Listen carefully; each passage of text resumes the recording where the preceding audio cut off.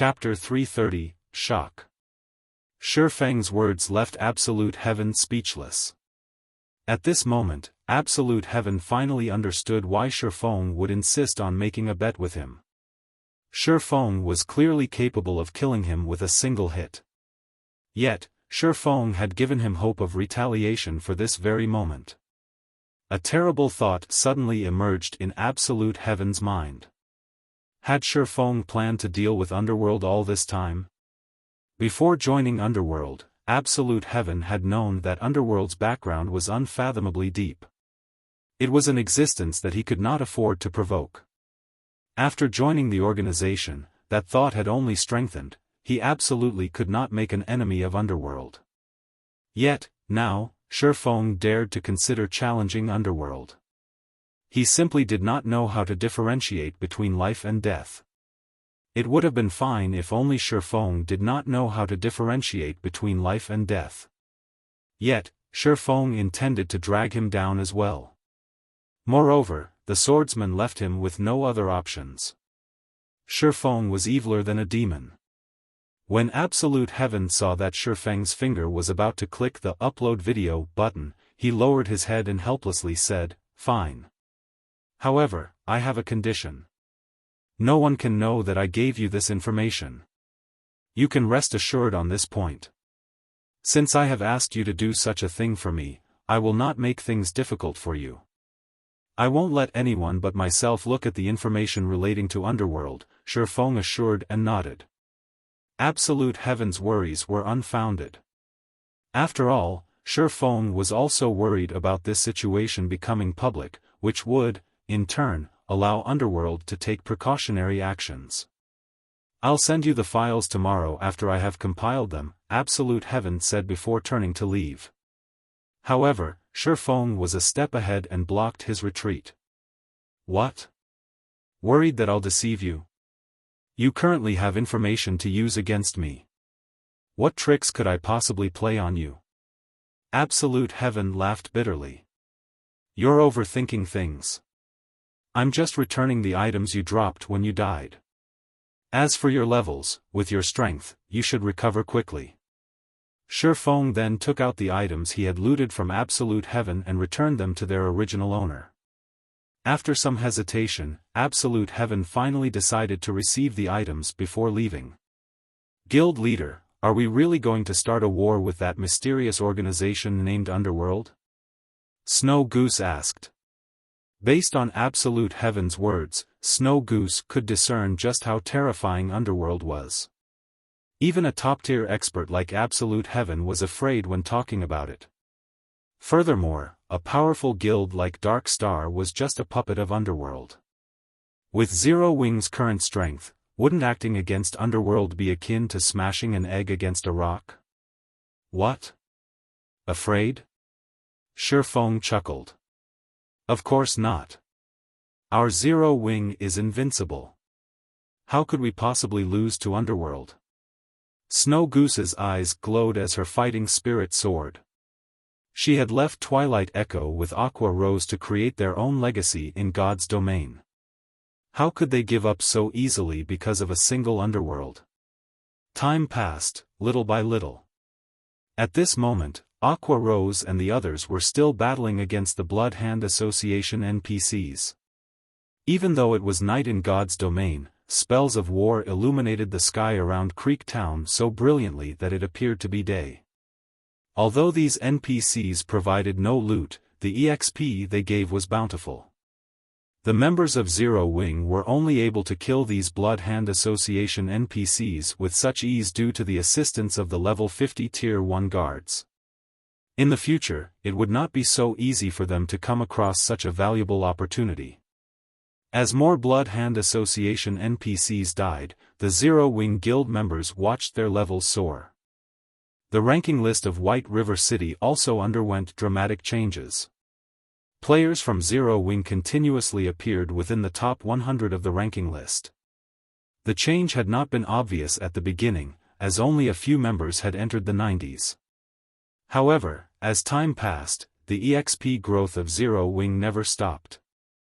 The guild members who originally ranked within the 90s jumped into the 80s, then jumped again from the 80s to the 70s, their positions ever rising. However, this was still not the most shocking incident. What really shocked people was the fact that the Zero Wing members occupied every rank between 70 and 100. They had forced all others out of the top 100 ranks. Is this real or fake? Aren't the members of Zero Wing too impressive? It was already amazing that they managed to occupy the top 8 positions before. Now, they fully occupy the 70th to the 100th positions. What did these people eat to become so fierce? As expected of the guild that I fancy. If this continues, Zero Wing will sooner or later occupy all 100 spots on the White River City ranking list. That shouldn't be possible, right? After all, there is still Lone Tyrant who ranks 10th. Although Black Flame had killed him once, he has already managed to recover to level 21. It shouldn't be possible to kick him out of the top 100. Lone Tyrant? So what? Hadn't he been the top player on the White River City ranking list before? In the end, 8 experts from Zero Wing still shoved him aside. Even now, he is still stuck at 9th place. Now that Zero Wing is showing its might, he might not keep his rank for long. Serves him right. Who told Lone Tyrant to behave so arrogantly before? He had dared to ambush and made an enemy of Zero Wing. Now, Zero Wing is merely teaching Lone Tyrant a lesson, letting him know that his pride is worth nothing to Zero Wing. They can surpass him anytime they want to. Everyone was very concerned about the sudden emergence of the Zero Wing members on the ranking list, and they all began to voice their suggestions and opinions. Many felt that this was Zero Wing's retaliation towards Dark Star. The timing of this situation was simply too coincidental, being only a few hours after Dark Star's war with Zero Wing had ended. Moreover, Zero Wing also declared that Dark Star would pay for their actions. However, nobody ever thought that Zero Wing would take action so quickly. If Zero Wing really succeeds, this will become a true legend in God's domain. Not even first-rate guilds have managed to occupy the ranking list of a city. Zero Wing rocks. Go, Zero Wing. Kick Lone Tyrant out of the ranking list. Everyone in White River City highly anticipated the arrival of a legend, creating a huge commotion over this matter. The thought of a single guild monopolizing the entire ranking list had sent shivers down their spines. At that time, if they joined such a guild and wore the 6-winged emblem on their chests, they would definitely become the targets of everyone's admiration. On the other hand, while the casual players in White River City were very excited over this matter, the many guilds were not happy at all. It had been an earth-shaking matter when Zero Wing had occupied the top 8 positions on the ranking list. Yet, now, Zero Wing was actually trying to occupy the top 100 positions of the ranking list. Just how were they, the other guilds, supposed to continue competing in White River City? Inside the Silverleaf Forest, leading a team of several hundred players, Lone Tyrant was desperately leveling up. Can someone tell me just what is going on? Lone Tyrant demanded, irritated. He had spared no effort to raise his own level. Yet, now, as if on steroids, the members of Zero Wing leveled at a rate many times faster than himself. Based on the Zero Wing members' current leveling speed, it was only a matter of time before they surpassed him. Unfortunately, nobody could answer Lone Tyrant's question. You're a bunch of trash. Go, investigate immediately. They must have found a good grinding spot.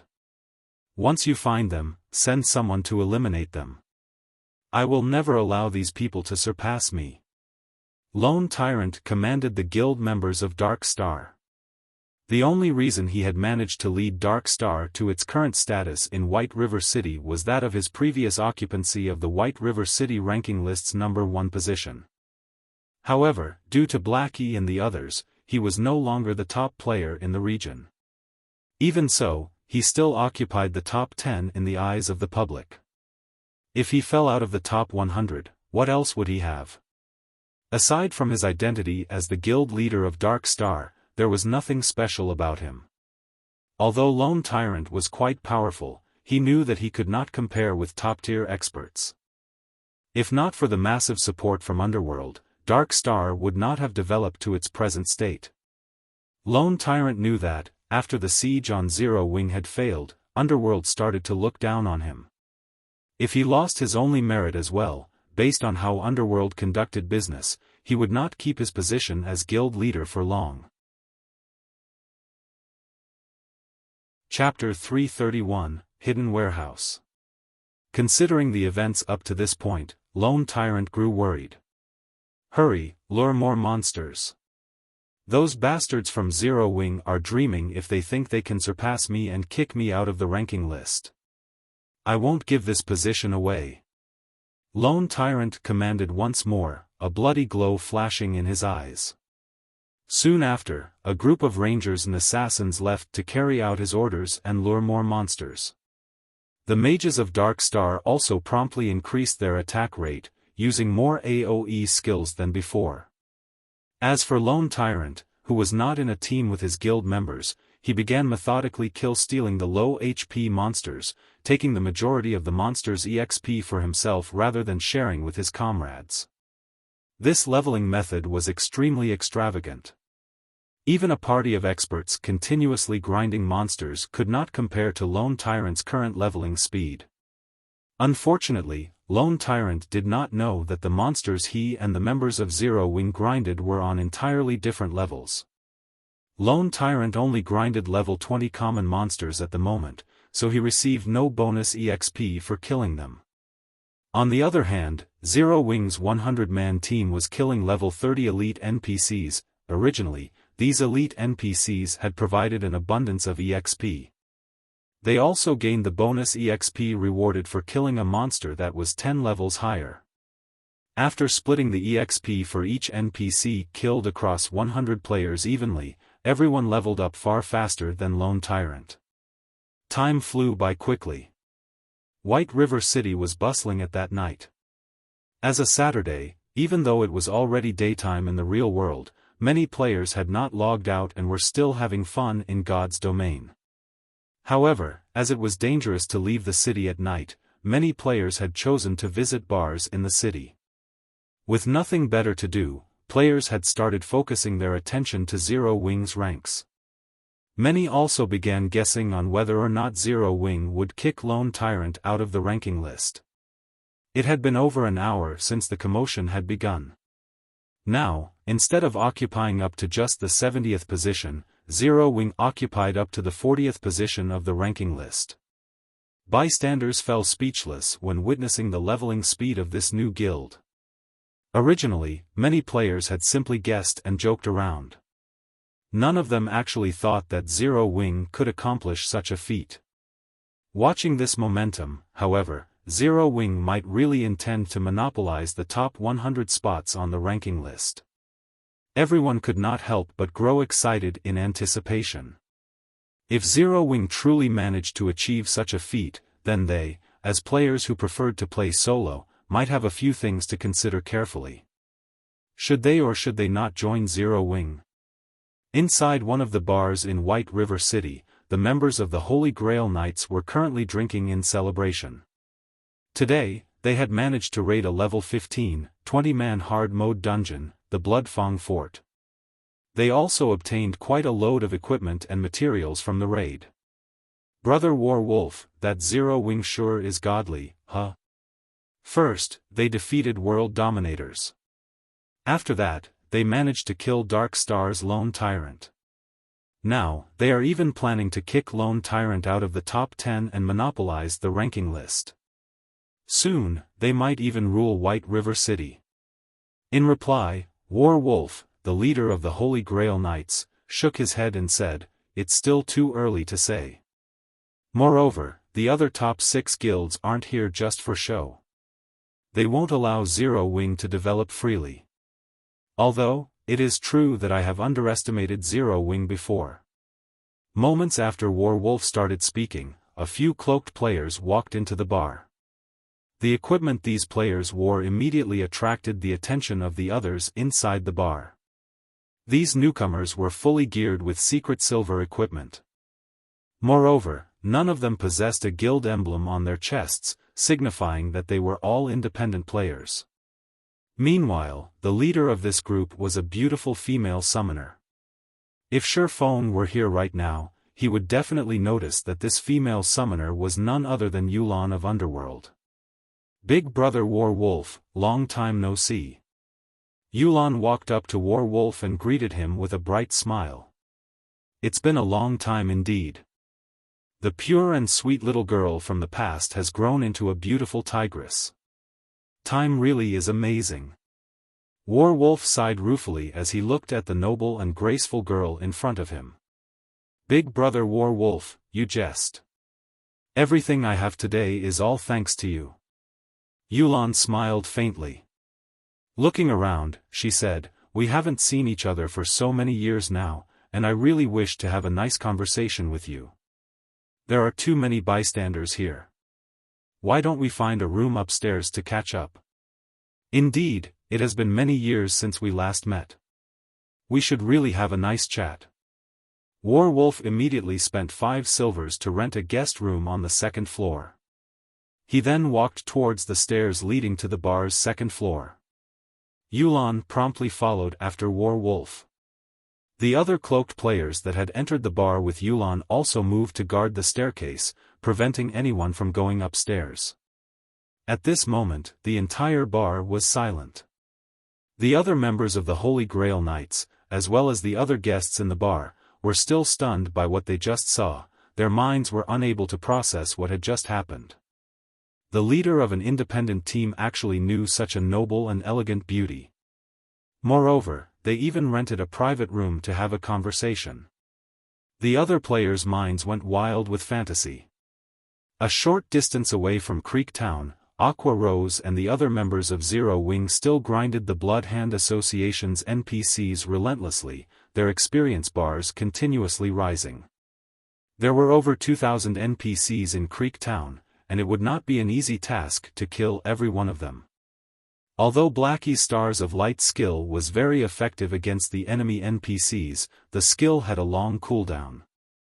As for everyone else, the damage they dealt to the enemy NPCs was practically negligible. In the end, the main source of damage was the level 50 Tier 1 guards. However, there were healers among the Blood Hand Association NPCs, as well as some powerful level 50 Blood Hand Association elites.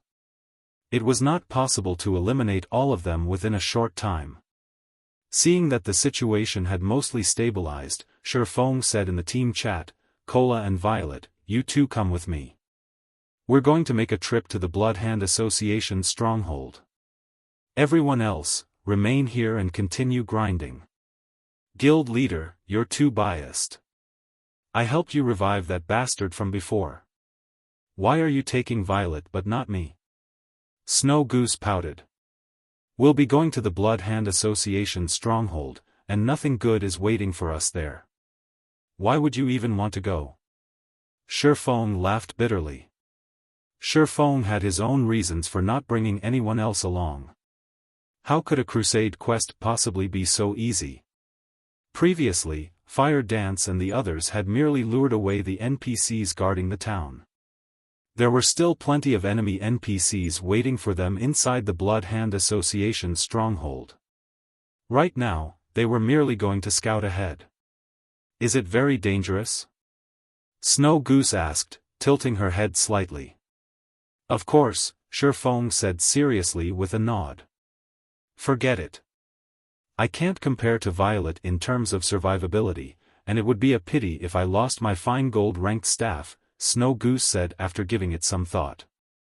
Soon after, Xiaofan led Cola and Violet Cloud to the Blood Hand Association stronghold in Creek Town. As the Blood Hand Association stronghold, the security around the construct was usually very strict. However, now that all of the NPCs had been drawn away, Xiaofeng's group managed to enter the stronghold without any trouble. The inside of the tower was a resplendent sight. Such a luxurious building in a barren place like Creek Town was unimaginable. Careful. This is the Blood Hand Association stronghold. There are definitely a lot of traps here, Xiaofan reminded his team. In the past, world dominators had suffered heavy losses to conquer Creek Town. They had dispatched over 6,000 Tier 1 players and returned with less than 1,000. Meanwhile, close to half of those deaths had been because of the hidden traps inside the Blood Hand Association's stronghold. One could just imagine how deadly the traps inside the Blood Hand Association's stronghold were. Although world dominators had paid a steep price, their harvest was equally shocking. It was especially true for the hidden warehouse inside the Blood Hand Association's stronghold. One of the main reasons that many large guilds preferred to capture towns ruled by dark forces was because of the treasures they possessed. Of course, different towns gave varying amounts of treasure. In this case, the Blood Hand Association possessed a significantly large treasury. Even though the loot available was limited due to Crusade Quest, the final sum was still sufficient to move even Xiaofang's heart. Otherwise, who would be so foolish as to spend 30 gold coins to take on a Crusade Quest? Moreover, only a Viscount or someone of higher status could accept such a quest. Chapter 332, Encountering a Magic Weapon Once Again. Inside of the Blood Hand Association's stronghold, it was like a maze.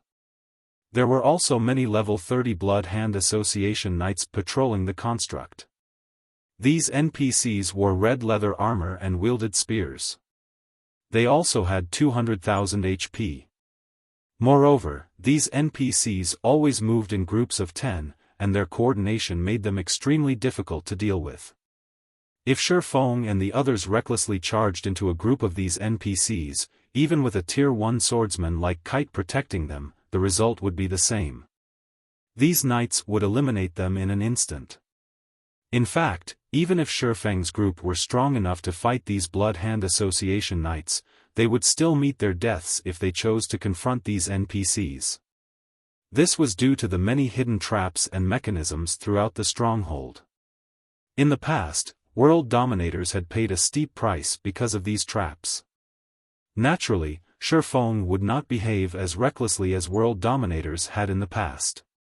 Hence, he would always detour and bypass any knights they met, avoiding a confrontation with the NPCs at all costs. In any case, the paths in this stronghold all connected in one way or another.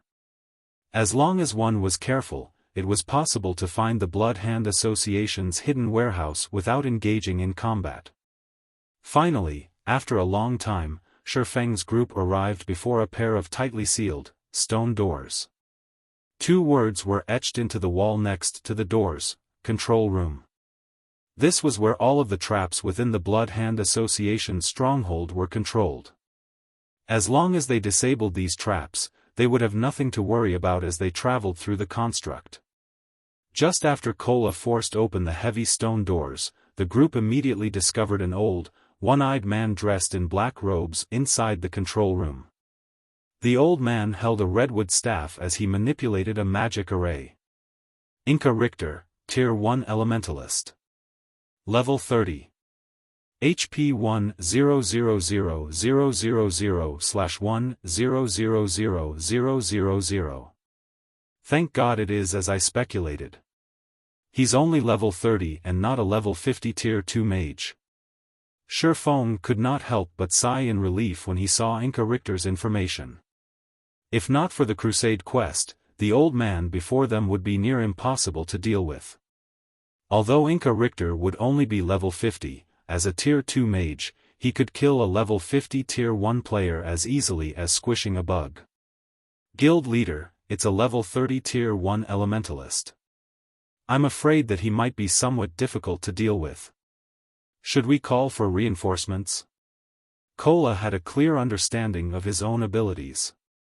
Currently, he was only level 22.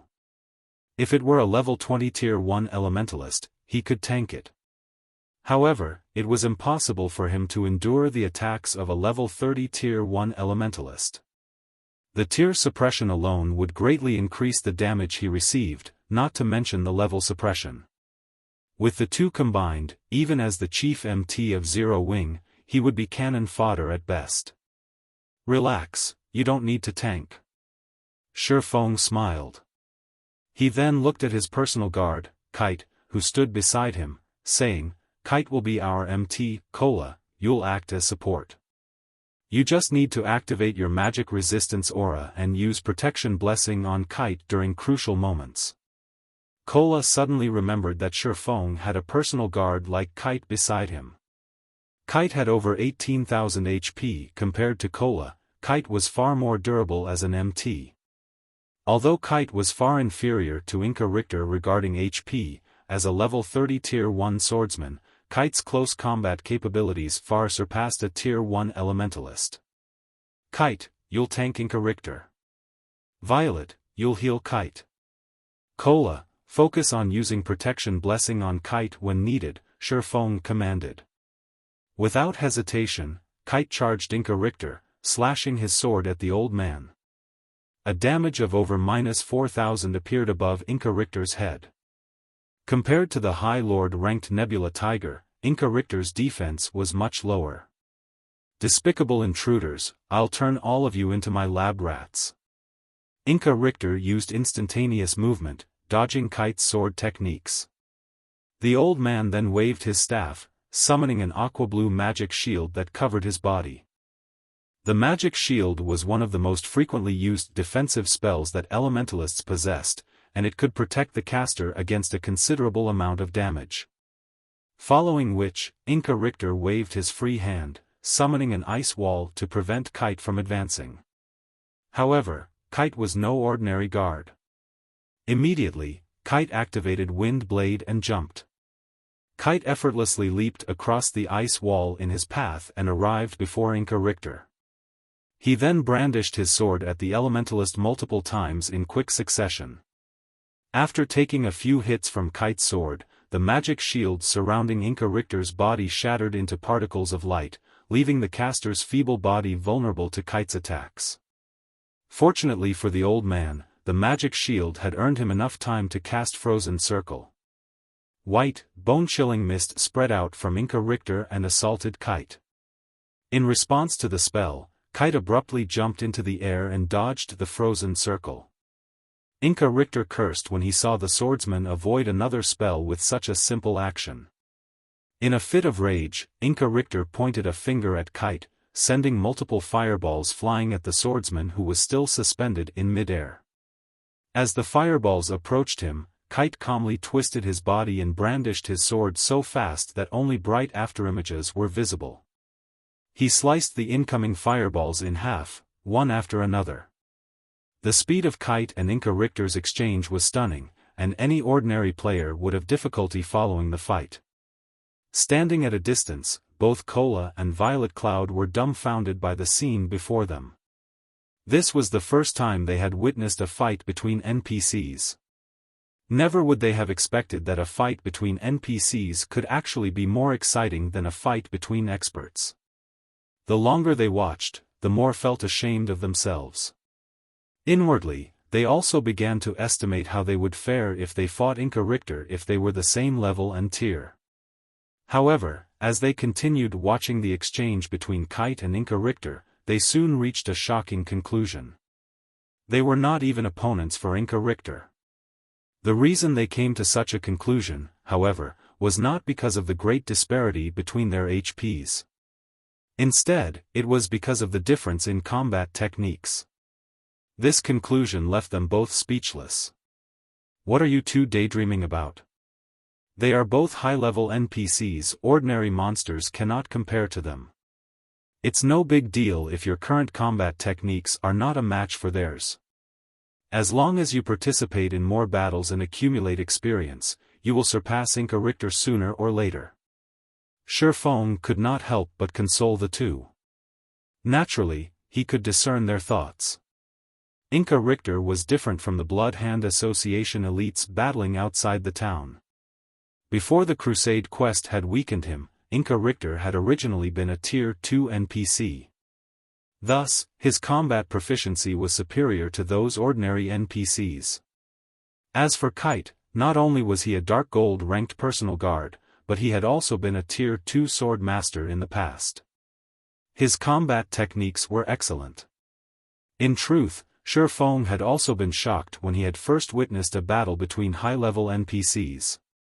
It was especially true for battles involving Tier 3 NPCs or above.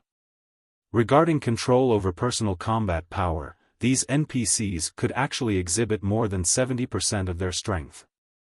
According to the evaluation criteria of God's domain, those capable of exhibiting more than 70% of their personal combat power were considered first-rate experts. These NPCs were far superior to the current top-tier experts. Moreover, even an NPC like Inca Richter was only capable of exhibiting 60% of his personal combat power. Hence, it was natural for Cola and Violet Cloud to be inferior to NPCs like Kite and Inca Richter. Following which, Violet Cloud began healing the Tier 1 swordsman while Xiaofan supported Kite from the sides. From time to time, Xiaofan would use control skills such as Thunder Flame Explosion and Abyssal Bind to restrain Inca Richter. Xiaofan also used the 7 Luminaries ring, swapping between Aura of Time and Aura of Fire.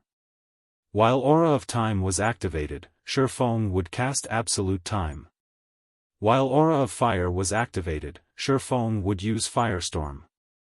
Whenever Inca Richter was about to cast a powerful spell, Xiaofan would deftly activate Absolute Time, interrupting Inca Richter's spell and forcing the old man to defend against Kite's sword techniques using his staff.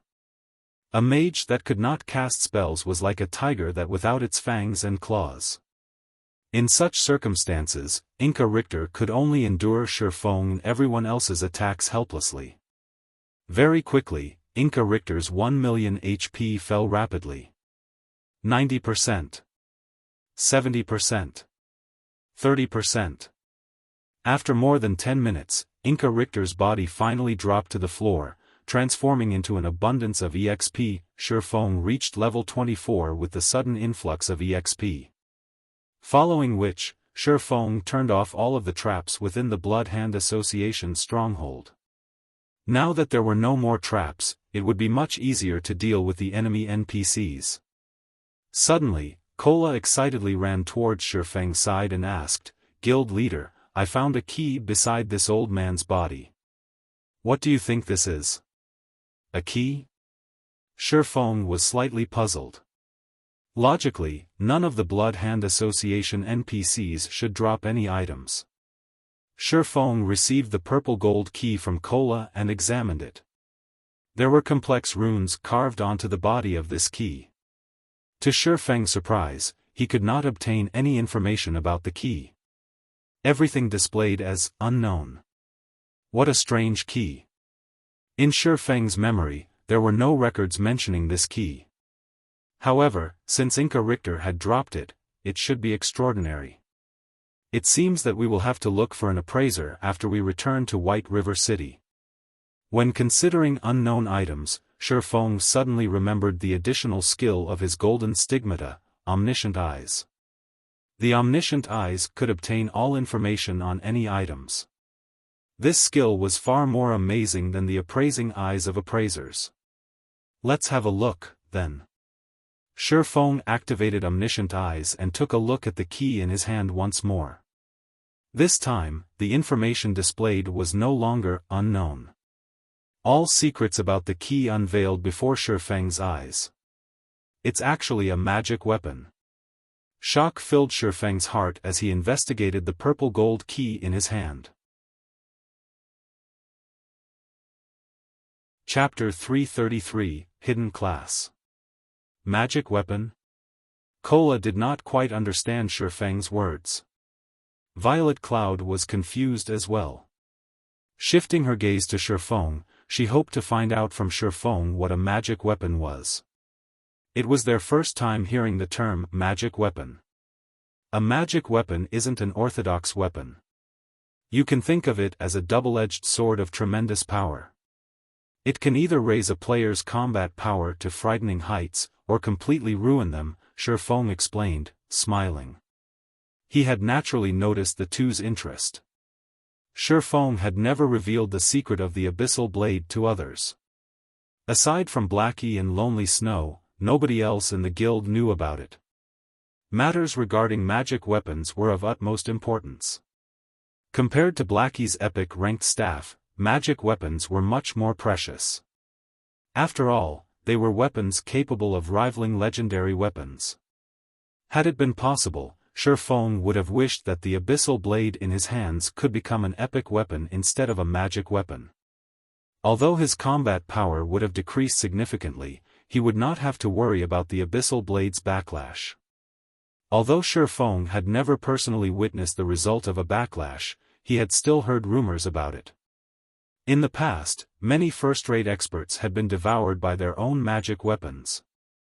After suffering the backlash, these first-rate experts had no choice but to delete their accounts and start all over again. Such a heavy price frightened even Xiaofan. Currently, he had no other choice but to continuously improve himself, in both combat techniques and combat power, in order to face the future backlash. So it turns out that magic weapons are so amazing. But, Guild Leader, is there even a class that uses a key as a weapon? None of the 12 main classes in God's domain that I know of uses a key as a weapon, Kola asked. There is. However, it is a hidden class, Xiaofan answered. Hidden class? So there really are hidden classes in God's domain?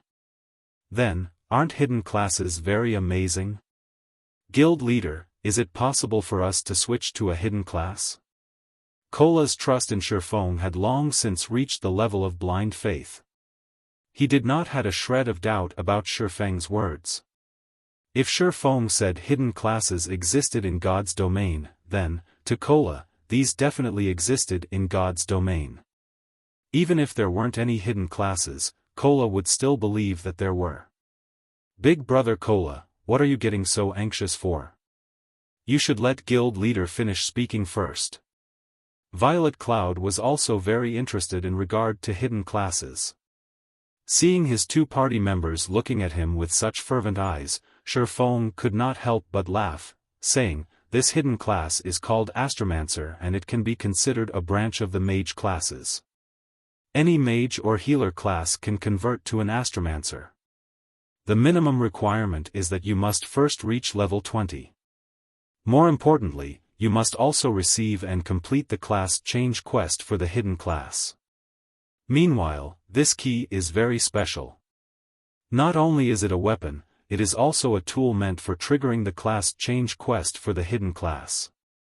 You just need to bring this key to White River City and you'll automatically receive the hidden class change quest." Guild Leader, is an Astromancer strong?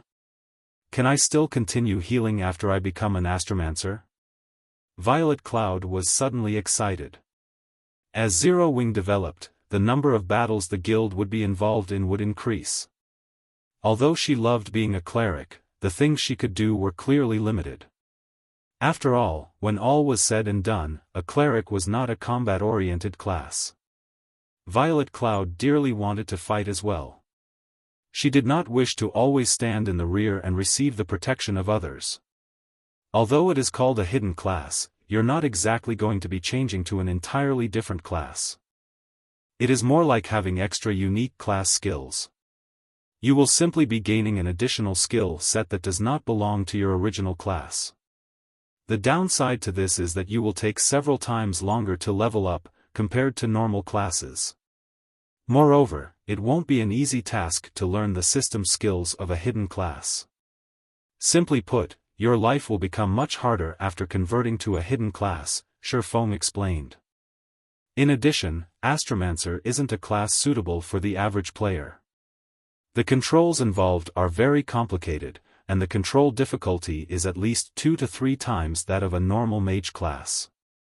If an ordinary player were to convert into an Astromancer, they might find themselves losing fights to opponents that they had managed to defeat in the past. On the other hand, if you successfully master the class, even if you meet someone who had become much more powerful than they were in the past, you can still beat them up until their mothers no longer recognize them. Overall, Astromancer could be considered a very extreme hidden class. Seeing Violet Cloud's passionate gaze, Xiaofan asked, "Do you wish to convert to this hidden class?" I don't want to always stay at the back and heal. I want to be the same as Big Sis Fire Dance and Big Sis Aqua. I want to be able to fight enemies at the front lines as well. Violet Cloud nodded. She then looked at Xiaofan and asked timidly, Guild Leader, can you please let me have this hidden class? Violet Cloud knew that she was being selfish. After all, she did not obtain this key by herself. Moreover, countless others in the guild would be willing to fight over a hidden class. There were also powerful mage experts such as Aqua Rose, Ice Queen Su Qianlu, Blackie, and many others in the guild. If they were to change classes into an astromancer, they could greatly increase the guild's strength. There was simply no place for a healer like her. However, she wished to contribute more to the guild. Cola's mouth widened in shock when he heard Violet Cloud speak. He had not expected the usually quiet and lovely Violet Cloud to make such a bold move. This, Xiaofan wrinkled his sharp brows, entering a deep contemplation. Looking at Xiaofang's grave expression, Violet Cloud could not help but start panicking.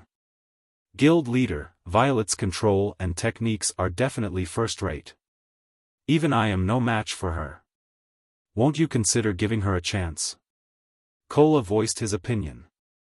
After thinking it over for a while, Xiaofan seriously looked at Violet Cloud, saying, I'm not forbidding you to convert your class into an astromancer.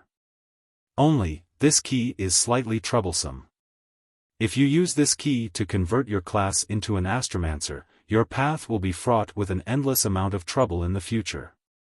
You might even ruin your account.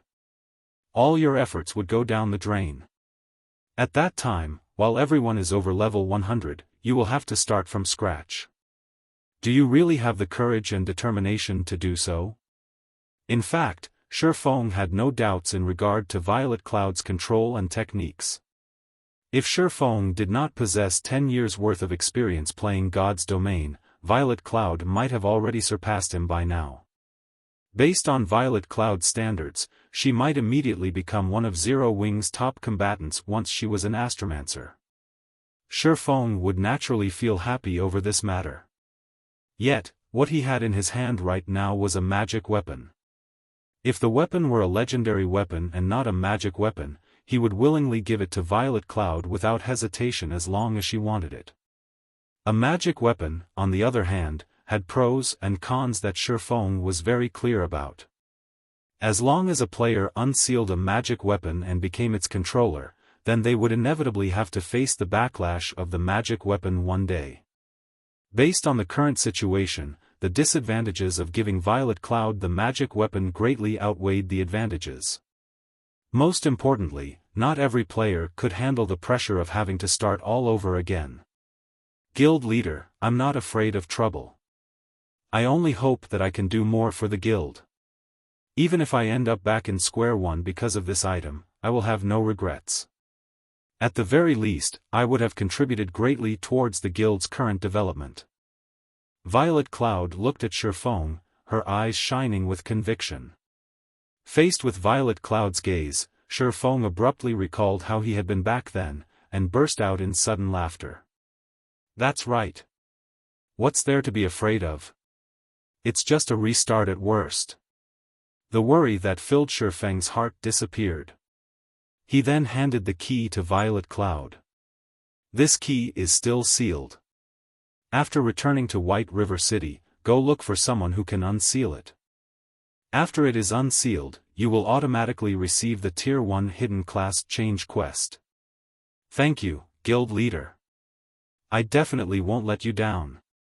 Violet Cloud sincerely thanked Xiaofan as she excitedly received the purple gold key. Chapter 334, Occupying the Ranking List. After Violet Cloud received the key, her heart could not help but pound in anticipation. She wished that she could quickly return to the city, undo the seal on this key, and become an important combat power for Zero Wing as soon as possible. Although the guilds in White River City currently appeared to be at peace on the surface, beneath that surface were surging undercurrents. Nobody knew what kind of plans these guilds were concocting. This was especially true for Dark Star and World Dominators. No matter how one looked at it, they were not guilds that would give up after suffering only 1 or 2 defeats. Yet, despite Zero Wing maintaining such a high profile, these 2 guilds had actually done nothing at all. How could their lack of a response not give rise to suspicions?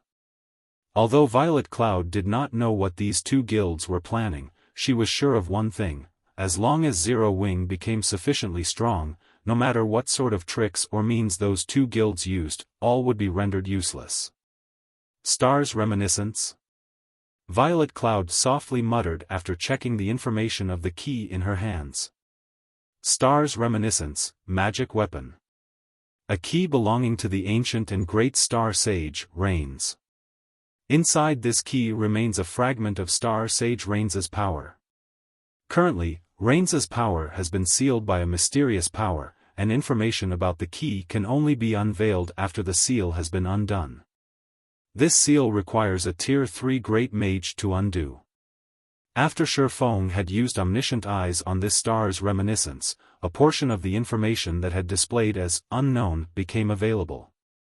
Star Sage Reigns was one of the many legendary characters of God's domain.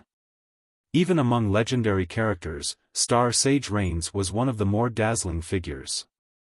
The reason being, the Astromancer class had managed to become powerful and prosperous only due to the efforts of Star Sage Reigns. Unfortunately, along with the demise of Star Sage Reigns, the entire Astromancer class had slowly vanished through time. As of today, most people had already forgotten about the existence of Astromancers. Xiaofan took a look at his surroundings, saying, "Now that the traps have been removed, we should return as well." With the magic array of the control room deactivated, what they needed to do next was to wipe out all the Blood Hand Association NPCs outside Creek Town, as well as all the NPCs inside the Blood Hand Association's stronghold. After that was done, the Crusade quest would be officially completed.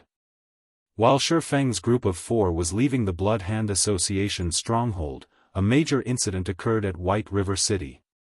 Originally, the members of Zero Wing had occupied only up to the 40th position on the White River City ranking list. However, after another 2 hours had passed, Zero Wing now occupied every rank up to the 20th position of the ranking list. Currently, Zero Wing was only 11 ranks away from obtaining full monopoly over the ranking list. At present, not a single guild in Star Moon Kingdom had managed to achieve the feat of completely monopolizing the ranking list of a single city. To be precise, nobody had even dared to think of achieving such a feat. After all, there were plenty of experts in every city, there were bound to be a few leveling madmen. It was practically impossible for a single guild to surpass every other player in a city. Not to mention, White River City wasn't just a small city. On the contrary, it was the most important city in Star Moon Kingdom's eastern region. It was also the 5th largest city in Star Moon Kingdom. Needless to say, there were plenty of guilds and experts gathered here, making it very difficult to fully monopolize the city's ranking list. Yet, now, Zero Wing was actually about to accomplish such a feat. How could the players of White River City not grow excited about it? However, the players most excited over this situation were still the members of Zero Wing. At this moment, many members of Zero Wing started cheering loudly on the streets as they tracked the ranking list, showing their fervent support for Aqua Rose and the others. Of course, while some were rejoicing over Zero Wing's inevitable monopoly over the ranking list, others grew anxious at this situation. When Lone Tyrant saw that Zero Wing members were quickly catching up to him, he started using every means available to him to level up. Lone Tyrant sent for another 600 players from Dark Star to assist him in leveling up. He then split these 600 players into 30 teams of 20 players. These teams were then tasked with gathering and killing monsters around Lone Tyrant. As long as a team was about to kill the monsters they had herded, they would immediately invite Lone Tyrant into their teams before killing said monsters. That way Lone Tyrant could still receive a portion of the EXP without needing to personally land the killing blow.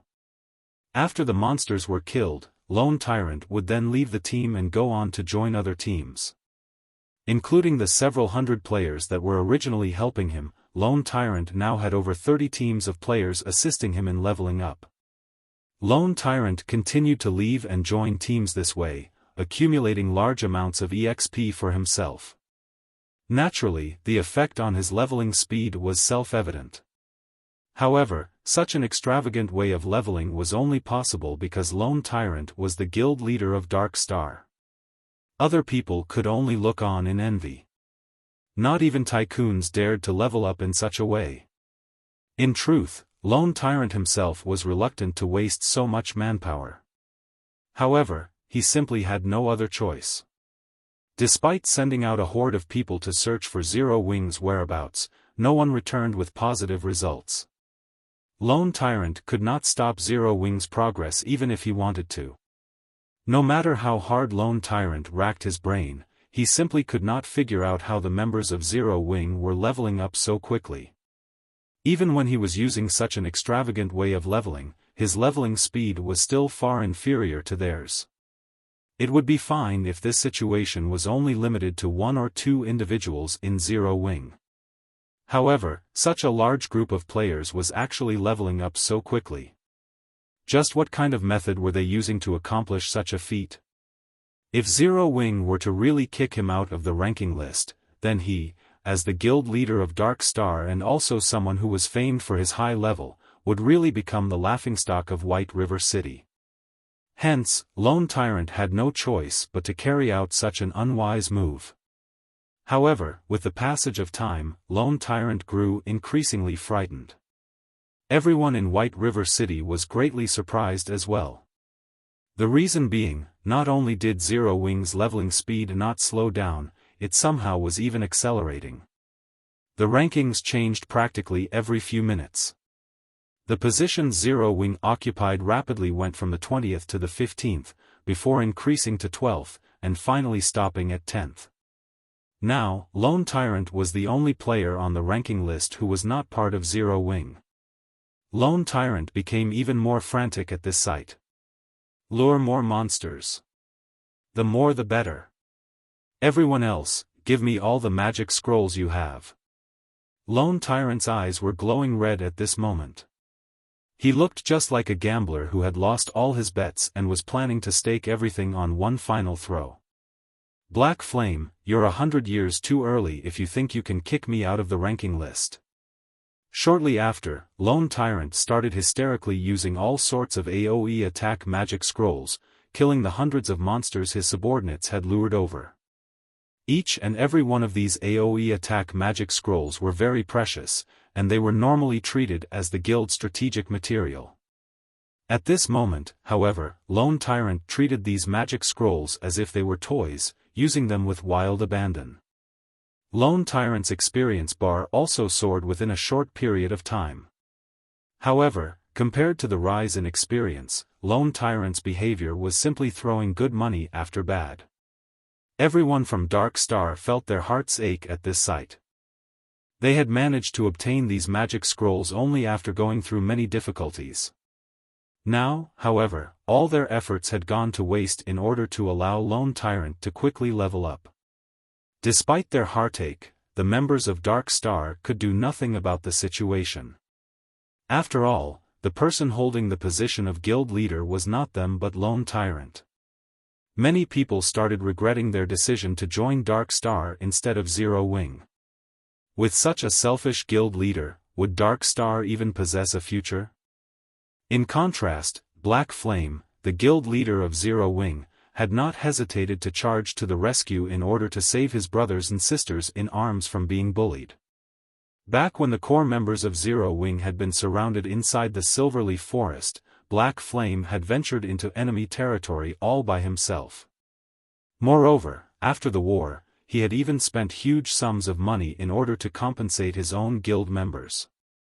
From Black Flame's actions, one could tell that he was a person who would rather bear the suffering himself than to let his brothers and sisters be wronged. If they could have such a guild leader, so what if they had to suffer?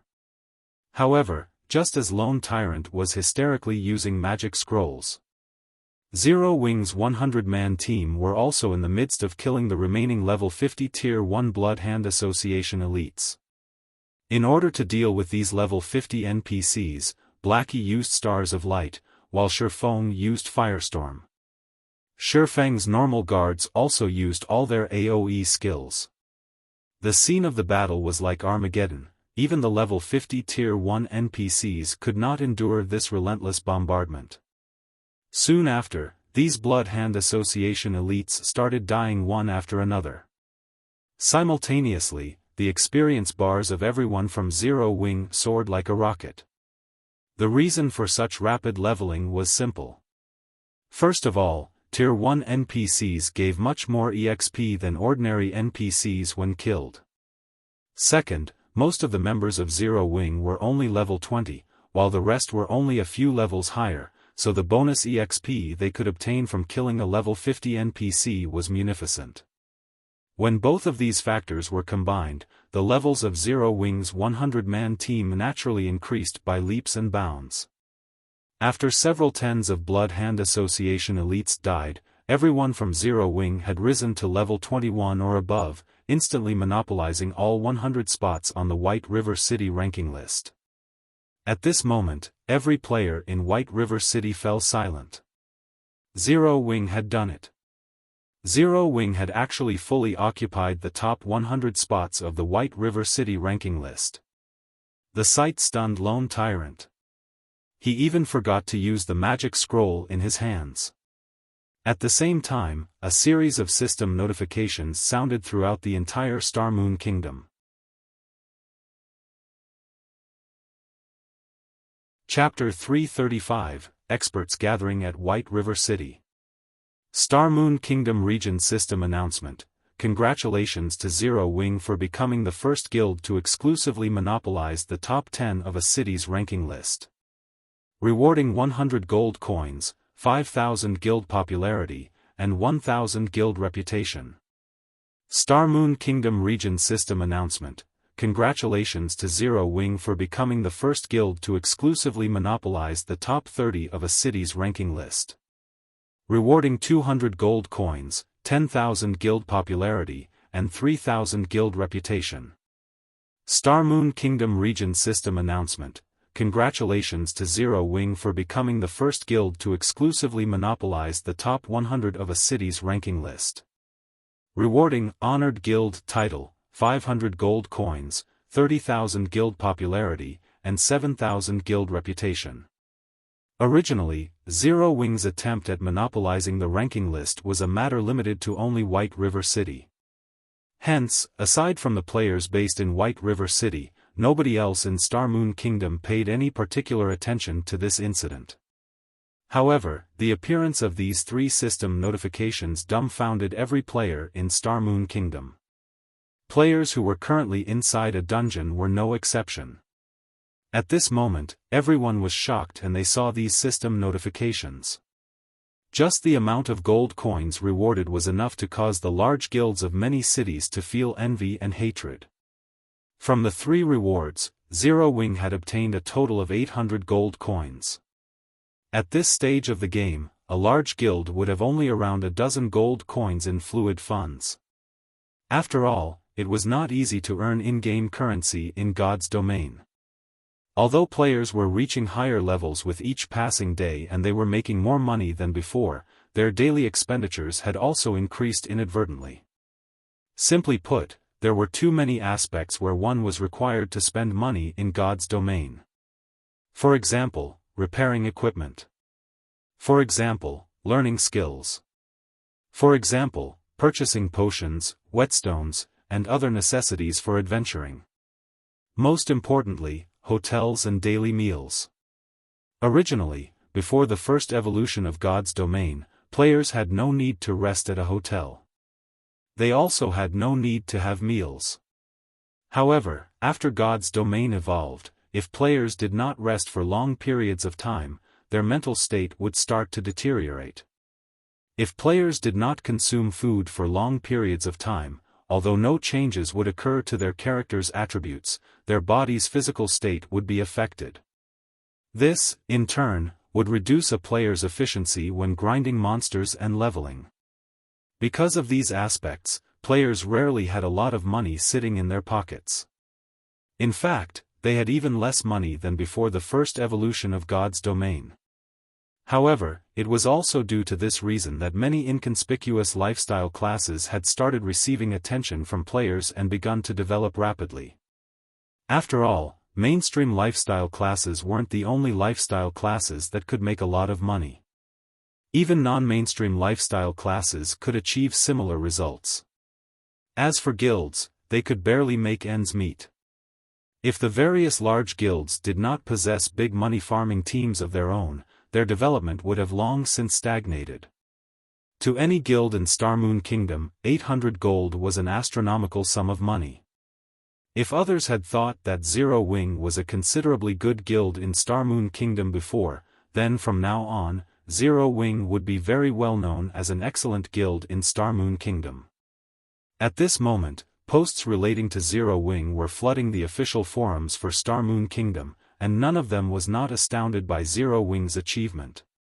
It's Zero Wing again. First, it was the guild residents. Now, they've fully occupied the White River City ranking list. That's a feat that not even first-rate guilds have managed to accomplish. Yet, a recently established guild like Zero Wing actually did it. At this rate, won't Zero Wing become the overlord of Star Moon Kingdom?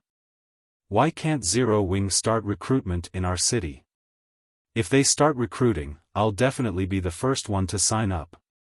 I hear that Zero Wing is about to start another recruitment session again. I think I'll just migrate to White River City. Although I'll have to spend some money, if I can join such a good guild, so what if I have to spend some money? Indeed. I hear that the benefits offered by Zero Wing are excellent. Members even have the opportunity to rent out the private rooms inside the guild residence and accumulate double EXP buff. If I can join Zero Wing, even spending 20 silver coins would be worth it. Many players throughout Star Moon Kingdom started entertaining thoughts of joining Zero Wing. Previously, many players had lamented the fact that Zero Wing only recruited members in White River City, and not in other cities. However, as Zero Wing grew increasingly dazzling, the number of players wanting to join the guild would definitely increase as well. If players did not take this chance to join now, the competition in the future might become even more intense. At that time, they might not be able to join Zero Wing even if they wanted to. Moreover, if they joined Zero Wing ahead of time, they could also accumulate guild contribution points quicker and enjoy the various benefits of the guild earlier. Big Brother Shadow Sword, we don't have enough funds for a single person's teleportation fee even if we add both of our assets together. Why don't we skip Zero Wing's recruitment this time and wait for the next one? A tall and slender female guardian knight suggested. The woman was geared in an assortment of common and bronze-ranked equipment. With big, bright eyes, she looked at the stalwart-looking berserker in front of her, adding, "There are also a few first-rate and second-rate guilds recruiting in Greenstone City right now. With our strength, we should have no problems joining those guilds. So, why bother spending so much money to go to White River City? Turtledove, you don't understand. I'm not rushing to join Zero Wing because of their fame. Instead, I plan to join them in order to improve my strength. All these years, I have been stuck at a bottleneck and never managed to break through. When I watched Black Flame's and Yifeng's battle videos, I learned a lot from them. However, the things one can learn from watching a video will always be limited. If I wish to further improve myself, I need to go and personally experience such battles. Meanwhile, joining Zero Wing would be the fastest way to do so, the berserker named Shadow Sword explained as he shook his head. If we lack money, then I'll just use all the credits I've previously saved up to buy some silver coins. We should have enough by then. Big Brother Shadow Sword, you can't. You saved that money in order to join the city fighting competition, the female guardian knight named Turtledove argued anxiously. Shadow Sword waved his hand, softly saying, "You don't need to worry about this.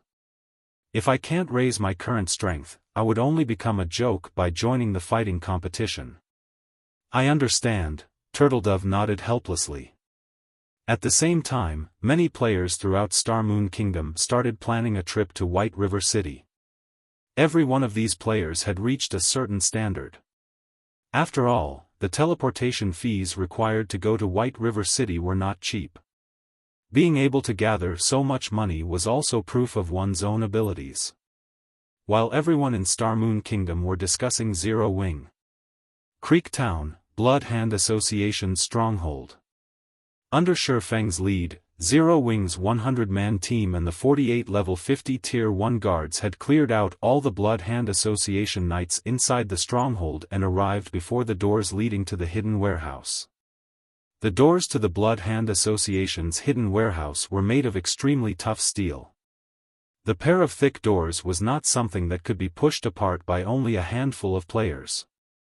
The result would be the same even if Xiaofan, someone who possessed staggering amounts of strength, was included. Let's open it together. Following Xiaofang's command, everyone started pushing against this pair of large doors. After combining the strength of all the players and level 50 Tier 1 guards, the team only barely managed to push apart the large doors. Moreover, the speed at which the doors were opened was extremely slow. After spending over a dozen minutes pushing, the team finally succeeded in pushing these large doors apart completely. Simultaneously, the space inside the hidden warehouse also appeared before everyone. The space inside the hidden warehouse was extremely large and commodious, just like a gymnasium. Tens of metal pillars lined the walls of the building. At this moment, however, nobody paid attention to the appearance of the hidden warehouse. Instead, all eyes were focused at the center of the open space. That area had a small mountain of treasures piled up there. With a single glance, one could immediately discover many treasure chests sitting in the mountain of gold. Just the treasure chests that could be seen on the surface already numbered in the tens. Moreover, a majority of these treasure chests were of mysterious iron rank. There were even some secret silver treasure chests. Guild leader, we're rich. Blackie drooled as he looked at all those treasure chests, as well as the gold coins and various other items scattered around the hidden warehouse. Is this the reward for completing the Crusade quest? Although Aqua Rose was a wealthy princess herself, she was still shocked at the sight of the mountain of treasures before her. Only now did she truly understand why Xiaofan had said the Crusade quest's deposit of 30 gold coins was a very cheap price to pay. Compared to the mountain of gold before her, 30 gold coins was not worth mentioning at all. At this moment, Snow Goose's eyes were practically shining. She could not help but wish she could immediately charge up and dive into this mountain of gold. However, Snow Goose did not rush forward. As the location the Blood Hand Association used to store its treasures, this hidden warehouse would naturally have guards. A total of 8 mechanical watchers and 1 mechanical slayer was standing at the periphery of the mountain of treasure. Moreover, there was also a magic barrier layered over the mountain of treasure. Unless one removed this magic barrier, nobody could even think of getting the treasure. It seems we can only obtain the treasure after defeating these mechanical guards. Xiaofang's gaze slowly shifted towards the 9 gigantic mechanical guards.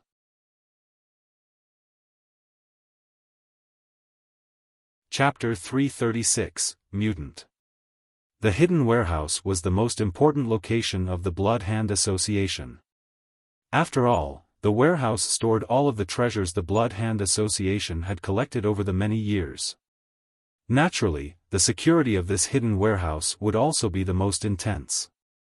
The NPCs outside of this hidden warehouse would, at most, comprise 40% of the Blood Hand Association's combat power. Meanwhile, the remaining 60% would be the 9 giant mechanical guards guarding inside the hidden warehouse. The combat power of these 9 mechanical guards alone surpassed that of thousands of NPCs. One could just imagine how powerful these robots were. Mechanical Watcher, Lord rank. Level 30. HP 1 500 000/1 500 000. Mechanical Slayer, High Lord rank. Level 50. HP 9 000/9 000,000. Everyone felt their hearts grow cold when they saw the shining pitch-black bodies of the mechanical watchers. In Team Dungeons, Lord-ranked monsters were all categorized as bosses. As field bosses, although these mechanical watchers had less HP than Team Dungeon bosses of the same level, their attack power and defense was far superior. Field bosses were much stronger than dungeon bosses of the same level, and a dozen players were no match for them. As for the High Lord-ranked Mechanical Slayer, a boss of such rank would only appear in 20-man Hell Mode Team Dungeons or 50-man Hard Mode Team Dungeons. Moreover, the Mechanical Slayer before them was a level 50 High Lord-ranked boss. It was simply impossible for a group of level 20 players to kill it. The level suppression alone would render the players utterly helpless. To put it simply, even if the Mechanical Slayer stood still without taking action, Xiaofang's 100-man team still could not kill it. I'm afraid that our combat power might be a little lacking. Aqua Rose concluded helplessly after observing the 9 mechanical guards. They would need around 50 level 30 players to deal with a single mechanical watcher. In other words, they would need around 400 players to deal with the 8 mechanical watchers before them. Moreover, all 400 players needed to be level 30. As for the Mechanical Slayer, under normal circumstances, they would need at least 300 level 50 Tier 1 players to raid it. Their current lineup had no hope against such a monster. Moreover, these 9 mechanical guards would definitely work together to repel intruders. At that time, Xiaofang's team would not even amount to dust in the face of these guards. Xiaofan examined his surroundings. There were many iron pillars situated around the hidden warehouse. Moreover, they were incredibly dense and almost indestructible. Meanwhile, mechanical-type monsters all shared a single weakness. Although mechanical-type monsters possessed extremely high magic resistance, defense, and attack power, these monsters usually had very slow movement speeds. Their attack speeds were also very slow. Moreover, the 9 mechanical guards were large, so they could not maneuver between the large iron pillars easily. Suddenly, an idea popped into Xiaofang's mind. Fire Dance, take these intermediate frost grenades. At the start of the raid, I want each of you to lure one of these mechanical watchers away. As for the Mechanical Slayer, leave it to me. Everyone else, attack the mechanical watchers with the NPC guards. Remember, don't let any of these monsters close in on you. Also, remember to dodge these mechanical monsters' skills. Although they move slowly, the skills they possess will make up for their speed. As he instructed his team, Xiaofan took out a bunch of intermediate frost grenades and passed them to Fire Dance and 7 other Zero-Wing members with the highest movement speeds. By now, everyone was fully aware of how powerful the frost grenades were. It was especially true when they were used in a team battle. After the war between world dominators, Xiaofan had sent Aqua Rose to Blackwing City to buy more of them. However, they had not purchased many intermediate frost grenades. Intermediate frost grenades could deal 800 frost damage to targets that were level 70 or below, freezing them for 5 seconds and reducing their movement speeds by 60% for 12 seconds. However, each intermediate frost grenade cost 10 silver coins. They certainly weren't cheap. Aqua Rose had only purchased 200 intermediate frost grenades. Even so, the total had reached 20 gold coins. The price concerned and distressed her. However, she knew just how powerful these items were. So, even if they were more expensive, they still needed to buy some as a reserve. At this moment, Xiaofan couldn't care less about the expense of the intermediate frost grenades. After all, relying on the movement speed reduction and control skills of the NPC guards would not be enough to pin down these mechanical monsters. Following which, Xiaofan assigned everyone on the team their tasks. Their main goal was to circumnavigate around the iron pillars and take the chance to kill these slow mechanical monsters, though the main damage dealers would be Xiaofang's guards. Begin. The moment Xiaofan commanded, everyone took action. To start things off, Fire Dance and the others lured the 8 mechanical watchers away. Xiaofan then charged towards the mechanical slayer. When he was only 40 yards away, he threw the blazing meteor at the High Lord-ranked monster. A streak of flame instantly struck the mechanical slayer's forehead. Dang! -2. Xiaofan smiled bitterly when he saw the damage that appeared above the mechanical slayer's head. What was a futile action? This was. Faced with the mechanical slayer's 9 million HP, -2 points of damage wasn't even a mosquito bite. When in battle, the mechanical slayer recovered 1% of its HP every 5 seconds. In other words, the mechanical slayer could recover 90,000 HP every 5 seconds. However, Xiaofan had already achieved his goal. The mechanical slayer's gloomy eyes suddenly illuminated and flashed red. Immediately, it retrieved the serrated greatsword from its back and slowly advanced towards Xiaofan. Although the mechanical slayer's pace seemed slow, due to its gigantic body, each step covered more than a dozen yards. It was not one bit slower than ordinary players. When approaching Xiaofan, the mechanical slayer revealed a human-like sneer. Xiaofan felt slightly astonished as he had not expected a mechanical-type monster to possess such high intelligence. In the past, he had never encountered a monster like this. Normally, only high-level NPCs would display such behavior. Come, follow me. Let's see if you can get rid of me. Xiaofan revealed a calm smile. He then tossed the blazing meteor at the mechanical slayer once more. He activated Windwalk and ran towards a corner of the hidden warehouse, luring the mechanical slayer away from the mechanical watchers. After activating Windwalk, Xiaofang's movement speed reached frightening heights.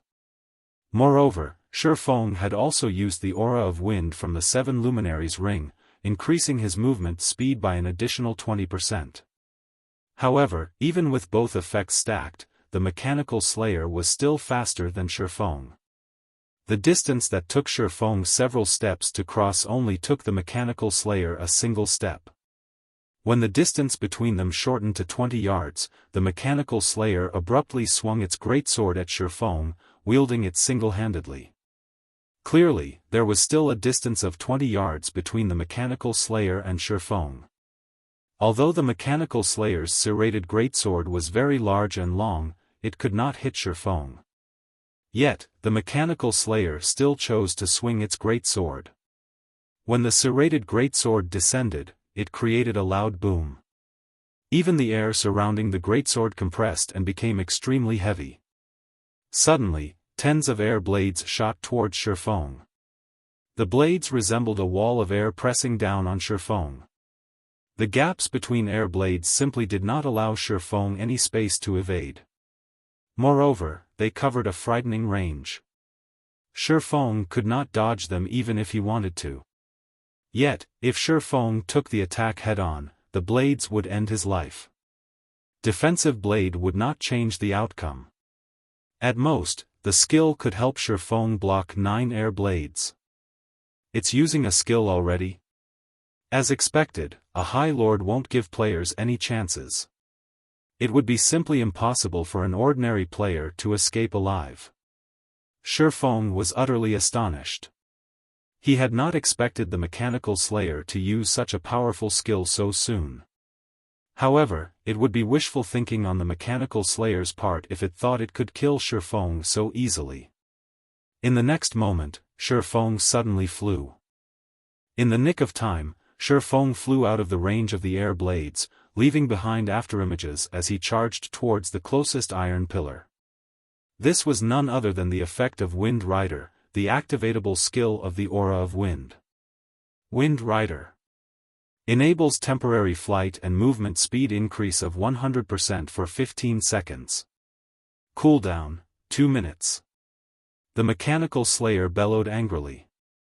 It actually failed to kill an ant like Xiaofan with a single attack. This was simply humiliating. Immediately after, the mechanical slayer no longer wielded its serrated greatsword single-handedly. Instead, it swung the greatsword with both hands now. Boom! The serrated greatsword plunged into the sturdy ground. Suddenly, the entire warehouse started trembling. With the mechanical slayer as the epicenter, the ground began to crack. Covering a radius of around 70 yards, streams of air blasted up from the ground, decimating everything in their path. The attack caught one unfortunate level 50 Tier 1 guard, killing him instantly. The skill's power dumbfounded everyone. It was simply unbelievable. The level 50 Tier 1 guard had over 100,000 HP. Yet, he was gone in an instant. This was not Xiaofang's first time meeting a High Lord. However, Xiaofan could say for sure that a High Lord was definitely not capable of instant killing a Tier 1 NPC of the same level.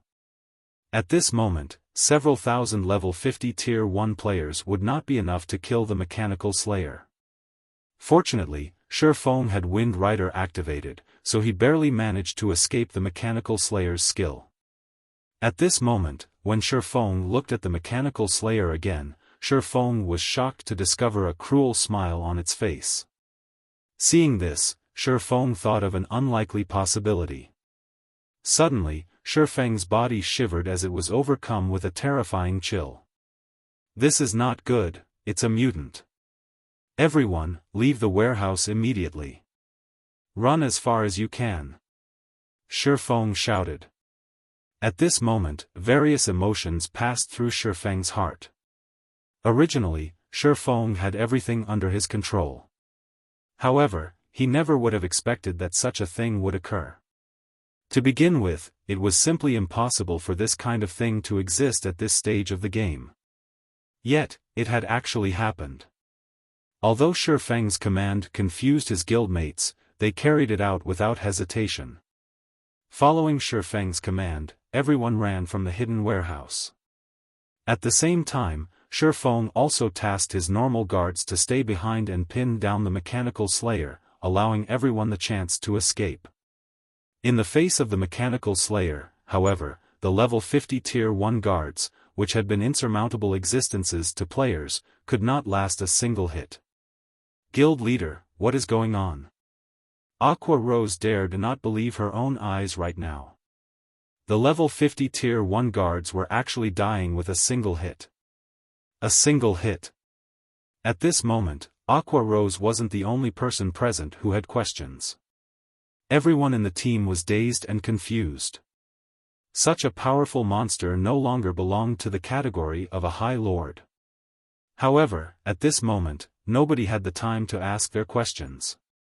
Over a dozen guards sent to hold back the mechanical slayer had already fallen. Moreover, from beginning to end, only a few short seconds had passed. Don't ask. Just run. Run as far as you can. Absolutely do not turn back. Xiaofan shouted as he tossed an intermediate frost grenade.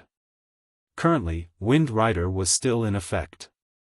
So, Xiaofan took advantage of his speed to delay the mechanical slayer as much as he could.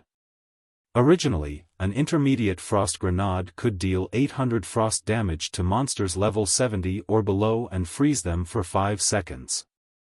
However, when used on the mechanical slayer, the intermediate frost grenade had only dealt -100 damage. The freezing effect only lasted for 1 second. Although it was only 1 second, it was effective enough for Xiaofan. Fortunately, the cooldown between uses for the frost grenades was also 1 second, allowing Xiaofan to freeze the mechanical slayer perpetually.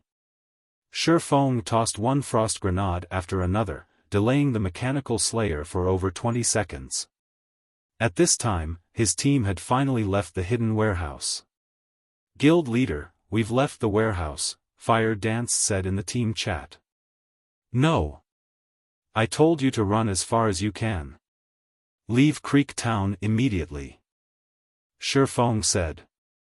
Presently, nobody but Xiaofan knew what the appearance of a mutant signified.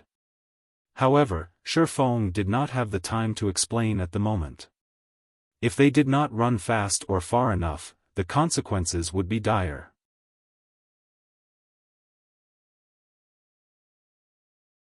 Chapter 337, Unfathomably Deep.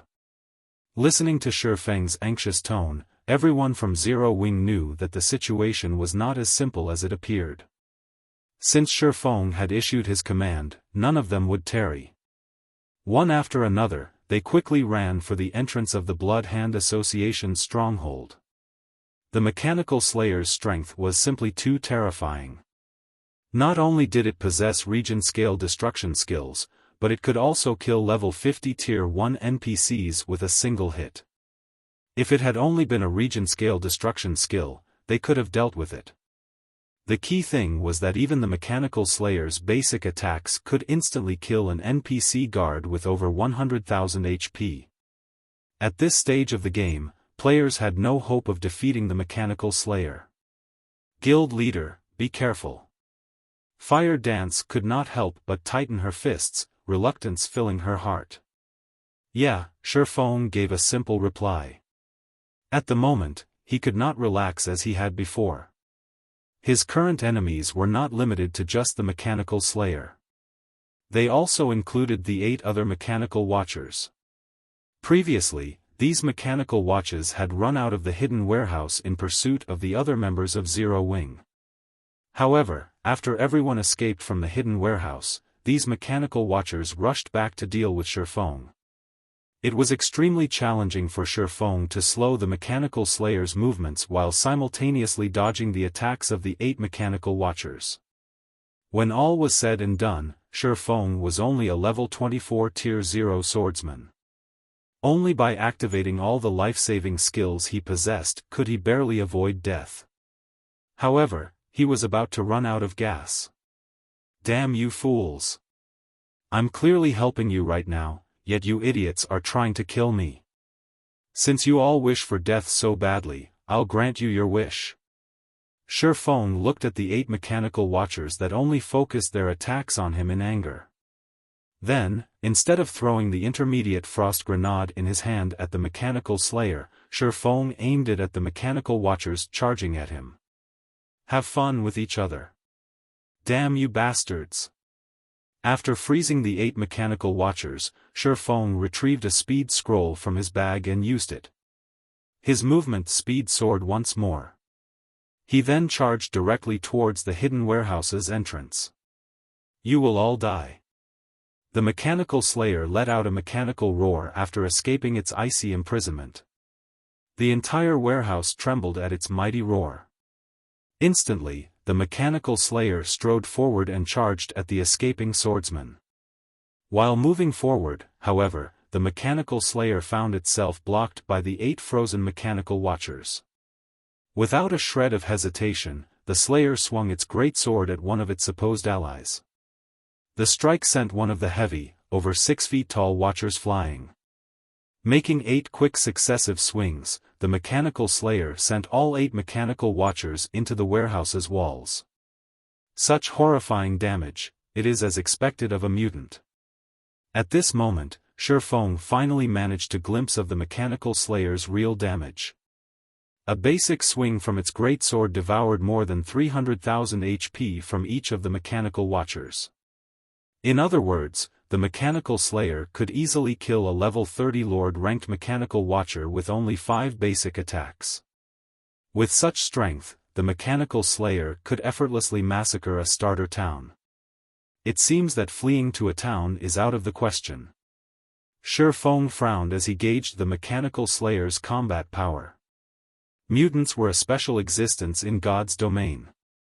They were not bound by the logic of the game. Normally, mutants were born from mutated monsters. However, a mutant spawn rate was as low as that of obtaining a lucky stone in God's domain. The system's laws had no effect on these mutants, and they were completely independent creatures. They could wander about to any region, and they would attack and destroy any living being they come across.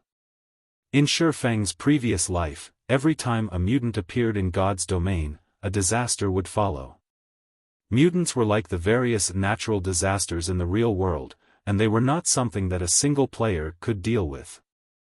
Mutants possessed an intellect several times higher than normal monsters, and they were practically on the same level as a high-level NPC. In addition, when a monster mutated, their combat power would increase by several folds. Xiaofan had met with a mutant in the past. The mutant had originally been a level 80 common monster. However, after it mutated, it had instant killed the level 75 tier 2 player who had been its opponent at the time. If a level 75 tier 2 player possessed incredible techniques, soloing a level 80 lord-ranked monster was only a matter of time. Naturally, if such a player wished to escape, they would have no problems doing so. Yet, faced with a level 80 common monster, the level 75 tier 2 player had no chance to flee. Of course, one of the reasons for that player's demise was negligence. However, the fact that a level 80 common monster was capable of instant killing a level 75 tier 2 player clearly displayed how much more powerful it became after becoming a mutant. Following which, that mutated common monster had become the nightmare of players. By the time everyone was aware of the mutant's existence, over 10,000 players had died at its hands. More importantly, the mutant monster grew stronger the more it killed. This incident had attracted the attention of many large guilds. Based on everyone's knowledge, the more powerful a monster was, the better was the quality of the items it dropped. This was an iron law of God's domain, and even mutants should have been no exception to this law. Since this mutated monster was so powerful, being even stronger than a high lord of the same level, its loot would be magnificent. Hence, the various guilds at the time had sent their own armies to hunt this mutant. At that time, over 100,000 players had been dispatched, and all of them were above level 70. There were even tier 2 professional experts among them. The battle between the mutant and the player army had shaken the heaven and earth. A starter town had even been decimated as a result of that war. Although the player army had successfully killed the mutant in the end, the losses they suffered were tremendous. Out of the 100,000 players sent out, less than 3,000 survived. Meanwhile, the mutant before Xiaofan right now had mutated from a High Lord monster. Currently, the Mechanical Slayer was just a newborn, its strength was at its weakest right now. Xiaofan did not dare imagine how powerful it would become once it matured. In the past, a level 80 common mutant had grown to be able to wipe out over 90,000 players from a 100,000 strong army. Moreover, some of those players had been tier 2 experts, and everyone's levels at that time were not much different than the mutants. Meanwhile, although the Mechanical Slayer before Xiaofan was only level 50, not a single player had reached level 40 yet. To put it simply, the Mechanical Slayer was invincible against players. During the time Xiaofan took to escape the hidden warehouse, the Mechanical Slayer had taken care of all 8 mechanical watchers. Finished with the nuisances, the Mechanical Slayer renewed its charge at Xiaofan. So fast. Xiaofan hurriedly threw a frost grenade at it. This time, however, the Mechanical Slayer had not fallen for the same trick. With nimble steps, it easily avoided the intermediate frost grenade Xiaofan had thrown. Damn! It's those mechanical watchers' fault. Xiaofang's anger grew. In the beginning, when the Mechanical Slayer had just awoken, its intellect had still been considerably low. Hence, it failed to dodge the first frost grenade. Moreover, as long as Xiaofang's stock of intermediate frost grenades did not run out, he could freeze the Mechanical Slayer for an indefinite amount of time. Now, however, this strategy was no longer viable. Almost immediately, the Mechanical Slayer caught up to Xiaofan, its serrated greatsword coursing its way towards him. Currently, the hallway Xiaofan was in only had one path. There was nowhere to dodge, and death was all but inevitable. Xiaofan had no choice but to bet everything he had, pointing the abyssal blade at the Mechanical Slayer. Abyssal bind. 9 pitch-black chains suddenly sprouted from the ground, binding the mechanical slayer. Aoo! The mechanical slayer struggled madly, and in the blink of an eye, it shattered one of the chains. Soon, the second and third chain broke apart as well. At this moment, the chains of abyssal bind that had never failed Xiaofan until now seemed as fragile as strips of paper.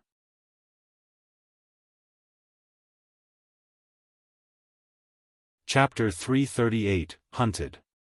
After easily snapping the chains that bound it, the mechanical slayer swung down its serrated greatsword.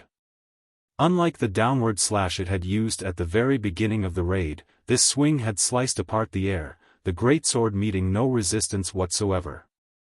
The air blades that the slash produced had also become much finer, sharper, and quicker.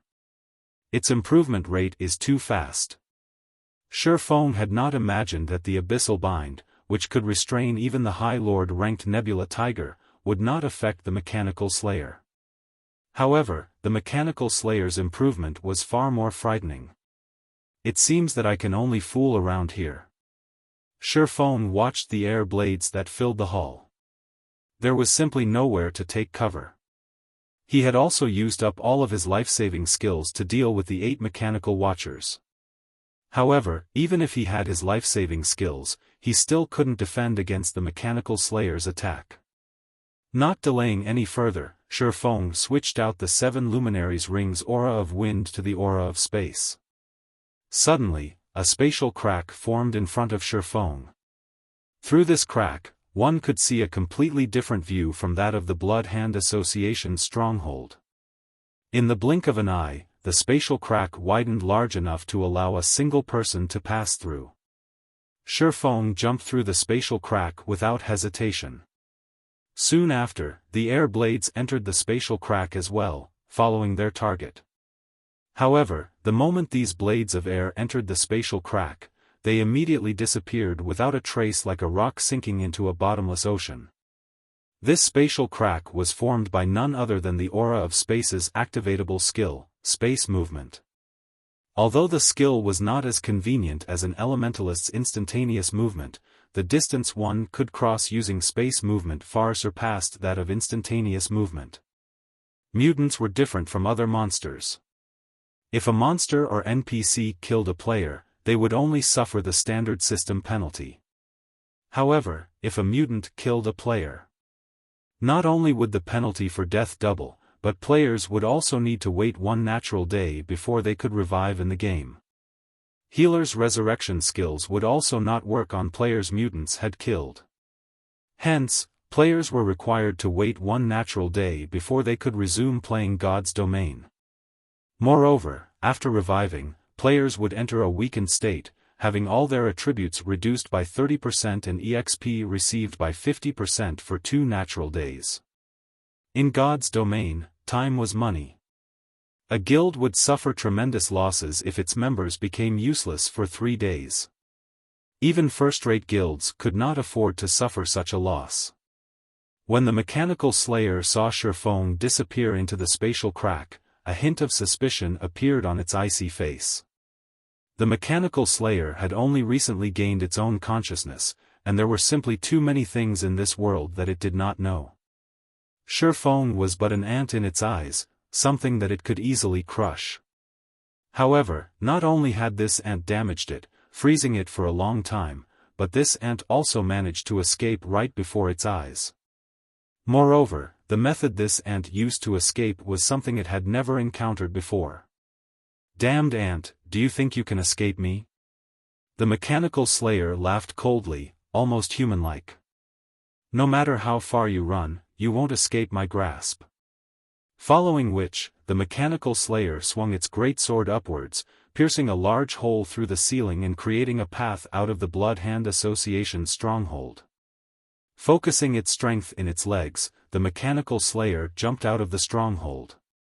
"So, this is how flying works," the mechanical slayer chuckled as it hovered in midair. If Xiaofan could hear the mechanical slayer's words or witness the flying ability it displayed, cold sweat would drench his back. Not only did the intelligence of this mechanical slayer undergo a tremendous transformation, but its learning capability also reached frightening levels. The mechanical slayer had only seen Xiaofan use Wind Rider once, yet, it actually learned the skill so quickly. I see that you've managed to run quite far away. Hovering above the Blood Hand Association stronghold, the mechanical slayer's lips curled up with a trace of playfulness as it looked towards the northwest. Immediately, it flew in that direction, hunting its prey. At this moment, Aqua Rose, Fire Dance, and everyone else from Zero Wing had just left the Blood Hand Association stronghold, confusion still occupying their minds. Before anyone could react, the roof of the Blood Hand Association stronghold suddenly collapsed, creating a hole that led towards the stronghold's underground space. In the next moment, the mechanical slayer appeared from the hole and hovered above the stronghold. Soon after, the mechanical slayer transformed into a streak of light and departed from Creek Town. After a period of silence, Snow Goose rubbed her eyes, asking uncertainly, "Big Sis Aqua, my eyes aren't playing tricks on me, right? That thing that flew away just now was the mechanical slayer, right?" Yes." Aqua Rose nodded her head blankly. The mechanical slayer looked like a flying fortress as it soared through the sky. Not only had it possessed frightening, destructive force, but it also possessed speed that completely surpassed players. Faced with an enemy like this, any player would be left speechless, let alone those who had personally witnessed the power of this creature. Although the mechanical slayer had already departed from Creek Town, fear lingered in everyone's hearts. Was it really possible for players to contend with such a monster? This question echoed in everyone's minds. Crap. Since the mechanical slayer has left, doesn't that mean that guild leader died inside the hidden warehouse? Fire Dance suddenly realized, her expression undergoing an abrupt change. Filled with worry, Fire Dance immediately activated Wind Steps and rushed back into the stronghold, charging towards the collapsed warehouse. In God's domain, there were only two possibilities for a monster to leave battle. The first was when players had run beyond the monster's range predetermined by the system. The other scenario was when the monster successfully killed its target. Now that the mechanical slayer had departed from Creek Town, it was obvious that the second scenario had occurred. "I'll go with you." Violet Cloud also reacted quickly and chased after Fire Dance. Following which, everyone finally understood the situation. Shame overcame them as they followed the two girls. They were the elite members of Zero Wing, yet, they had allowed their guild leader to sacrifice himself to protect them. What kind of elite members were they? However, as everyone arrived before the hidden warehouse, they were all dumbfounded by what they saw. Unbelievably, the corpses of the 8 mechanical watchers were embedded into the steel walls of the hidden warehouse. In addition, items littered the floor around the dead watchers. However, to everyone's surprise, Xiaofang's body was nowhere to be found. Just what was going on here? They were left with even more questions, now. Fire Dance immediately checked the team member list, discovering that Xiaofang's name was still illuminated.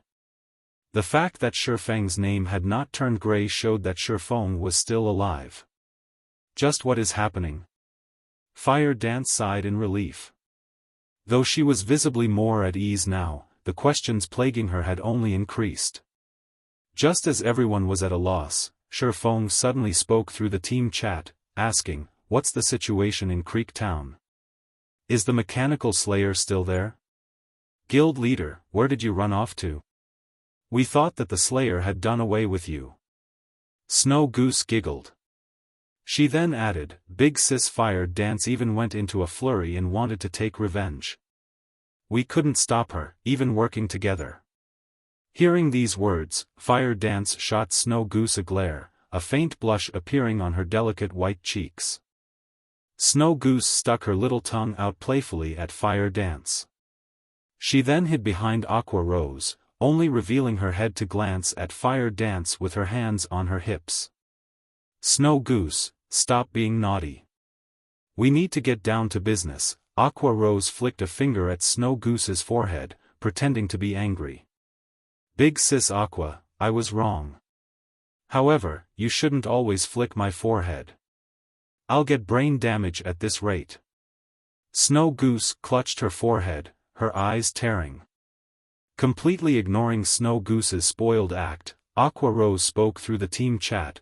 Guild leader, the Blood Hand Association stronghold has been destroyed. Moreover, the Mechanical Slayer departed from Creek Town and flew towards the northwest. As I expected, it's still chasing after me. Xiaofan pondered. He then smiled, saying, I guess it's good that it is coming after me. Since the Mechanical Slayer is no longer in Creek Town, I'll leave collecting the treasures inside the warehouse to you. Do not let others take advantage of us. To undo the magic barrier protecting the treasures, they needed to get rid of the 8 Mechanical Watchers and the Mechanical Slayer. Now that all 8 Mechanical Watchers were dead, only the Mechanical Slayer remained. As long as the Mechanical Slayer died, the magic barrier would vanish. Meanwhile, now that the Blood Hand Association stronghold had been destroyed, the treasures had also been revealed. Sooner or later, the red names that had just revived or escaped previously would discover the treasure. As long as the magic barrier vanished, those bandits would not sit quietly and watch as their team looted the stronghold. They would take the opportunity to snatch some for themselves. Guild leader, please rest assured. How could anything belonging to our Zero Wing be that easy to steal? Aqua Rose said, a chilling glow flashing in her eyes. Following which, Xiaofan began to flee once more. Space movement had a maximum range of 300,000 yards, which was only around 1 or 2 leveling zones. However, Creek Town was located at the borders of the White River City region. There were no other towns in its vicinity. Even if there were, though, the forces there would not be enough to stop the Mechanical Slayer. Right now, White River City was the only location that could fend off the Mechanical Slayer. Thus, Xiaofan used space movement to arrive at the closest teleportation point, teleporting to White River City. After arriving at White River City, before Xiaofan even stepped out of the teleportation magic array, he discovered a commotion going on at the entrance of the teleportation hall. At this moment, there were many guild players surrounding the entrance of the teleportation hall, and every one of them acted overbearingly.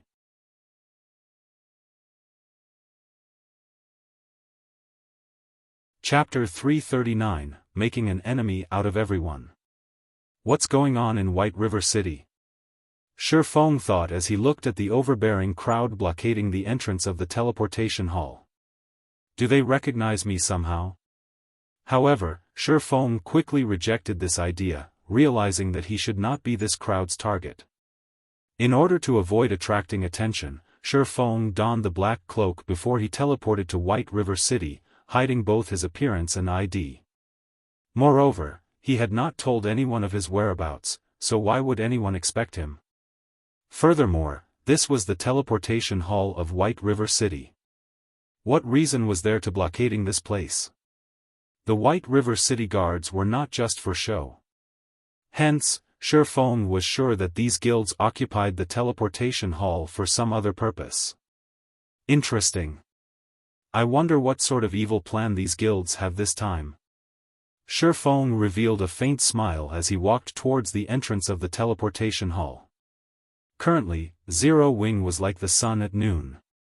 Naturally, many guilds would feel insecure about losing their position, so it was normal for them to take action. At this moment, the entrance of the teleportation hall was filled with noise. Several guilds had gathered, many of which were third-rate guilds. Even the members of Dark Star and World Dominators, 2 of the top 6 guilds of White River City, were present. What are you guilds trying to do here? Didn't we tell you already that we're not interested in joining you? A female guardian knight growled in annoyance. The woman was an extraordinary beauty with bright eyes. Lady, don't say that. Interest is something that can be nurtured. Your disinterest is simply because you don't fully understand us right now. I believe that as long as we spend some time together, your enthusiasm in joining us will grow, a level 18 male assassin insisted, laughing. The assassin was fully geared with mysterious iron equipment. After the male assassin spoke, the tens of players behind him tightened their blockade of the entrance with no intentions of letting anyone get past them. "Are all guilds in White River City like you guys?" the female guardian knight said as she wrinkled her brows. "Ha ha ha. Don't misunderstand us. We aren't forcing you to join any of the guilds present. If you aren't interested in joining any of us, you only need to pay a 5 silver coin service fee. After all, you can't expect us to make a trip here for nothing," the male assassin chuckled coldly. "You all are going too far." In a fit of rage, the female guardian knight unsheathed her saber and shield. Although her equipment was a mix of common and bronze rank, her level of 17 was not to be underestimated. Currently, the majority of players were only level 13, and few among the average players had reached level 14. Those who managed to reach level 15 were all veteran players. As for those who were level 16 or above, such players were usually the elite members of guilds. The fact that an independent player like the female guardian knight had managed to reach level 17 showed that she possessed definite abilities. "What? You want to challenge me? Come at me, then. I'll even stand here and let you hit me. Hit me if you can." The male assassin laughed arrogantly. He even took the initiative to move closer towards the female guardian knight's saber. "You shameless bastard." Although the female guardian knight was furious, she did not take action. They were in White River City. If she attacked first, the guards would capture or kill her. Yet, with so many people blocking the entrance, there was simply no way to leave the building.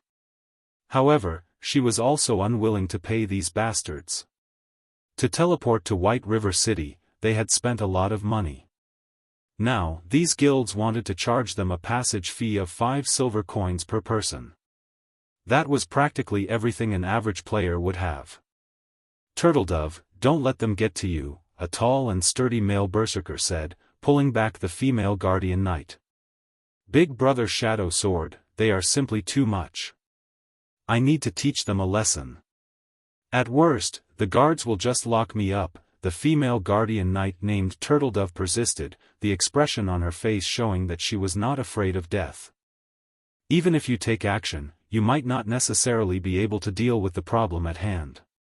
We've just arrived at White River City, and we don't have any reputation here. However, they are different. They have already accumulated a certain amount of reputation in White River City. Even if they aren't nobles, they will still be citizens of White River City.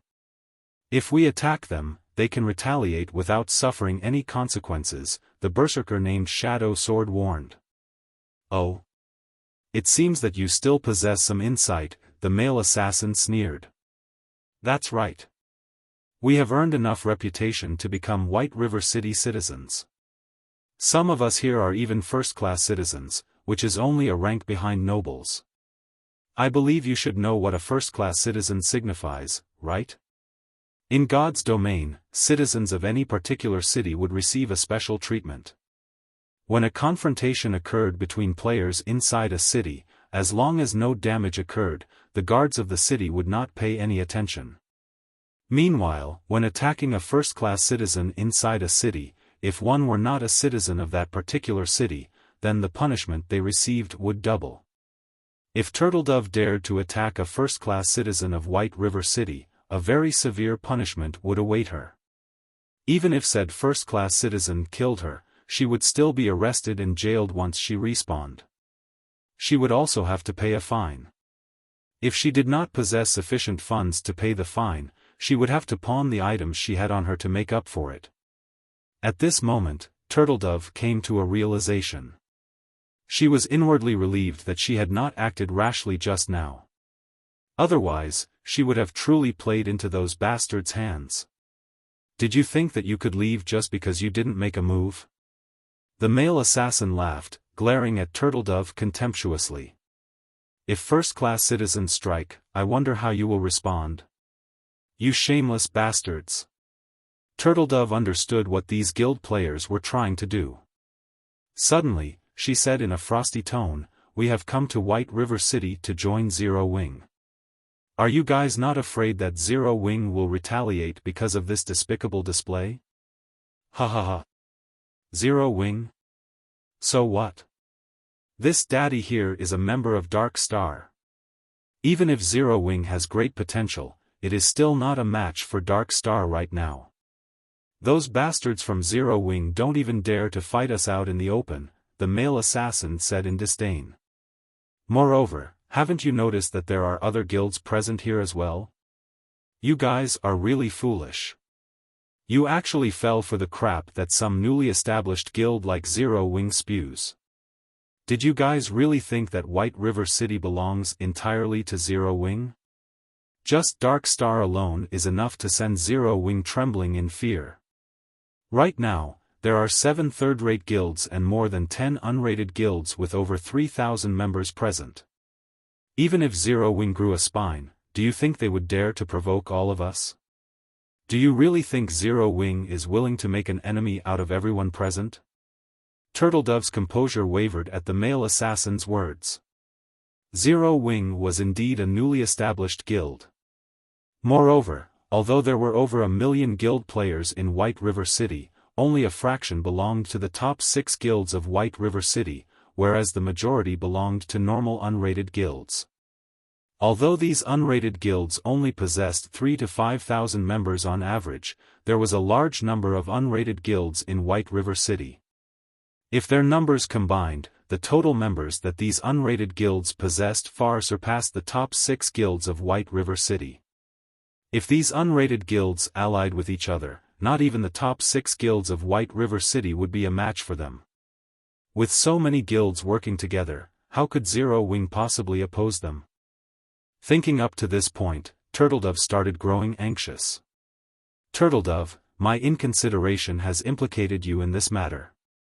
In a moment, I'll hold them off while you take the chance to escape. As long as you leave the teleportation hall, none of these guilds can do anything to you, Shadow Sword whispered to Turtledove. No. At worst, we'll die together. Isn't it just losing some levels and equipment? It's not my first time suffering such a setback. Turtledove shook her head, tightening her grip on her saber. I applaud you for your bravery. Unfortunately, you guys came at the wrong time. Brothers, go. Show these folks our passion. The male assassin's lips curled up into a mocking sneer. He then motioned with his hand. Immediately, 3 players possessing the status of first-class citizens moved. However, before the 3 first-class citizen players arrived in front of Shadow Sword and Turtledove, a black figure suddenly appeared, blocking them. This person hidden under a black cloak was none other than Xiaofan. Making an enemy of everyone? Such a bold claim. Is Dark Star not afraid of biting its own tongue? Do you really think Dark Star is the overlord of White River City?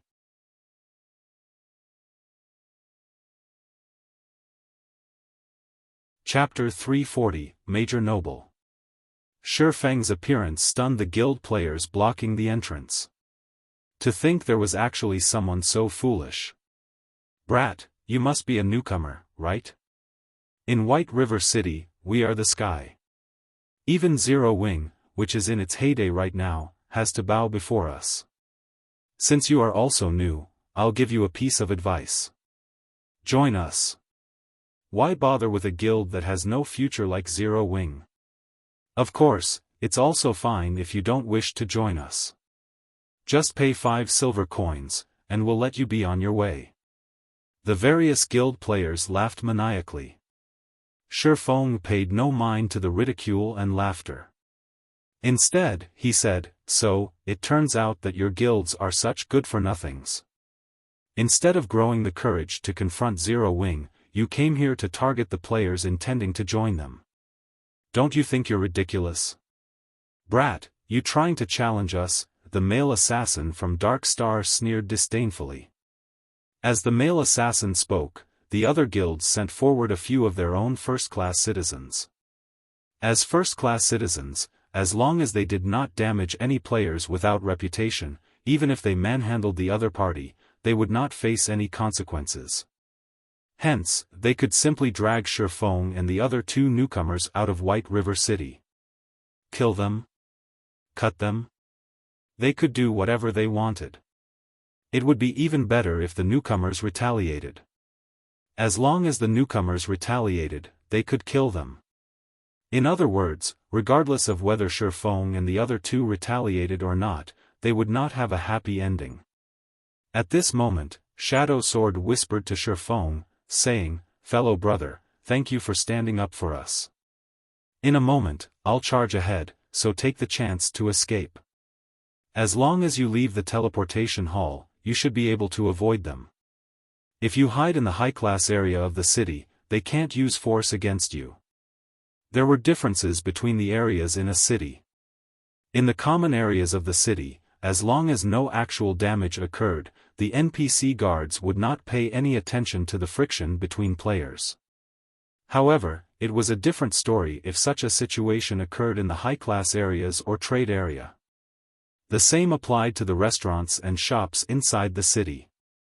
Even first-class citizens would be arrested and jailed if they tried to create trouble in these areas.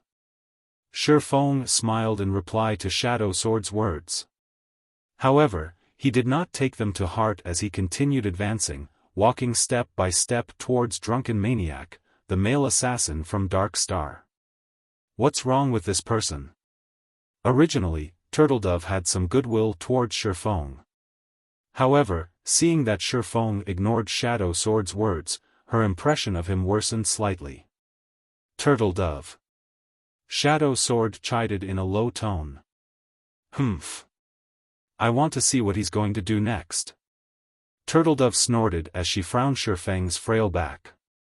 Shadow Sword remained silent, quietly watching Xiaofan. Shadow Sword felt that Xiaofan was not as simple as he appeared. Although the black cloak that Xiaofan wore hid his appearance, level, and name, it could not hide the air of an expert his body exuded. Moreover, looking at Xiaofang's unperturbed appearance, Shadow Sword's certainty that Xiaofan was a powerful expert grew, hence, he hindered Turtledove's actions. However, Shadow Sword had not expected anything to actually happen.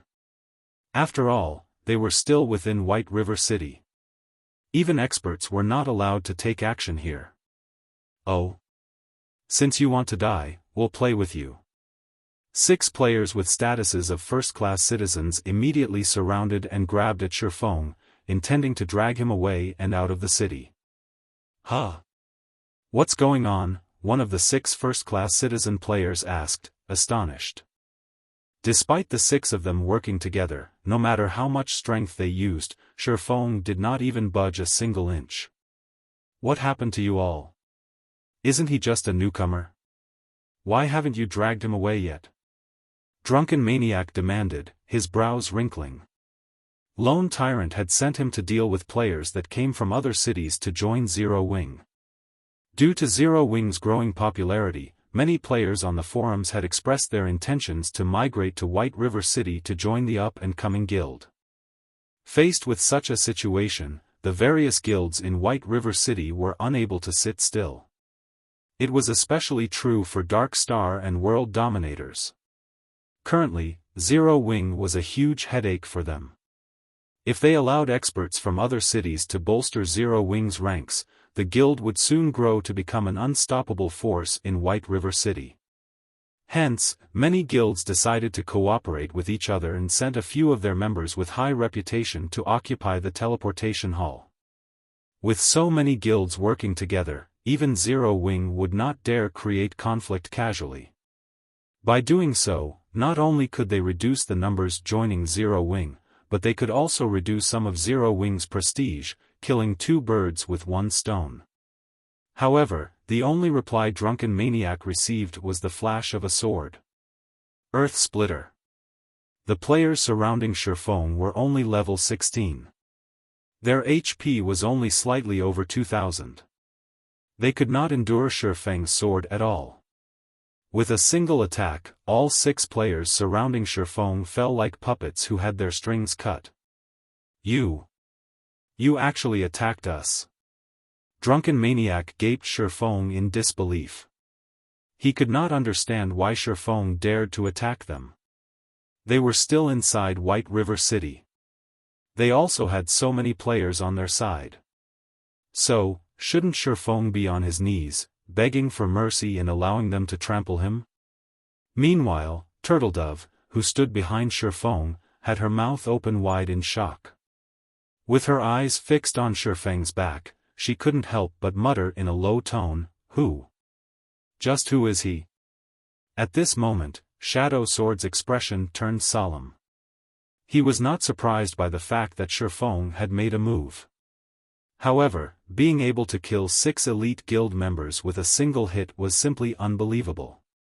Xiaofang's attack power was practically on the same level as a boss monster. After killing the 6 players who had surrounded him, Xiaofan turned to Drunken Maniac. With a faint smile, he asked, "So, what if I attacked you?" Xiaofan was a viscount of White River City. He was a bona fide major noble. Yet, these players had dared to flaunt their slight skill before him. These players simply did not know their own place. First-class citizen was just a nice-sounding title. In reality, they were commoners in White River City. Meanwhile, a commoner that dared to make a move against a major noble was a commoner that did not know the meaning of the word death. Drunken Maniac felt a chill crawl down his body when Xiaofan had glanced at him. It was as if Xiaofan were a towering giant that could easily stomp him to death. Involuntarily, Drunken Maniac retreated a few steps. However, when he thought of the many allies behind him, courage filled his heart. He then pointed at Xiaofan with unflattering rage. "Brat, you're courting death.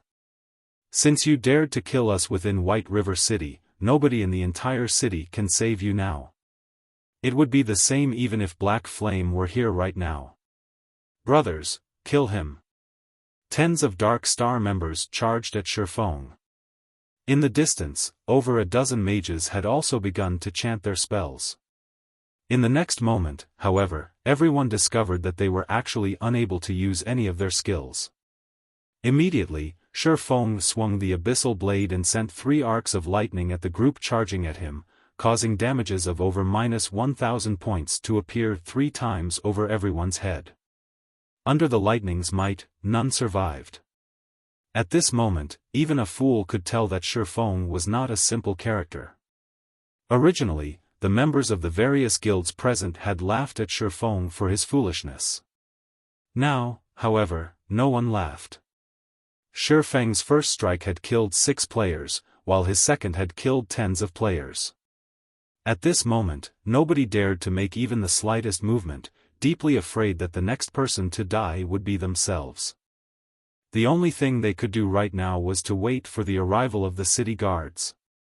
Only the city guards could deal with a monster like Xiaofan. "You? Just who are you?" Drunken Maniac retreated, his body trembling uncontrollably. Xiaofan was simply too powerful. This was the first time Drunken Maniac had felt such an invisible power. Although there was nothing surrounding his body, Drunken Maniac felt as if his body were made of lead. Even his breath became extremely heavy. "You said that it would be useless even if Black Flame were here. Well, I'm standing here right now.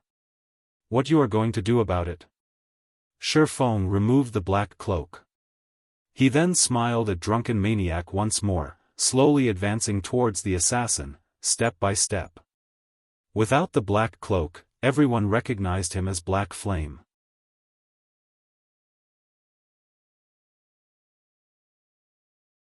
Chapter 341, It Has Come. As long as one was from White River City, they would definitely recognize Black Flame. It's Zero Wings Guild leader, Black Flame.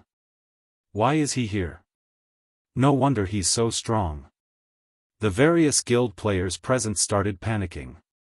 If Xiaofan were simply an expert from another city, at most, they would feel a little nervous.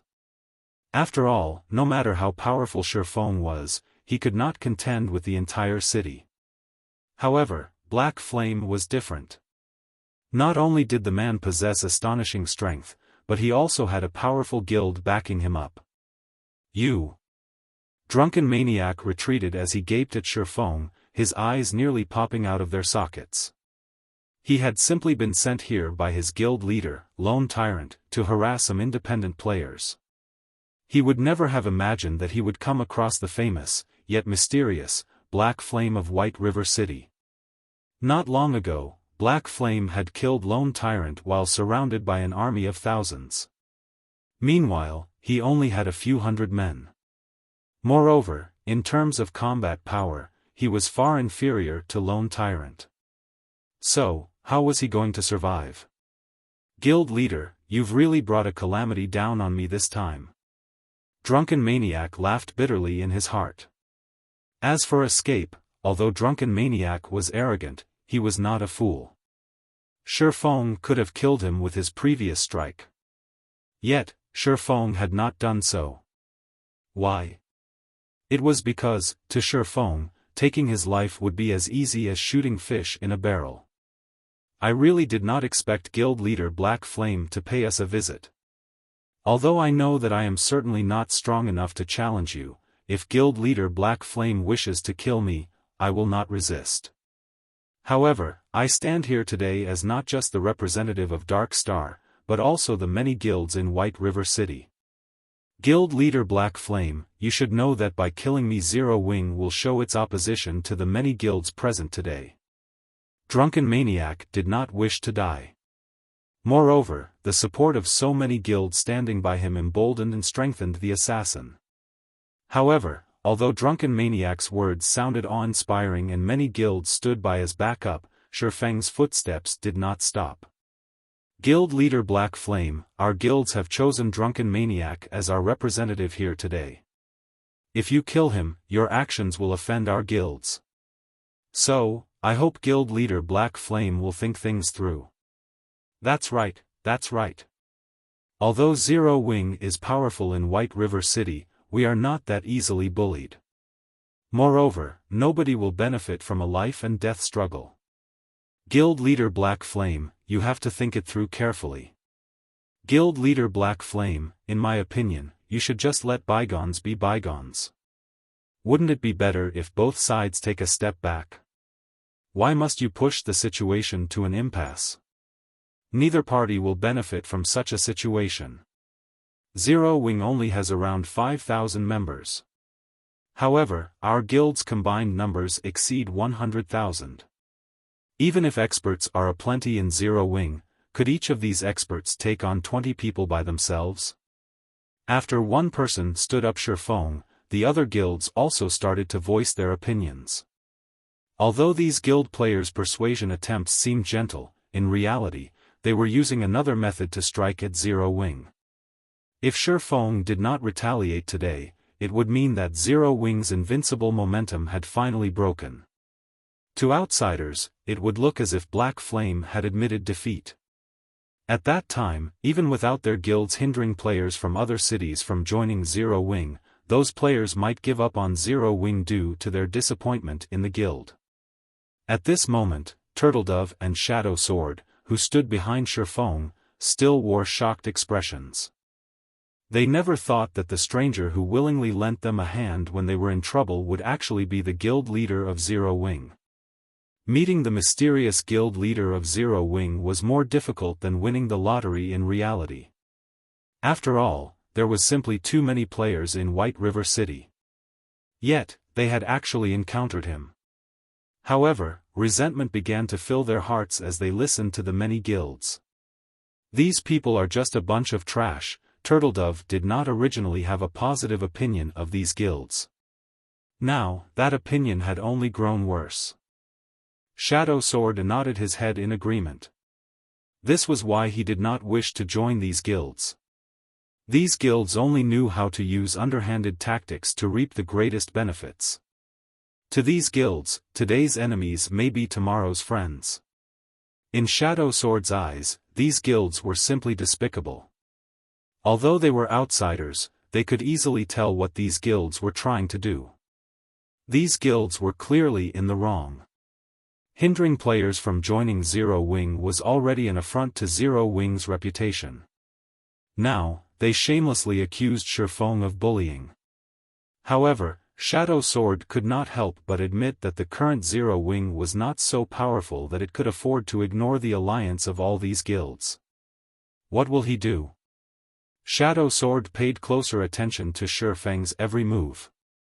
If Shifeng allowed this situation, although Zero Wing would retain its current strength, it would become a laughingstock.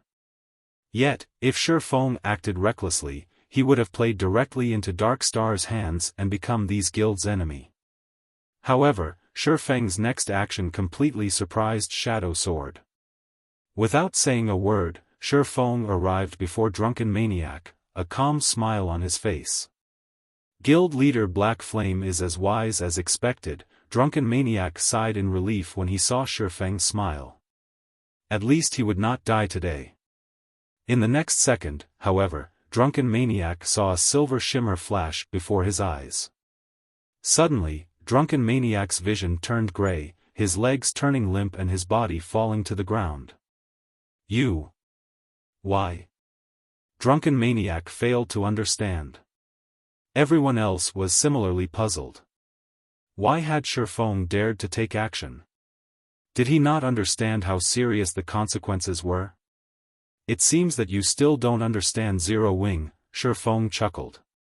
Although our guild isn't very impressive, it also isn't a guild that stands by in silence while others are bullied. An eye for an eye, a tooth for a tooth. Since you struck first, what's there to fuss about now that I'm striking back? Did you really think I would be so naive as to let you off? Although Shifeng's voice was soft, everyone present could hear his words as clear as day. Every word was like a sledgehammer banging at their hearts. Wow! Turtledove was momentarily overwhelmed by the man before her. This was her ideal guild, a guild that would not falter even when surrounded by enemies. Ah, my trip was not wasted. Now that I see him in person, I am even more certain that I must join Zero Wing.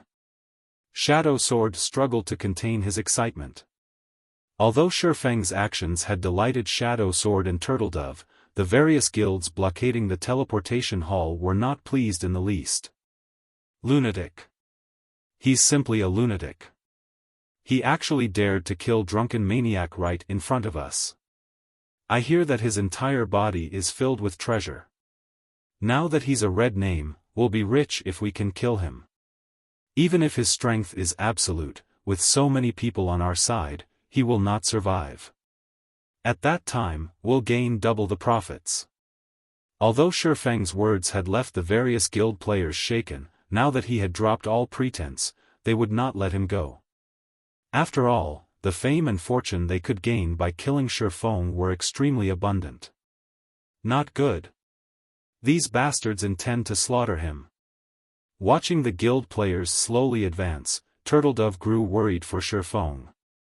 Although Shifeng had managed to kill Lone Tyrant within an army of thousands the last time, that did not mean Shifeng was capable of exterminating an army of thousands. Moreover, there was no place for Shifeng to run since this place was so crowded. If Shifeng had to face several hundred players all at the same time, the result was obvious. Only death would await him. Considering the circumstances, Shadow Sword and Turtledove immediately stepped up to Shifeng's sides. They were both prepared to enter battle with Shifeng. Just as the battle was about to start, the sound of an explosion came from the outside of the teleportation hall, the massive boom echoing throughout the entire building. Before anybody realized what had happened, another series of explosions resounded. Moreover, the sounds were getting louder and louder, so much so that everyone in the teleportation hall could feel the ground tremble. It certainly arrived quickly. Shifeng's lips slightly curled up as he watched the clouds of dust rise from the streets. Standing beside Shifeng, both Shadow Sword and Turtledove grew curious as they looked at Shifeng's calm demeanor. It was as if Shifeng knew the cause of the explosions. However, compared to the turmoil happening outside, they now faced with hundreds of players. How could Shifeng possibly smile at a moment like this?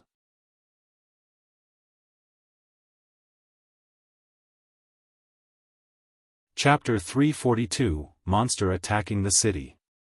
Although the explosions from outside the teleportation hall grew increasingly louder, they had not dissuaded any of the various guild players from their opportunity for fame and fortune.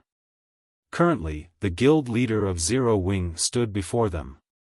As long as they could kill Black Flame, they would become famous overnight. Whether it was for themselves or their guild, they would benefit greatly from killing Black Flame.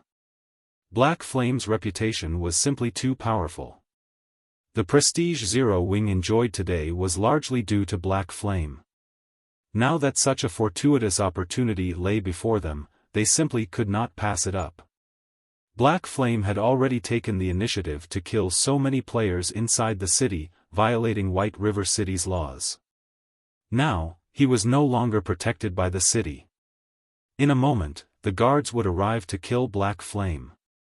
Which was to say, even if they killed Black Flame, the guards of White River City would do nothing to them. Currently, they had the teleportation hall's only exit blocked off. They might never encounter such a godsend opportunity in the future. Ignore what's happening outside for now. Let's get rid of Black Flame first, then talk. If the guards arrive, we won't have the chance to kill him anymore. That's right. We can't let him get away. Black Flame, don't think that you are amazing just because you are an expert. Today, you will die. So what if you're an expert? Do you know what strength in numbers means? The various guild players all wore sneers on their faces. Obviously, they no longer held any respect for Xiaofan. There was only greed and highly inflated confidence in their eyes right now. Guild leader Black Flame, I'll attract their attention in a moment, so take the chance to escape, Shadow Sword said as he suddenly moved in front of Xiaofan. Xiaofan looked at Shadow Sword strangely. Previously, Xiaofan had not been too concerned about Shadow Sword as he had focused on the situation itself. Now that he took a closer look at Shadow Sword, he suddenly discovered that this person was not as simple as he seemed. Although Shadow Sword's equipment was nothing special, and he was only level 17, his every movement exuded the unique temperament that only martial arts practitioners possessed. Although I had never heard of an expert named Shadow Sword in the past, this person is still quite interesting. Xiaofan revealed a faint smile as he examined Shadow Sword's figure. Although Xiaofan had been the guild leader of Shadow in the past and had played God's Domain for over a decade, it was simply impossible for him to remember the names of every expert in God's Domain. After all, there were simply too many experts in this game. However, what Xiaofan admired about Shadow Sword was not his skills. Rather, it was Shadow Sword's behavior.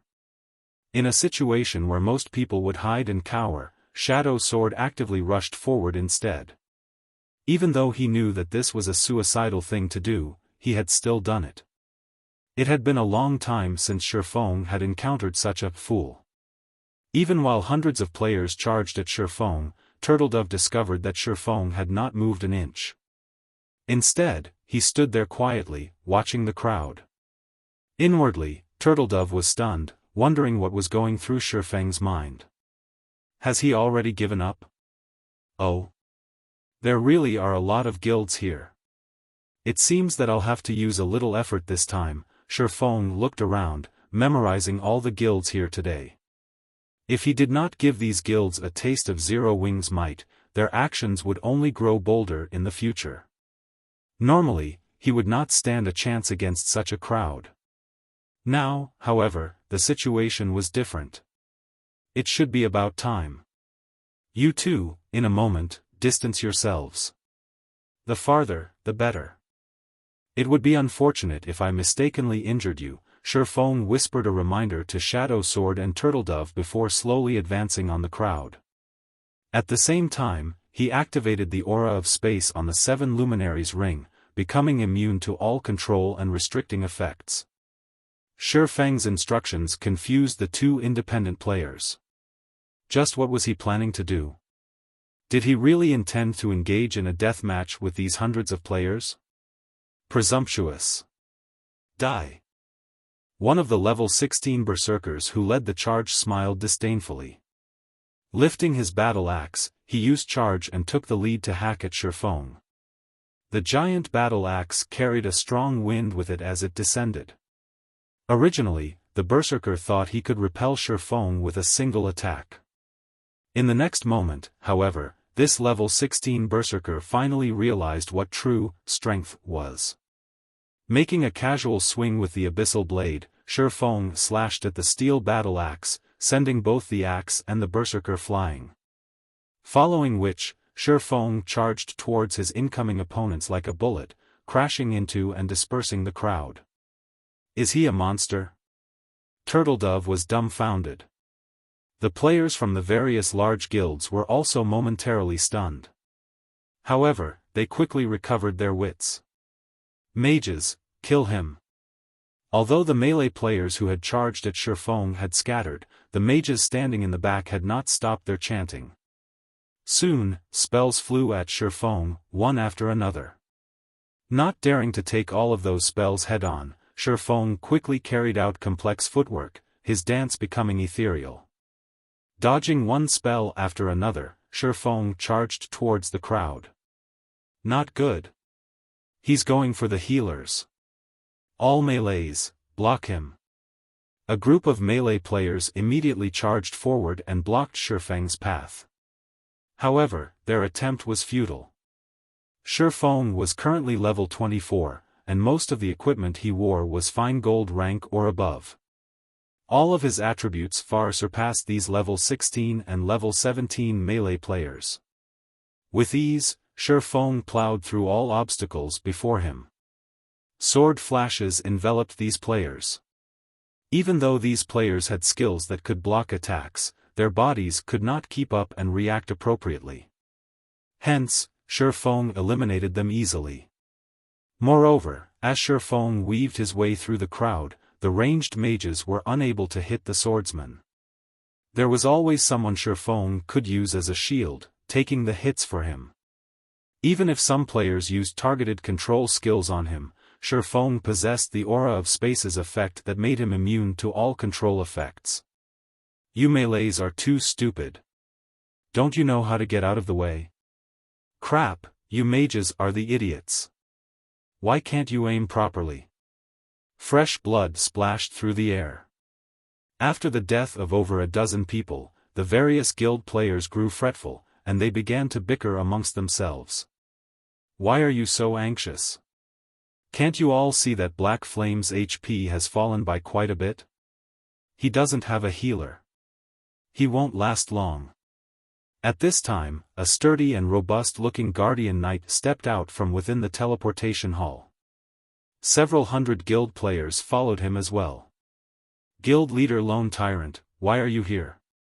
Everyone present immediately recognized the guardian knight. At this moment, Lone Tyrant no longer possessed his previous calm. Now, as if possessed by a devil, both of his eyes glowed with a crimson light.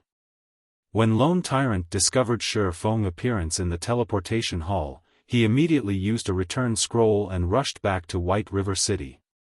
His previous death at Xiaofan's hands had been an utter disgrace. Afterward, he had been forced out of the ranking list. At this moment, Lone Tyrant's hatred for Xiaofan was deeper than an ocean. Black Flame, today you will die. Everyone, charge! Lone Tyrant laughed madly as he watched Xiaofan fight. Kill! Suddenly, several hundred Dark Star elite members charged at Xiaofan. This Lone Tyrant sure has good timing. Xiaofan could not help but wrinkle his brows. Currently, although he still had over 70% of his HP remaining, he would not last long if he had to face an additional mob of several hundred Dark Star elite members. It seems that I can only retreat for now.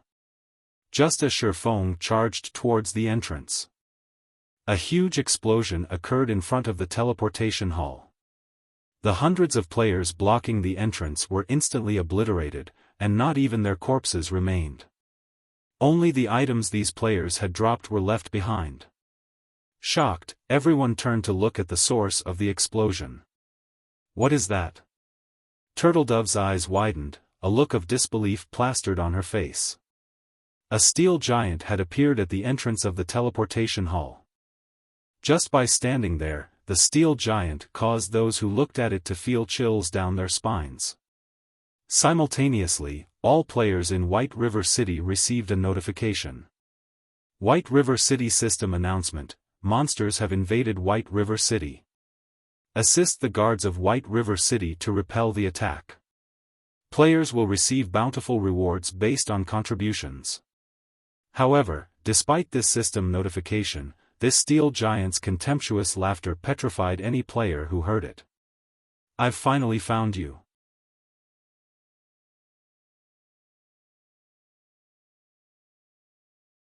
Chapter 343, Slaughter Time. The players in White River City grew excited when they heard the announcement. It was extremely rare for monsters to attack a city. Furthermore, they could obtain bountiful rewards and witness experts' techniques. These factors alone were reason enough for players to involve themselves. Let's head over to the city gates and have a look. We won't get any rewards if we let the guards wipe out all of the monsters. I heard that a monster has appeared at the teleportation hall. Hopefully, they haven't killed it already. Let's hurry to the teleportation hall, then. Immediately, groups of players resting inside bars and hotels started running towards the teleportation hall, which was only a short distance away from White River City's gates. At this moment, silence filled the inside of the teleportation hall. The steel giant that had suddenly appeared currently captivated everyone's attention. Mechanical Slayer, Mutant High Lord rank. Level 50. HP 40,000,000/40,000,000. Compared to the first time Xiaofan had seen it, the Mechanical Slayer's current HP had undergone an earth-shattering change. Its HP of 40 million shook the players inside the hall, despair seeping through the crowd. Moreover, the Mechanical Slayer had killed over 100 players with a single attack. Any player who witnessed this scene would feel one thing: fear. However, what surprised everyone was that the steel giant's gaze was locked on Black Flame. It was clear that the steel giant's words, "finally found you," were meant for famed guild leader. But why was such a powerful monster looking for Black Flame? This question filled everyone's minds. Why would a level 50 High Lord appear here? Lone Tyrant looked at the Mechanical Slayer that had suddenly appeared, feeling greatly astonished. This was also the first time Lone Tyrant had heard of or seen the rank Mutant High Lord. There were hundreds of level 150 guards and level 150 tier 2 guard generals in White River City. The Mechanical Slayer, a level 50 High Lord ranked monster, stood no chance against these NPCs. Yet, the Mechanical Slayer still chose to appear here. Such a situation was simply unbelievable. However, what was even more surprising was the Mechanical Slayer's performance and actions. Its speech, which carried a playful tone, was nothing like a monster. In Lone Tyrant's opinion, the Mechanical Slayer seemed more like a haughty and overbearing player than a monster. These factors revealed that this Mutant High Lord was definitely more powerful than an ordinary High Lord ranked monster. Boss Tyrant, what should we do about that monster? Should we escape? The members of Dark Star struggled to swallow their fear when they thought about the Mechanical Slayer's level and frightening, destructive power. Escape? Lone Tyrant sneered. With such a God-given opportunity, why would we escape? Right now, the monster has the exit blocked. Meanwhile, Black Flame is clearly its target. Who else could be a better guard than that monster? First, we need to deal with Black Flame. After we get rid of him, we can deal with that monster. Everyone, charge!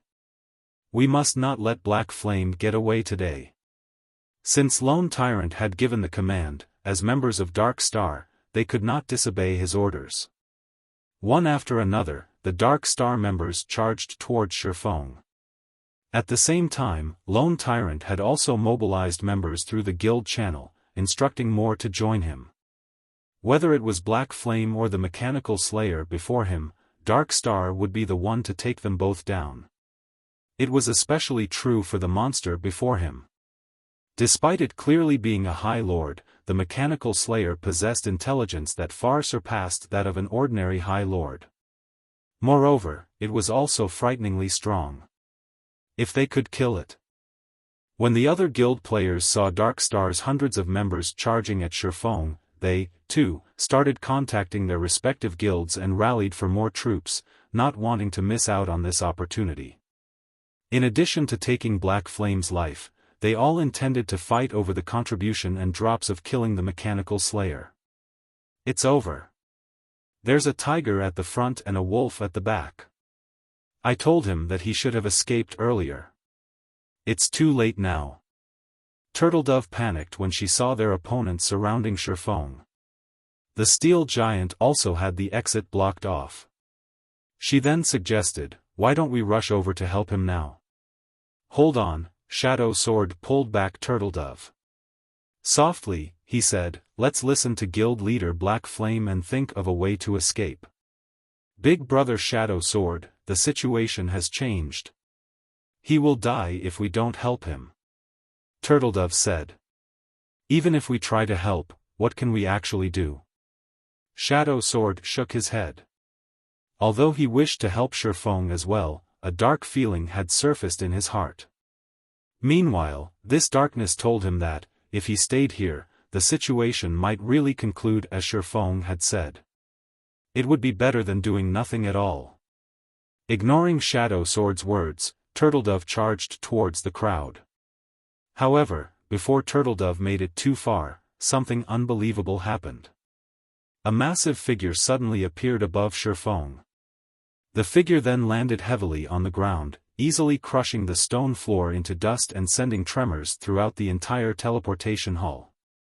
More than 100 players who had charged at Xiaofan died instantly under the figure's descent. Only Xiaofan, who had activated Defensive Blade, had barely remained standing. "You've finally taken action. I've been waiting for a long time now," Xiaofan smiled faintly. At this moment, he had less than 50% HP remaining. If he continued battling the sea of players, sooner or later, he would have no choice but to run. However, now that the mechanical slayer had made its move against him, things were vastly different. "Little ant, you sure are persistent. However, in front of us, only death awaits you." The mechanical slayer lifted its serrated greatsword, slashing the weapon down at Xiaofan. Countless air blades flew towards Xiaofan. Perfect. Faced with the countless air blades, Xiaofang's smile only widened. Using silent steps, Xiaofan dodged the air blades that assaulted him like a tsunami easily and appeared where the healers of the various guilds had gathered. Although Xiaofan had evaded the mechanical slayer's attacks, the Dark Star elites who had focused on Xiaofan were not as lucky. Under the assault of the countless air blades, these elite players were as weak as tofu, crumbling with just a touch. In an instant, over 100 elite players died. However, the battle was not over yet. Seeing that its attack had missed, the mechanical slayer sent another slash at Xiaofan. Xiaofan hurriedly activated the aura of wind in conjunction with Windwalk, his speed soaring. Xiaofan then jumped abruptly, barely dodging the second wave of air blades. Following which, the healers and mages of the various large guilds suffered a tragedy. "Crap, Black Flame is trying to use that mechanical slayer's strength to deal with us. Everyone, move away from him." Everyone finally noticed that something was amiss. Although Xiaofan seemed to be evading the mechanical slayer's attacks, in reality, he took advantage of the mechanical slayer's wide range to deal with them. Within a few seconds, the various large guilds had lost over 80% of the elites in the teleportation hall, while Dark Star had lost over half of the elites who had just arrived.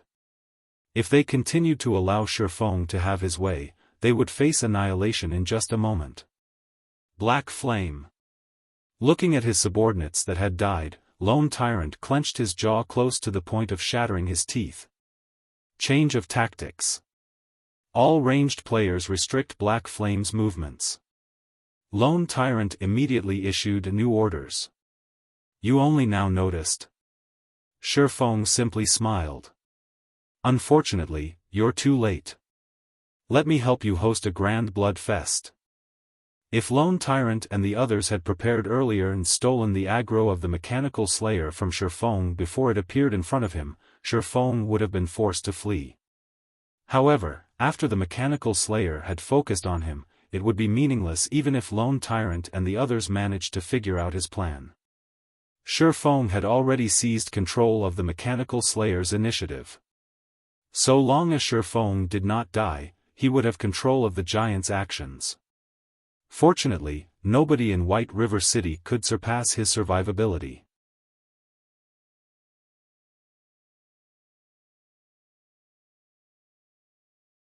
Chapter 344, Unstoppable. Although Xiaofang's survivability was impressive, when faced with a level 50 mutant High Lord, not even he could last long. After all, the gap between them was simply too wide. I have no choice, I have to use it. Xiaofan reluctantly took a frost grenade from his bag. Immediately, the mechanical slayer slid to a halt, its glowing red eyes glaring at the frost grenade in Xiaofang's hand. The mechanical slayer was very familiar with the frost grenades. Xiaofan had once used these frost grenades to freeze it for a long period of time, rendering it helpless. It seems that it remembers, Xiaofan laughed when he saw the mechanical slayer's reaction. However, Xiaofan had no hope that the frost grenades would scare the mechanical slayer for too long. Taking advantage of the mechanical slayer's hesitation, Xiaofan took a step forward and dashed towards Darkstar's mages. Damn! All mages, fire everything you have at him. Don't let him get close. Lone Tyrant shouted. One after another, spells flew towards Xiaofan in quick succession. Frost arrows, ice spheres, ice walls, spiritual bondage, and other control skills aimed for Xiaofan. Meanwhile, the mechanical slayer behind Xiaofan had finally responded. Immediately, it threw the serrated greatsword in its hand at Xiaofan. The greatsword generated a sonic boom as it flew, punching a hole through the air. The sword was so fast that it was impossible for anyone to dodge it. On one side, there were the numerous spells players had cast, and on the other, there was the mechanical slayer's greatsword. Xiaofan could not afford to be careless. Immediately, he used Phantom Kill, creating a doppelganger of himself 10 yards away from his main body. Just as the serrated greatsword was about to skewer him, by the skin of his teeth, he swapped positions with his doppelganger. Xiaofang's doppelganger was utterly powerless against the serrated greatsword, dying instantly. However, even after killing Xiaofang's doppelganger, the greatsword did not slow and soared towards the Darkstar mages. Before the members of Darkstar could react, the greatsword plunged itself into the crowd. An explosion blossomed as the weapon crashed into the ground, creating a massive hole in the teleportation hall's floor. Following which, with the greatsword as the epicenter, shockwaves radiated throughout the surroundings. A single shockwave had decimated all players within a 30-yard radius. From this, Xiaofan once more witnessed just how terrifying a mutant was. Meanwhile, Shadow Sword and Turtledove, who now hid in a corner, were dumbfounded by what they saw. Big Brother Shadow Sword, are all High Lords so powerful? Turtledove asked in shock. According to my knowledge, there is not a single High Lord as powerful as this mechanical slayer. It seems that Guild Leader Black Flame's command to withdraw was not without reason. Shadow Sword watched Xiaofan in the distance, a hint of admiration appearing on his face. Although the mechanical slayer's combat power was horrific, it did not possess the techniques to utilize it fully. Xiaofan, on the other hand, was different. Not only did he possess a firm grasp of his surroundings, but he also possessed meticulous dodging techniques. It was precisely what he, Shadow Sword, aimed to learn. If I join Zero Wing, in the future, won't I be able to learn many more techniques from him? An idea suddenly occurred to Shadow Sword, and his determination to attend Zero Wing's next recruitment increased. He must join Zero Wing. While Shadow Sword and Turtledove admired Xiaofan, Lone Tyrant's anger grew rampant. With a single attack, the Mechanical Slayer had slaughtered over 100 Dark Star elites. Damn that black flame! Have the others not arrived yet? Lone Tyrant bellowed. Guild leader, the closest members number around 4,000, and they are rushing to join us. With some time, there should be no problems boosting that number to 10,000, one of Lone Tyrant's subordinate reported. Lone Tyrant nodded, wearing a satisfied smile as he said, "Good. Tell the team to buy us some time. Also, send someone to Zero Wing's side to check for any movements. With so much commotion, they won't stand silently by." By the time everyone had gathered, whether it was Black Flame or the Mechanical Slayer, all would be his for the taking. At this moment, the members of Dark Star and the other guilds began to dart around. Wherever Xiaofan appeared, these players would run in the opposite direction, playing the mouse to Xiaofang's cat. Just as Xiaofan used the frost grenades to pin the Mechanical Slayer down and manipulate the monster's strength to kill the members of Dark Star and the various guilds, the level 150 guards of White River City had finally arrived at the teleportation hall. Over 100 guards stormed the teleportation hall. Among them, there was a level 150 Tier 2 guard general, as well as plenty of Tier 1 guard captains. These NPCs stood neatly in order, surrounding the teleportation hall. The guards are here. We're saved. The players present released a sigh of relief at the guards' arrival. Borrowing the Mechanical Slayer's strength, Xiaofan had killed countless of their allies. If they had not continuously avoided him, they would have long since died under Xiaofang's demonic claws. Good. Now that the guards are here, when they pin down this monster, they will attract its aggro. We'll see how arrogant you are then.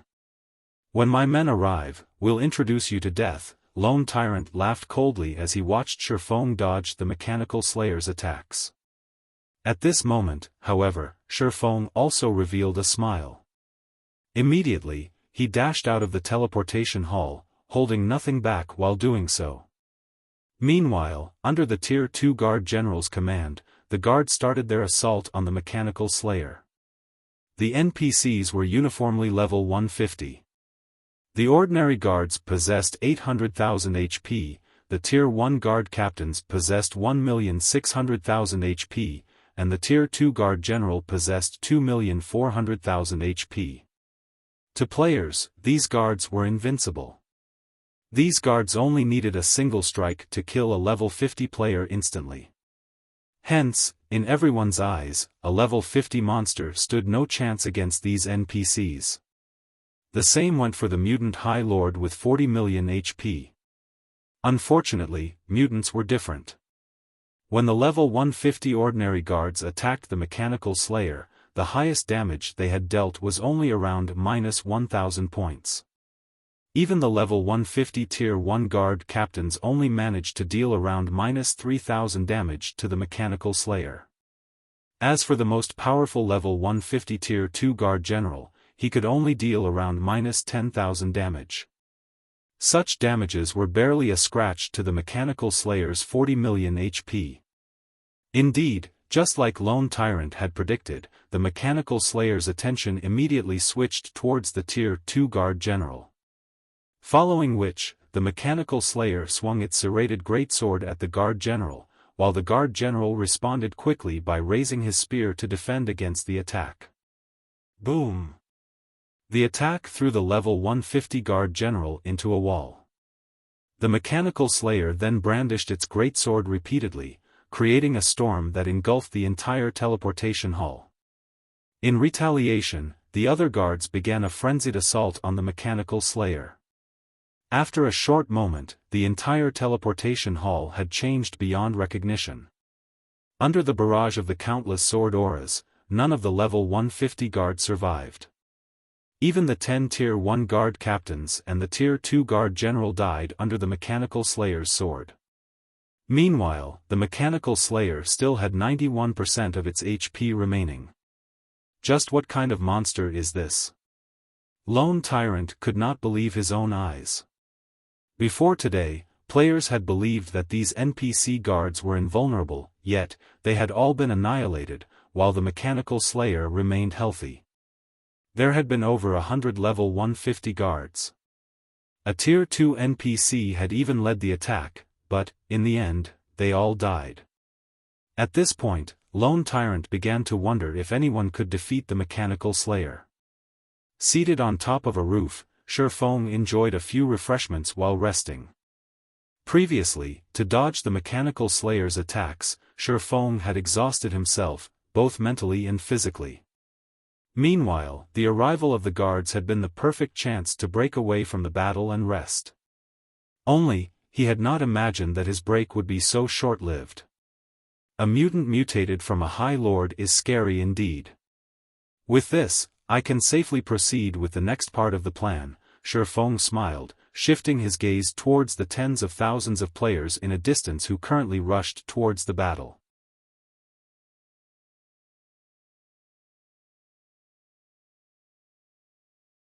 Chapter 345, Storm Domain. Look, there's a monster over there. It's massive. Wait, why does a level 50 High Lord possess 40 million HP? This is the most powerful High Lord I've ever seen. I wonder what items it will drop after it dies. At the very least, it should drop some fine gold items, right? Are all of you blind? That mutant High Lord is clearly stronger than ordinary High Lords. If a High Lord already drops fine gold items, then a mutant High Lord, which is a higher rank, should drop dark gold items. Dark gold items? There should only be a few items of such rank in Star Moon Kingdom, right? At this moment, the many players in White River City had started to gather at the teleportation hall. A sea of players covered the nearby streets, all of them watching the mechanical slayer with hungry gazes. These players considered the mechanical slayer to be a field boss that could be easily killed. Meanwhile, among this sea of players, there was actually not a single Zero-Wing member to be found. Xiaofan had long since informed his guild that they were not allowed to participate in this battle. Xiaofang's reason was not due to lack of interest in the loot of the mechanical slayer. Instead, he understood that they would only throw away their lives by joining this battle. Guild Leader Tyrant, our men have arrived. Good. The mechanical slayer belongs to us. Tell everyone to spread out and take positions. None of the melees are allowed to approach the mechanical slayer. Ranged players should distance themselves from the mechanical slayer and attack from maximum range. Let the other players draw the aggro and die for us. As for the melee players, have them aim for Black Flame. We must not let him escape. Although Lone Tyrant was shocked by how powerful the mechanical slayer was, such a powerful monster also represented a ridiculous amount of valuable loot. Despite the fact that Dark Star only had several thousand members present, its main army was on its way. In addition to the other guilds and independent players of White River City, the final number of players they could gather would exceed 200,000. Currently, if the players present attacked the mechanical slayer, most of their attacks would either deal -1 damage or Mississippi. Even so, this mechanical slayer with 40 million HP would not survive for long under the continuous assault of 200,000 players. Moreover, there weren't just 100 or so guards in White River City. In time, the city would send more guards into the fray. In a way, the mechanical slayer's death was a guarantee. It was only a matter of who would obtain the loot of the mechanical slayer after it died. At the same time Dark Star took action, the other guilds also initiated their assault. After witnessing the power of the mechanical slayer, only ranged players dared to attack it. As for those remaining, they all swarmed after Xiaofan. Only those who had just arrived and were unclear of the situation dared approach the frightening mechanical slayer. That Lone Tyrant sure is concerned about me. Even now, he still sends so many after me. Standing on top of a roof, Xiaofan had obtained a clear view of the battle. Since they wish to come, let's increase the violence. Immediately, Xiaofan dashed towards Dark Star's army. Although countless spells and arrows barraged the mechanical slayer, a majority of these attacks were a miss, and only a small number managed to deal a mandatory -1 damage. Hence, Xiaofan was still the slayer's main target. Due to the large number of players standing in between it and Xiaofan, the mechanical slayer wielded its sword, massacring everything in its path. Every time the mechanical slayer swung its serrated greatsword, swaths of players died. This scene caused the witnessing players to shiver in fear. However, it was precisely because of these players that the mechanical slayer's speed was greatly reduced, allowing Xiaofan to have an easier time dodging. Meanwhile, when the members of Dark Star saw that Xiaofan quickly approached them, ridiculing sneers started appearing on their faces. This black flame must have damaged his head. Instead of running away from us, he actually dares to run in our direction. Is he that eager to die? Isn't that better? He's saving us the time of chasing after him.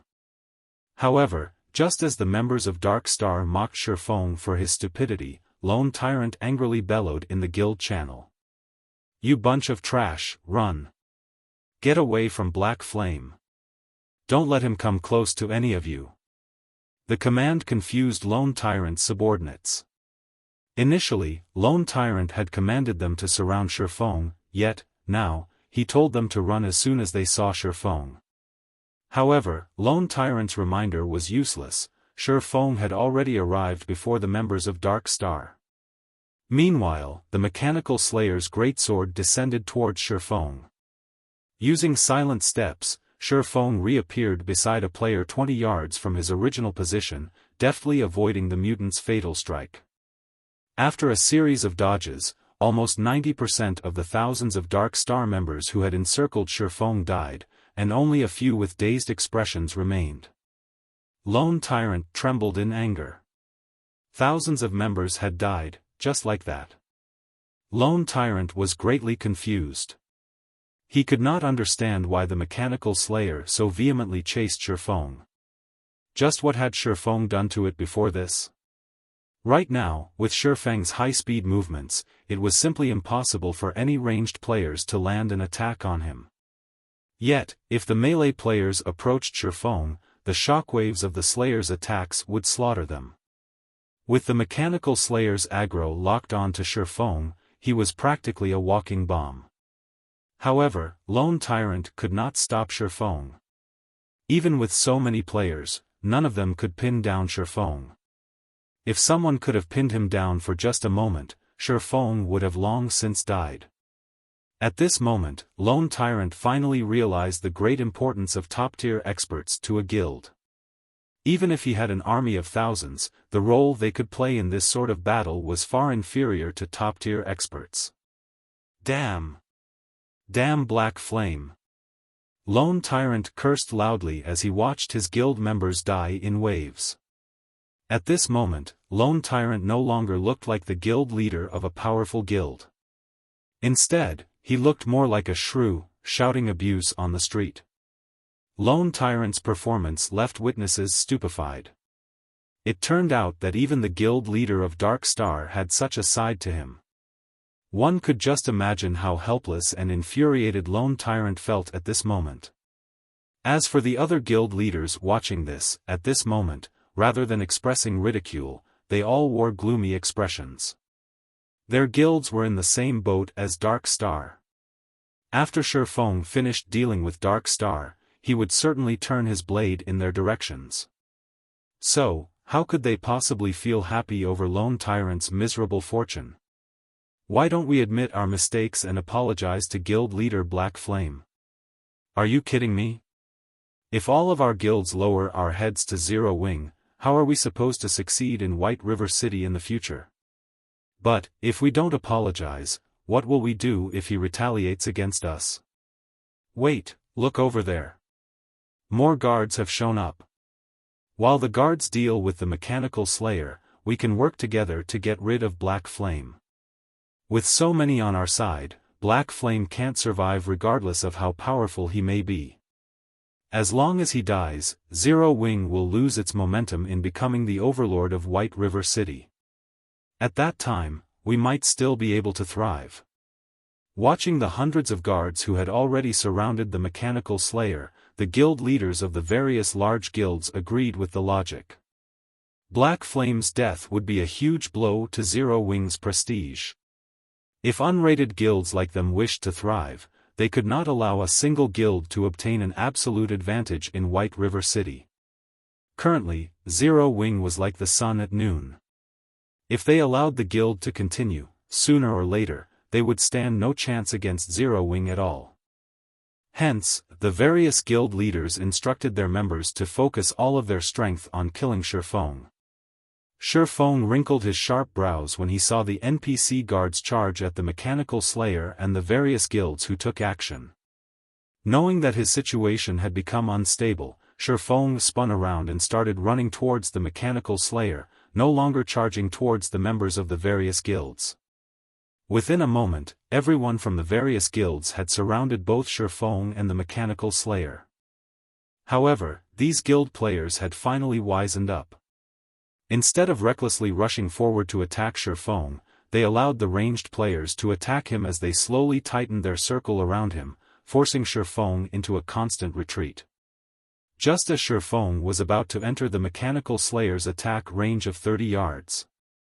The Mechanical Slayer's HP fell to 80%.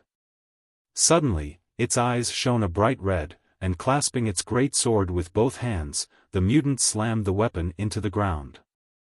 Naturally, Xiaofan understood what the Mechanical Slayer intended to do. This was none other than the Mechanical Slayer's ultimate move, Storm Domain. The skill had a radius of over 100 yards, and even his level 50 Tier 1 guards had died from a single hit. Back then, if Xiaofan had not used Wind Rider, his speed skyrocketing, the consequences would have been unimaginable. At this moment, Xiaofan immediately switched to the 7 Luminaries Rings Aura of Illusion, activating Fantasy World.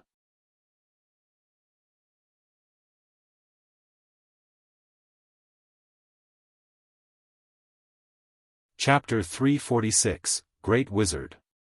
As Xiaofan activated Fantasy World, a faint barrier of light formed around his body. Fantasy World. Immunity to all magic damage and 10% of magic damage received will be converted to healing to recover players' HP for 10 seconds. Cooldown, 3 minutes. At this moment, the players surrounding Xiaofan had not yet noticed the Mechanical Slayer preparing its attack. They still foolishly charged at Xiaofan.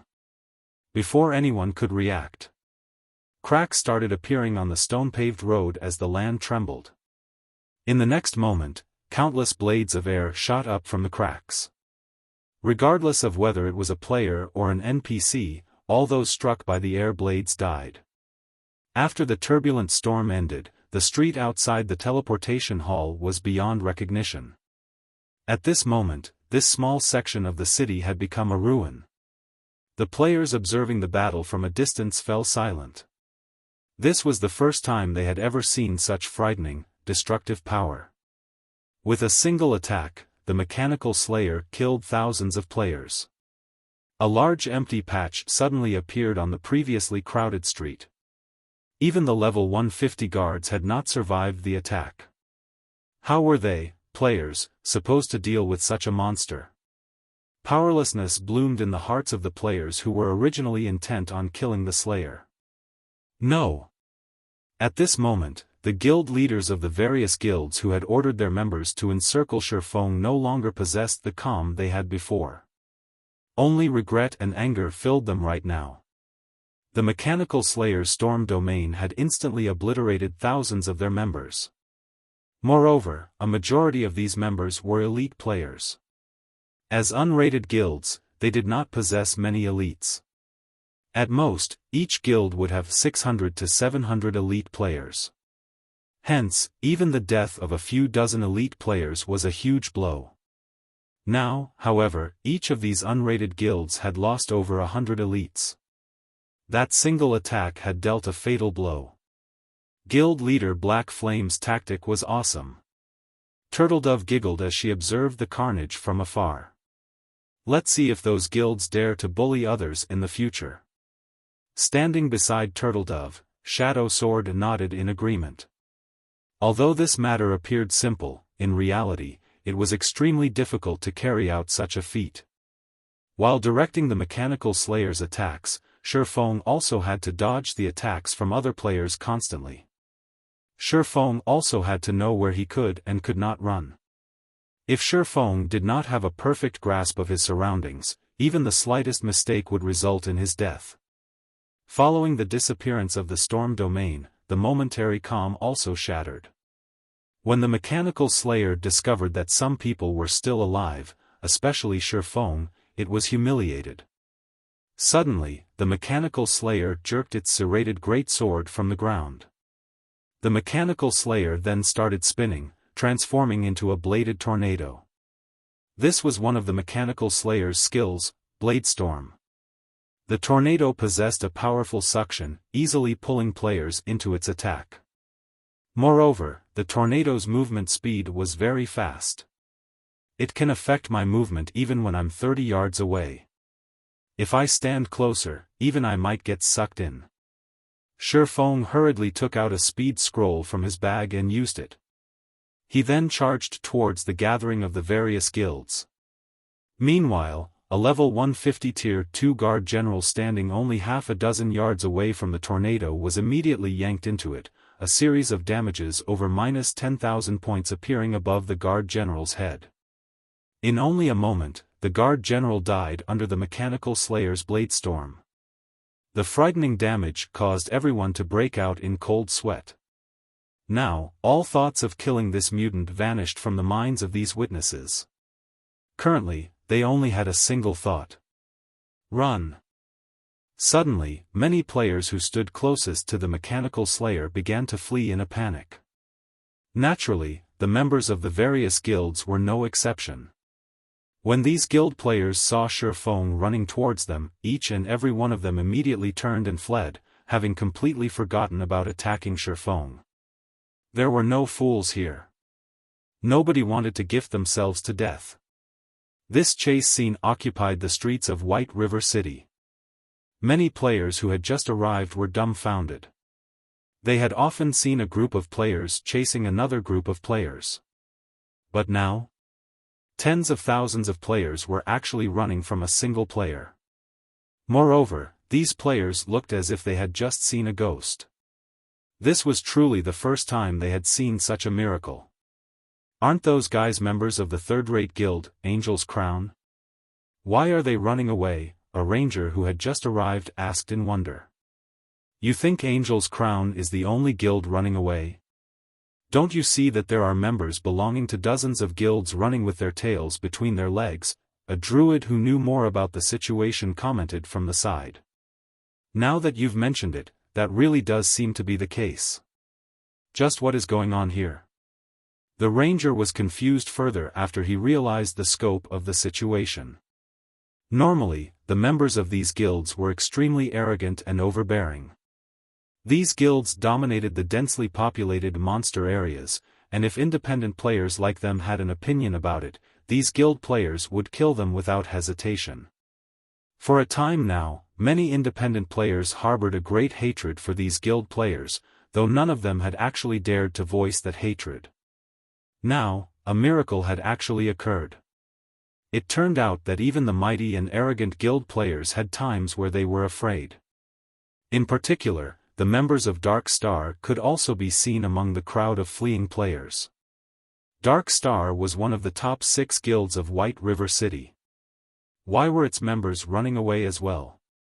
Don't you recognize the player chasing them? The druid pointed toward Xiaofan, who was at the far end of the sea of fleeing players. That person looks somewhat familiar. Wait, isn't that Black Flame, the guild leader of Zero Wing? That's right. Black Flame is the one chasing these guilds. I heard that Dark Star allied itself with many other guilds and sent their members to blockade the teleportation hall in an attempt to prevent players of other cities from joining Zero Wing. After Black Flame discovered their plot, well, this is the result. Listening to the druid's explanation, shock filled the ranger's heart. A single player was actually capable of facing dozens of guilds. Was Black Flame even still considered a player? The other players standing near the druid and ranger pair who had been clueless about the situation were also stupefied by this revelation. Although they had long since knew that Black Flame was strong, they had not known exactly how strong. He was actually capable of forcing tens of thousands of players to run for their lives frantically. Were they even playing the same VR game? Guild leader Black Flame, why don't we talk out our differences peacefully? Dark Star forced us to join their scheme. We really have no intentions of becoming enemies with Zero Wing. That's right, Guild leader Black Flame. We have our own difficulties as well. If you stop chasing us, we are willing to offer you an apology and compensate you for all your losses. Please forgive us. We won't cause Zero Wing trouble ever again. The fleeing guild leaders started yelling their offers of reconciliation. At this moment, they were truly afraid. In order to deal with the mechanical slayer, they had ordered most of their guild members to rush to the battle. If they all died here, the damage it would cause their guilds would be unimaginable. It was highly possible that they would never recover from this loss and would be forced to dissolve their guilds. Since you all have spoken, I'll forgive you, Xiaofan smiled. However, all of you need to die once first. Black Flame. We are sincerely trying to apologize. Judgment Hand, the guild leader of Angel's Crown, bellowed. Guild leader Judgment Hand must be joking. I, too, am sincere. I want you to die once. Xiaofan smiled faintly as he increased his speed once more. Xiaofang's speed was much faster than the elite members of the various guilds. In just a moment, he had caught up with the fleeing crowd. As Xiaofan dove into the crowd, the mechanical slayer was like a meat grinder as it pulled one player after another with its powerful suction force, instantly turning these players into scattered light particles. In a short moment, the various guilds had already lost over 1,000 players. With the passage of time, the number of deaths soared. Even though there was a constant stream of NPC guards arriving at the scene of the battle, none of them could hinder the mechanical slayer. Instead, they all became a delicious meal for the mutant. Before a minute had passed since Xiaofan caught up with the fleeing crowd, the death count had exceeded 10,000. Among them, Dark Star's losses were the greatest, as Xiaofang's main target was the members of Dark Star. This horrifying scene caused all observers to grow cold. If these tens of thousands of players had not scattered and escaped from the very beginning, the number of deaths would be several times higher by now. However, after more than half of the guild players and over 1,000 NPC guards had died, a man in white robes suddenly appeared in the sky. This man's appearance immediately attracted the attention of many people, including Xiaofang's. This man was no ordinary NPC. He was the magistrate of White River City, Weissman, a Tier 4 Great Wizard.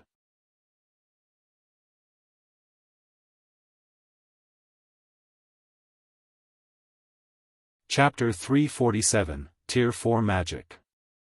Many players sighed in relief at Weissman's arrival. The mechanical slayer was too strong. Even though so many guards had attempted to slow its assault, over 50,000 players had died. Moreover, turned several White River City streets into ruins. If given more time, the slayer would have slaughtered every player in White River City. Meanwhile, the city itself would become nothing more than rubble. Despite being only a level 50 mutant High Lord, the mechanical slayer had caused so much damage. If dozens of such powerful monsters appeared, wouldn't they obliterate White River City? However, among all of the players present, only Xiaofan understood how powerful a mutant was. An ordinary High Lord could never be so strong. Mutants were considered natural disasters. I wonder which is stronger, a great wizard or a mutant. At this moment, Xiaofan stood far from the commotion, quietly observing Weissman and the Slayer's every action. Great Wizard was a Tier 4 class. Even in Star Moon Kingdom, Weissman was one of the heavyweights. Such a powerhouse would only offer protection to a major city like White River City. Smaller cities would only be guarded by Tier 3 NPCs at best. Meanwhile, the Mechanical Slayer was also unique. It was a mutant that had transformed from a High Lord. If classified as a tier, Xiaofang's initial judgment placed the Mechanical Slayer at Tier 3 upper rank. Otherwise, it could not have defeated a Tier 2 guard general so effortlessly. At this moment, the level 200 Weissman and the level 50 Mechanical Slayer were only 30 yards apart, staring each other down. The level gap between the two was very wide. No matter how one looked at it, they were not equals. Yet, when Weissman and the Slayer stood together, nobody felt any sense of disharmony from looking at them. A mutant? No wonder the guards could not defeat it. Weissman did not rush to attack the Mechanical Slayer. Instead, he carefully observed the mutant. He then shifted his gaze towards his surroundings. The spacious streets around him no longer possessed the splendor they had in the past. There were collapsed buildings everywhere, and this caused Weissman's gentle gaze to chill with anger. Suddenly, Weissman's body exuded an intimidating authority. Even while standing hundreds of yards away, everyone could feel their bodies grow heavy, their breath quickening. As this authority grew increasingly powerful, some ordinary players who had withstood the pressure suddenly crouched, their faces filled with fear while their bodies trembled. Authority was intangible, and it could not physically influence substantial change. This was closer to spiritual pressure. It was an instinctual warning for when living creatures faced an enemy that was far superior, altering them to the danger. Humans had long since detached themselves from the various threats of Mother Nature, so their instincts were extremely weak. However, due to God's domain, players began to recover these instincts gradually. Although players had recovered these senses, they still sorely lacked spiritual training. As a result, many were unable to withstand Weissman's authority and had crouched in fear. Aside from exuding his frightening authority, Weissman had also enveloped an area 100 yards around him as his magic domain. As long as one were within this domain, the magic would suppress their strength unless they possessed equal or stronger magic. Simultaneously, this magic domain also strengthened Weissman. This was a frightening aspect of Tier 4 classes. As soon as a Tier 4 class used their domain, Tier 3 classes and below would be sheep for the slaughter. At this time, the Mechanical Slayer also began to move. Raising its serrated greatsword, it sent a powerful slash at Weissman. Just as countless air blades swept across the expanse, Weissman suddenly vanished. In the blink of an eye, he appeared on the other side of the Mechanical Slayer. Responding quickly, the Slayer swung its greatsword towards Weissman's new location. However, the result was the same. Weissman dodged the attack using instantaneous movement again. After over a dozen consecutive slashes, Weissman had yet to receive a single point of damage. Meanwhile, Weissman's consecutive usage of instantaneous movement stunned the watching players. It was common knowledge that the instantaneous movement that elementalists possessed had a cooldown of 25 seconds with a maximum moving distance of 20 yards. However, Weissman's instantaneous movement looked like it did not have a cooldown. Moreover, every time Weissman used instantaneous movement, he moved over 40 yards from his original position. It's as expected of a Tier 4 class. Even instantaneous movement has become far more powerful.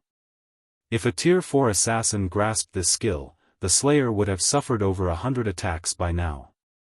Xiaofan had fought his fair share of Tier 4 classes in the past, so he knew just how powerful they were. Among the many Tier 4 classes he had fought, quite a few were great wizards. So, Xiaofan had a general understanding of great wizards. From his knowledge, Xiaofan knew that there were differences between Tier 4 great wizards. As for Weissman, a great wizard capable of using instantaneous movement effortlessly over a dozen times in quick succession, at the very least, he should be an upper-rank great wizard. After a frenzied assault, scars around 4 meters deep and 40 meters long were visible throughout the street. However, no matter how the mechanical slayer attacked, it could not land a single hit on Weissman. The slayer had also started to panic. Gripping its serrated greatsword with both hands tightly, it stabbed its weapon into the ground. It was obvious that the mechanical slayer intended to use Storm Domain once more. However, Weissman, who had continuously dodged the slayer's attacks, had begun his attack. One of his hands currently held up his white jade staff, gathering a horrifying amount of magic power around it, while his mouth chanted complex incantations and his other hand swiftly traced lines of runes. Such quick writing and complex runes. The incantation for an ordinary Tier 3 spell normally only has around a dozen lines or so, yet Weissman has already written at least 20. At the very least, he should be casting a Tier 4 spell. Xiaofan was shocked as he watched Weissman's casting. Ordinary, great wizards would need at least 6 to 7 seconds to write over 20 lines of runes. Meanwhile, Weissman had only needed 4 seconds. This is bad. This distance is still too dangerous. Xiaofan knew how powerful a Tier 4 spell was. Such a spell possessed the destructive force of a missile. With his distance of 150 yards, he could easily be caught in the crossfire. Hence, Xiaofan turned and ran. As the ground started to fragment, blades of air shot up from the ground. Weissman suddenly flew upward and hovered in midair. The air blades exploded forth, shooting towards Weissman. At this moment, Weissman had also finished chanting his spell. He pointed the finger he had used to write the runes with towards the sky, and in the next instant, a gigantic blue magic array appeared above the city. Tier 4 magic, Sky Piercer. Weissman lightly waved his white jade staff, pointing it at the mechanical slayer. Blue-colored gas flowed out of the magic array, transforming into a sharp blue spear that came crashing down. When the air blades and blue spear collided, a violent shockwave swept through the area. Even houses over 100 yards away were blown away. Players who stood within a 200-yard radius died instantly, while players who stood 200 yards to 300 yards away suffered varying degrees of damage. After the brief collision between the two skills, Blue Spear pierced through the air blades and struck the mechanical slayer's body. The spear was like a meteorite crashing into the ground. In the wake of the impact, strong winds blew, and dust rolled. A shockwave far more powerful than the one before also spread from the site of impact. It was as if a huge earthquake had just occurred. After the dust settled, everyone's gazes shifted towards where the Sky Piercer had fallen. Immediately, everyone's jaws dropped in shock. The spear's landing site had become a massive crater that was over 30 meters deep.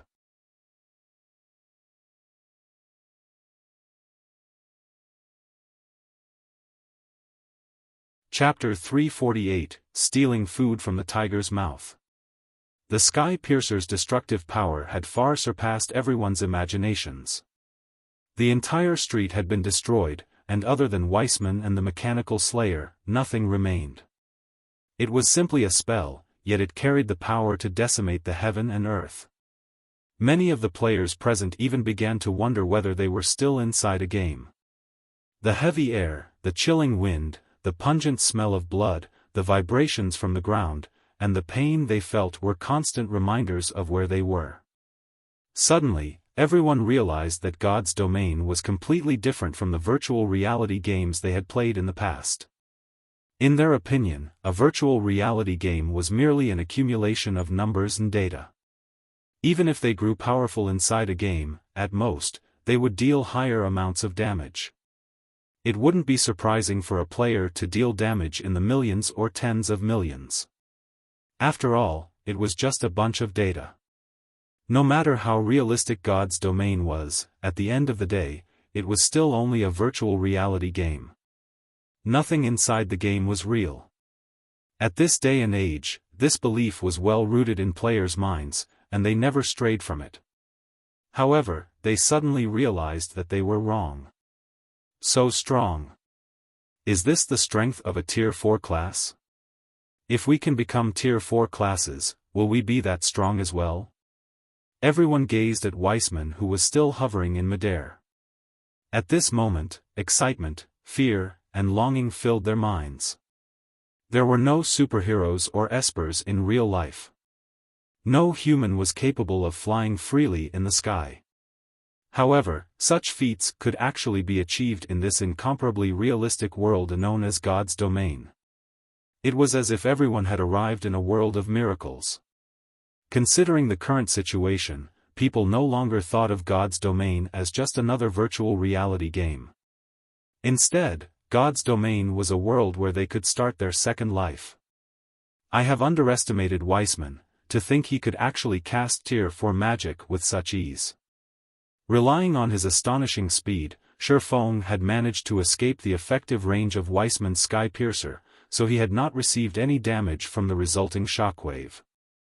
Normally, high-tiered spells required a very long casting time. During this period, others could easily interrupt the caster and inflict significant amounts of damage. Normally, when one fought an opponent of the same tier, very rarely did they have the chance to cast high-tiered spells. Instead, they would use low-tiered spells with shorter cast times. It was extremely difficult to cast a Tier 4 spell in the midst of battle like Weissman had when faced with an equal opponent. Yet, even when facing a mutant like the Mechanical Slayer, Weissman had still managed to cast a Tier 4 destructive spell effortlessly. It was apparent just how powerful Weissman was. While Xiaofan had focused on Weissman, the Mechanical Slayer had flown out from the crater the Sky Piercer had created. What? It's still alive, even after taking a hit from a Tier 4 spell? Xiaofan was slightly surprised when he saw the wounded Slayer. The effects of high-level magic weren't limited to HP damage alone. It could also damage the enemy's physical condition. In battles, HP only served as a reference. In certain cases, even when players only had 1 HP remaining, their combat power would not be affected in the slightest, they could still display 100% of their actual combat power. Yet, sometimes, despite losing only a thread of their HP, players' combat power might be greatly affected, leaving them capable of displaying only 10%. High-tiered skills were so powerful was because not only could they cause a frightening amount of damage, but they could also greatly affect the enemy's combat power.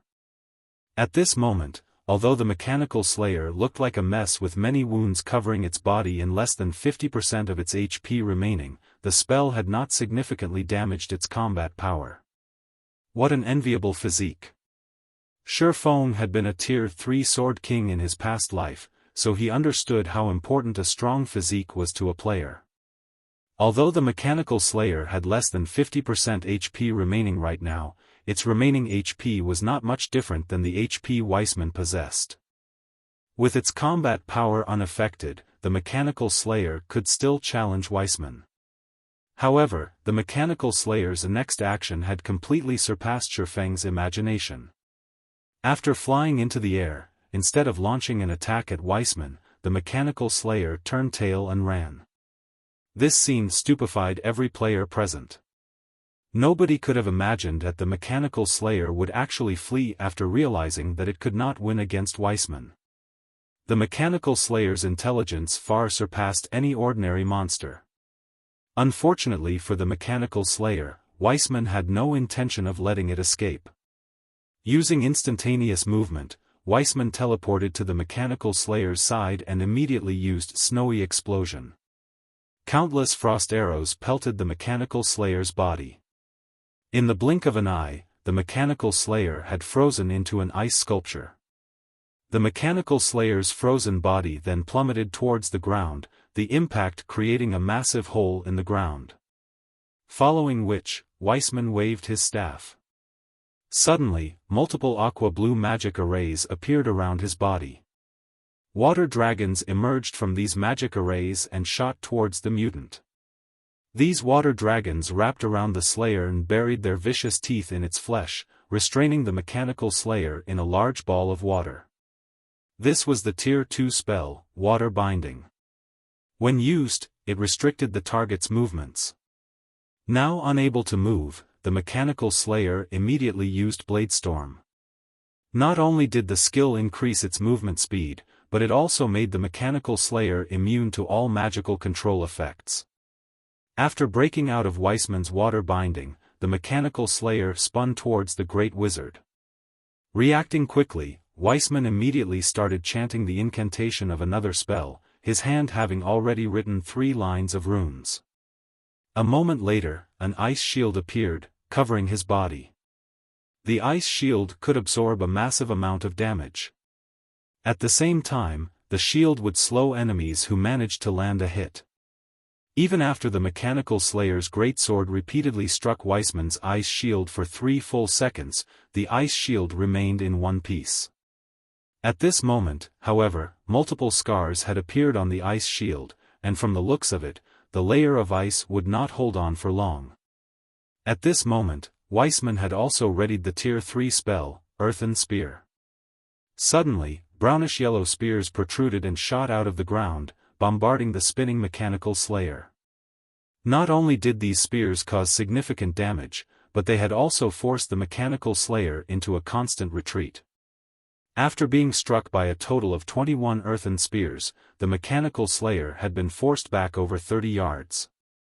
In a fit of rage, the mechanical slayer threw its serrated greatsword at Weissman. Unperturbed, Weissman used instantaneous movement to dodge the simple attack. Immediately after, Weissman bombarded the mechanical slayer with dozens of lightning snakes. While Weissman and the mechanical slayer clashed, Xiaofan quietly snuck closer to them. After the battle had reached this point, Xiaofan could tell that the mechanical slayer was no match for Weissman. Although the mechanical slayer was not weak, mutants needed time to grow. Originally, the gap between the mechanical slayer and Weissman should not have been so wide.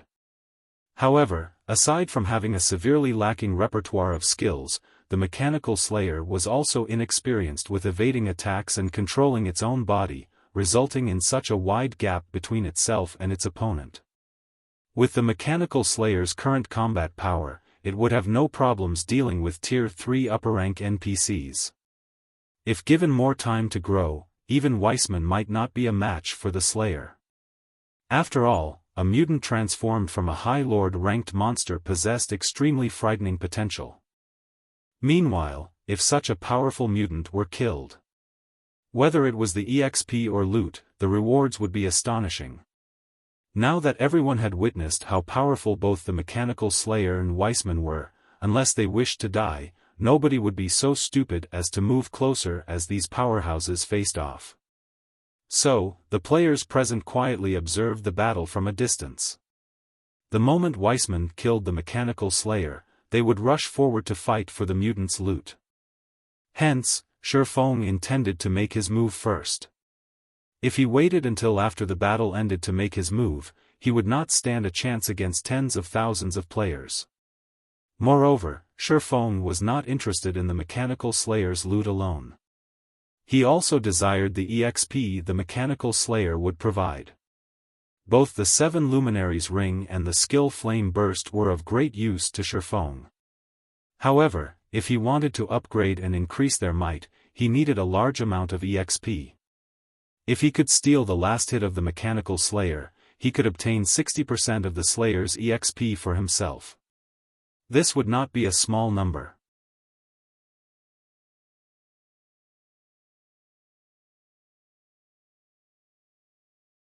Chapter 349, Skyrocketing Experience. While Xiaofan slowly approached the battlefield, the other players stared intently at the mechanical slayer's HP. As the battle grew more intense, the mechanical slayer's HP fell at an increasing rate. If they were a step ahead of others, they would have a higher chance of obtaining some of the slayer's loot for themselves. Naturally, they all watched the mutant's HP intently, prepared to dash forward when it dropped to 0. At the same time, various guild leaders began issuing commands to surround the battlefield. Although Xiaofan had killed many of their members with the aid of the mechanical slayer, many were still alive. At this time, these guilds no longer paid attention to Xiaofan. Including Lone Tyrant, who hated Xiaofan down to the bone, they all focused on the mechanical slayer. Guild leader Tyrant, we have people stationed as close to the mechanical slayer as possible. Our men will charge forward as soon as the slayer dies, an assassin standing beside Lone Tyrant reported. Good. If someone steals the loot, kill them, Lone Tyrant ordered. According to his estimation, the loot of such a powerful monster like the mechanical slayer, at the very least, would be dark gold items. It might even drop epic items. As long as they could obtain these items, they could make up for some of the losses they had previously suffered. Right, have there been any movements from Zero Wing and Ouroboros? Lone Tyrant asked. None at the moment. I don't know what happened with Zero Wing, but none of their members have arrived. It seems they're not interested in this situation. As for Ouroboros, they are still focused on raiding the 3 great dungeons. They only sent a small contingent. On the other hand, Emperor's Light and Assassin's Alliance have sent quite a few members, the assassin reported. He then added, if we had not lost so many members because of Black Flame, we could have contended with these guilds evenly. Ha ha ha. Gentle Snow, in your eagerness to conquer the 3 great dungeons, you have missed out on the chance to conquer the 3 great dungeons. Pass down my command. Have everyone focus on grabbing the most valuable items. Don't let any dark gold items or epic items fall into other guilds' hands. Lone Tyrant's excitement grew as he thought about the bountiful loot of the mechanical slayer. Before, Dark Star had lost many of their members and suffered massive losses due to Black Flame. It would take a long time for the guild to recover. Lone Tyrant swore that he would personally avenge his guild sooner or later. However, if they could obtain some dark gold and possibly epic items, it would massively assist the guild's recovery. It was especially true for dungeon raiding. If they could use dark gold and epic ranked weapons and equipment to fight the bosses in the 3 great dungeons, they would have a much easier time conquering these dungeons. By the time they obtained the first clear of the 3 great dungeons, Dark Star would take its place in the public eye once more, restoring its past glory. Time passed gradually. While everyone focused on the mechanical slayer's HP, the number of players in White River City who had gathered continuously increased. After all, it was the first time a monster attack had occurred in Star Moon Kingdom. Shortly after the White River City system announcement appeared, a report appeared on the God's Domain official forums. Even players from other cities rushed over to experience this rare event. However, the teleportation fee between cities was very expensive. So, there weren't a lot of players from other cities. Meanwhile, the players from other cities were those who were well off in God's Domain. A majority of these players were the elite members of guilds. At one point, over 500,000 players had gathered around the battlefield between Weissman and the Mechanical Slayer. That was practically a third of the total population of White River City. I'm relieved. To see such a powerful monster, we have not wasted the trip. Only a few of us teleported here, and we haven't occupied any strategic locations.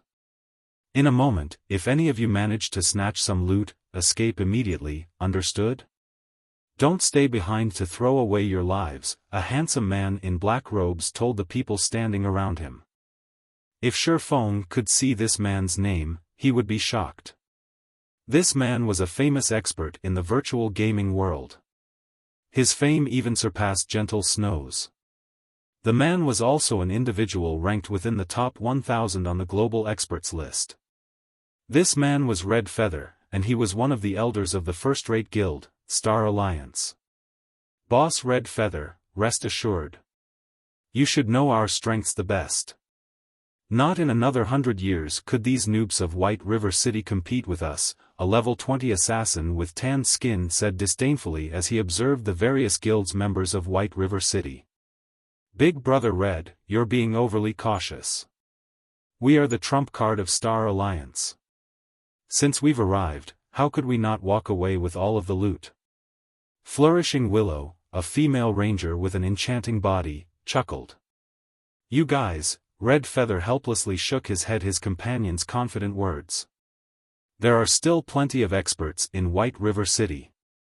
Although Gentle Snow is not participating, don't forget that there are still the branch leader of World Dominators, Blood Halberd, the guild leader of the Assassins Alliance, Cruel Sword, and the branch leader of Emperor's Light, 13th Swallow. There is also the expert that has recently appeared, Black Flame. In addition, experts from other cities have also come to take part in this event. No matter what, we have to act prudently." Unfortunately, Red Feather's reminder fell on deaf ears. None of his companions took his words to heart. After all, every one of them was above level 20, and a majority of the equipment they wore was secret silver rank.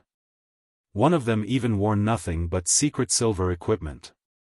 In addition, they were all veteran gamers who had fought in the virtual gaming industry for many years now. They were all top-tier experts. Their levels, techniques, and equipment were all first-rate. So, how could they possibly lose to any other guild? Big Brother Red, that mechanical slayer's HP is about to bottom out. Should we rush over there? Flourishing Willow asked. In a moment. The more powerful a monster is, the more powerful its counterattack will be before it dies. You have all personally witnessed how powerful the mechanical slayer is for yourselves. Anywhere within a 200 yards is a danger zone. If we don't have any invulnerability skills, the splash damage will kill us before we get close. Red Feather stopped his companions. However, we can approach the 200-yard range. Just as Red Feather finished speaking, suddenly, a black figure charged towards the mechanical slayer so fast that it left observers tongue-tied. Ha ha ha. What a fool. The mechanical slayer still has 2% of its HP left, yet he dares to rush ahead. Based on his speed, that person should be an expert. Unfortunately, his greed has overpowered his judgment. If he waited until the mechanical slayer died, with his speed, he could have snatched one or two items. Many onlookers ridiculed the figure that had boldly charged into the fray. Nobody believed that the figure would survive to reach the slayer. However, there was also a small number of players who rushed after him. Meanwhile, the black figure leading the charge was none other than Xiaofan. At this moment, the mechanical slayer was already on the verge of death. Weissman only needed 2 or 3 more skills to finish it off.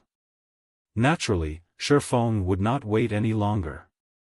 However, when Xiaofan was 100 yards from the battlefield, the mechanical slayer erupted.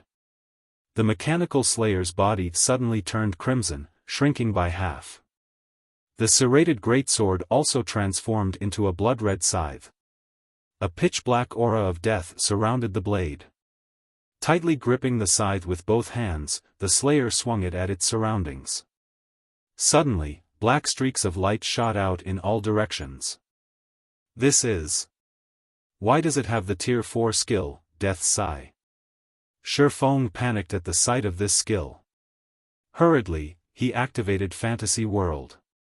The instant the black lights collided with the barrier of light formed by the Fantasy World, although Xiaofan had not lost any HP, he felt as if he had been struck by a sledgehammer. Xiaofan had even wondered if Fantasy World could hold up against this Tier 4 skill.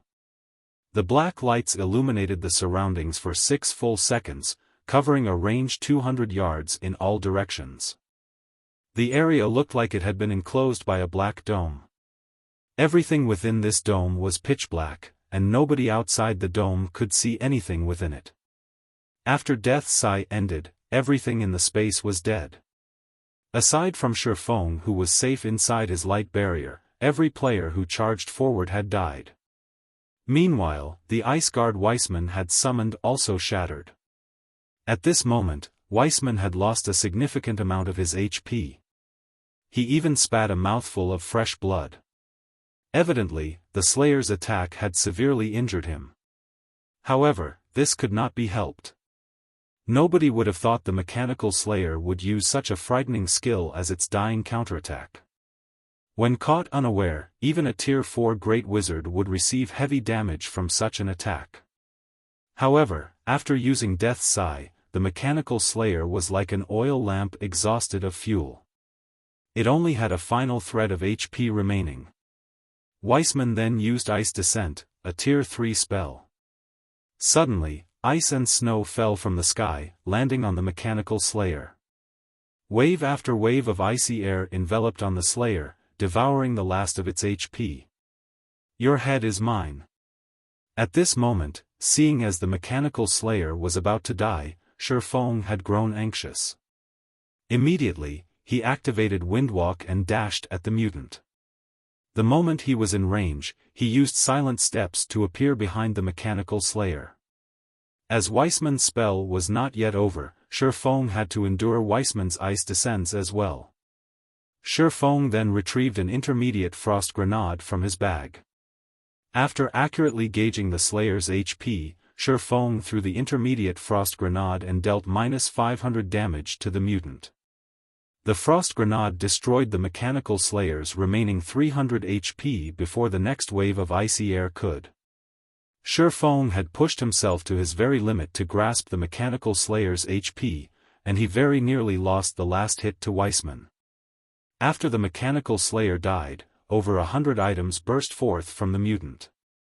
Meanwhile, Xiaofan also received a series of system notifications. Before Xiaofan could check the notifications, his experience bar started to soar. In just a moment, Xiaofang's level 24 experience bar filled before breaking through to level 25.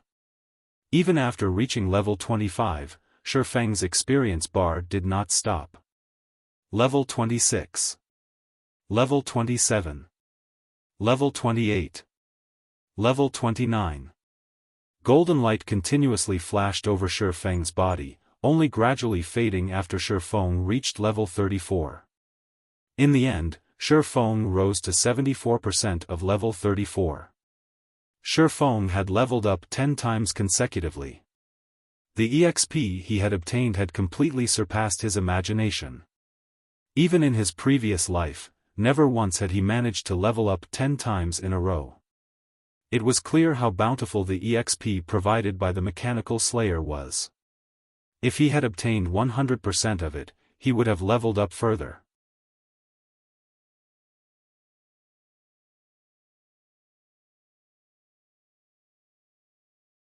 Chapter 350, Sword in the Stone. Before Xiaofan could celebrate his success of stealing the last hit, he felt deep-seated malice directed at him from all directions. Although Xiaofan was wearing the black cloak, and nobody had yet recognized Xiaofan. The system notification that appeared after the mechanical slayer died had betrayed Xiaofan. Starmoon Kingdom System Announcement: Congratulations to Black Flame for being the first player to kill a mutant. Rewarding 50 reputation points in Starmoon Kingdom, 30 free mastery points, and 30 gold coins. White River City System Announcement: Player Black Flame has killed the mechanical slayer that invaded White River City. Rewarding 50 reputation points in White River City, 10,000 merit points in Starmoon Kingdom, and 20 gold coins. These two notifications popped up 3 times. After reading these notifications, even a fool could tell that the cloaked figure covered in a golden glow was none other than Zero Wings Guild leader, Black Flame. Now, not only Xiaofan had obtained a wealth of EXP by killing the mechanical slayer, but he also received a bountiful reward from the system. How could others not be envious? Sure enough, his reputation is well deserved. He actually stole the last hit while Weissman and the mechanical slayer fought.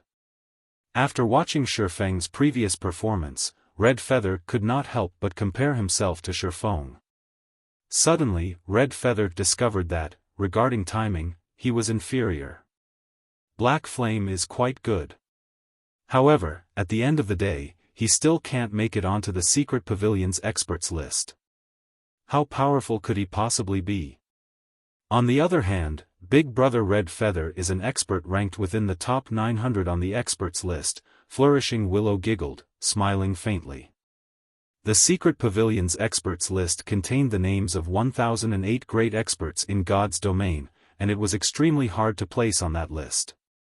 After all, there were too many players in God's domain. Moreover, that number continued to increase. Hence, even if it were the 1008th ranked player on the experts list, that expert would be a monster-like existence. In the virtual gaming world, players took pride in ranking on the experts list. Not only was it a symbol of strength, but it was also a symbol of honor. Since Red Feather ranked in the top 900, it sufficed to say that he was very powerful. On the other hand, Black Flame's absence from the experts list showed that the secret pavilion judged him as inferior to Red Feather. However, Xiaofan did not care what others thought about him. Without hesitation, he started picking up the items the Mechanical Slayer had dropped. After the Mechanical Slayer died, over 100 items had scattered around its body. Needless to say, everyone present knew that if one could take all of these items for themselves, it would massively assist Guild's development. Seeing as the Mechanical Slayer had been such a powerful monster, even the worst items it dropped should be fine gold rank. At this stage of the game, fine gold ranked weapons and equipment were extremely rare. With over 100 weapons and equipment of such quality, they could either fully arm a 20-man team, qualitative improve a 50-man team, or significantly upgrade a 100-man team. Damn! All of you, go! Those drops are mine! Lone Tyrant shouted in rage. Clenching his fists, Lone Tyrant's eyes resembled a poisonous snake's as he glared at Xiaofan. The Dark Star members who had been on standby all this time charged forward. Naturally, the players from other guilds did not lag behind. They all simultaneously dashed towards the dropped items. Of course, Xiaofan would not let anyone have any of the drops. However, due to time constraints, he could only take a limited number before the tide of players crashed down on him. 1. 2. 5 pieces. The moment Xiaofang's hands reached an item, he would immediately throw the item into his bag, not even bothering to look at what he had picked up. No! Get rid of him! All mages, bombard him with AoE spells. Lone Tyrant's heart bled as he watched Xiaofan claim items, one after another. This was his biggest chance to recuperate Dark Star's losses. At this moment, however, Xiaofan was destroying that chance right before his very eyes. As for the others, they, too, realized that they could not leave Xiaofan alone. They needed to kill him immediately. Otherwise, there wouldn't even be scraps left. They sure are fast. Xiaofan wrinkled his brows, his hands moving even faster than before. Unlike the items dropped by dungeon bosses, there was an additional rule for the loot from field bosses. Even if a player obtained an item from field boss, if someone killed them within 2 hours, that item would drop from their dead body with 100% certainty. It was the same for players who picked up the item later on. Only after 2 hours, would this item not fall from the player's bag. Due to this reason, even if it was at the cost of their lives, the players charging forward wanted to destroy Xiaofan. After all, Xiaofan had already picked up over 30 items. The Mechanical Slayer had dropped over 100 items. Yet, Xiaofan had already claimed over a fifth of them for himself. How could anybody accept such a situation? Xiaofang's anxiety grew at the sight of the approaching crowd. Suddenly, however, he noticed an inconspicuous-looking item among the many drops. To be precise, this item was a sword fully encased in a crystal. Although this sword appeared ordinary, Xiaofan could not help his attention shifting towards this ordinary-looking sword. At the moment, Xiaofan was 8 yards away from this sword. If he used the time to run there instead of picking up the items around him, he could still claim at least 2 or 3 items. Moreover, the approaching players were only 40 yards away right now. Some rangers had even begun to aim and fire at Xiaofan. Should I go for it or not? Xiaofan hesitated. If he went for the sword, he would definitely lose the other items. Moreover, before the item was firmly in his hands, he could not confirm the quality of the sword. If he darted for it only to find out that he had picked up a common item, he would have missed out on obtaining items of better quality. As Xiaofan hesitated, an arrow flew towards his head. Xiaofan responded quickly. With the wave of the abyssal blade, he slashed this arrow in half. In the next moment, however, dozens more flew at him. After Xiaofan reached level 34, his various attributes had improved immensely. Taking a step forward, he brandished his two swords. While dodging the incoming arrows, Xiaofan sliced apart those that he could not dodge. "I'm running out of time." Xiaofan decided to make the gamble. Immediately, he charged towards the sword in the stone. Even with so many items surrounding him, only this sword attracted his attention.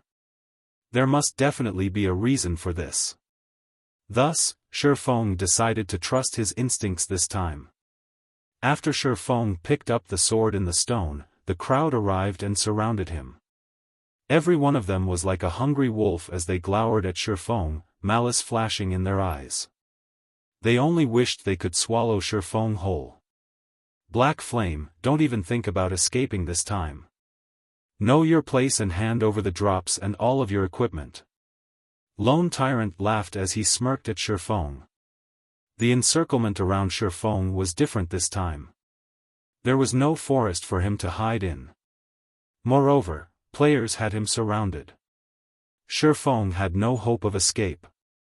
At this moment, Red Feather, who swiftly approached the scene, sent a whisper to Xiaofan, "Guild leader Black Flame, you are a red name at the moment. You have killed so many players inside White River City. If you die, the penalty you will receive will be extremely heavy. Why don't you hand all the drops over to me, and I'll help you leave safely?" Xiaofan sent a contemptuous gaze at Red Feather, looking at Red Feather as if he was a fool. Now that there were thousands of players simultaneously casting their skills at Xiaofan, only a fool would believe that Red Feather could help Xiaofan escape safely. Red Feather only made such an offer to convince Xiaofan to approach him before taking the opportunity to end his life, obtaining an easier time collecting the drops. This sort of trickery might deceive a child, but to deceive him? Maybe in another decade.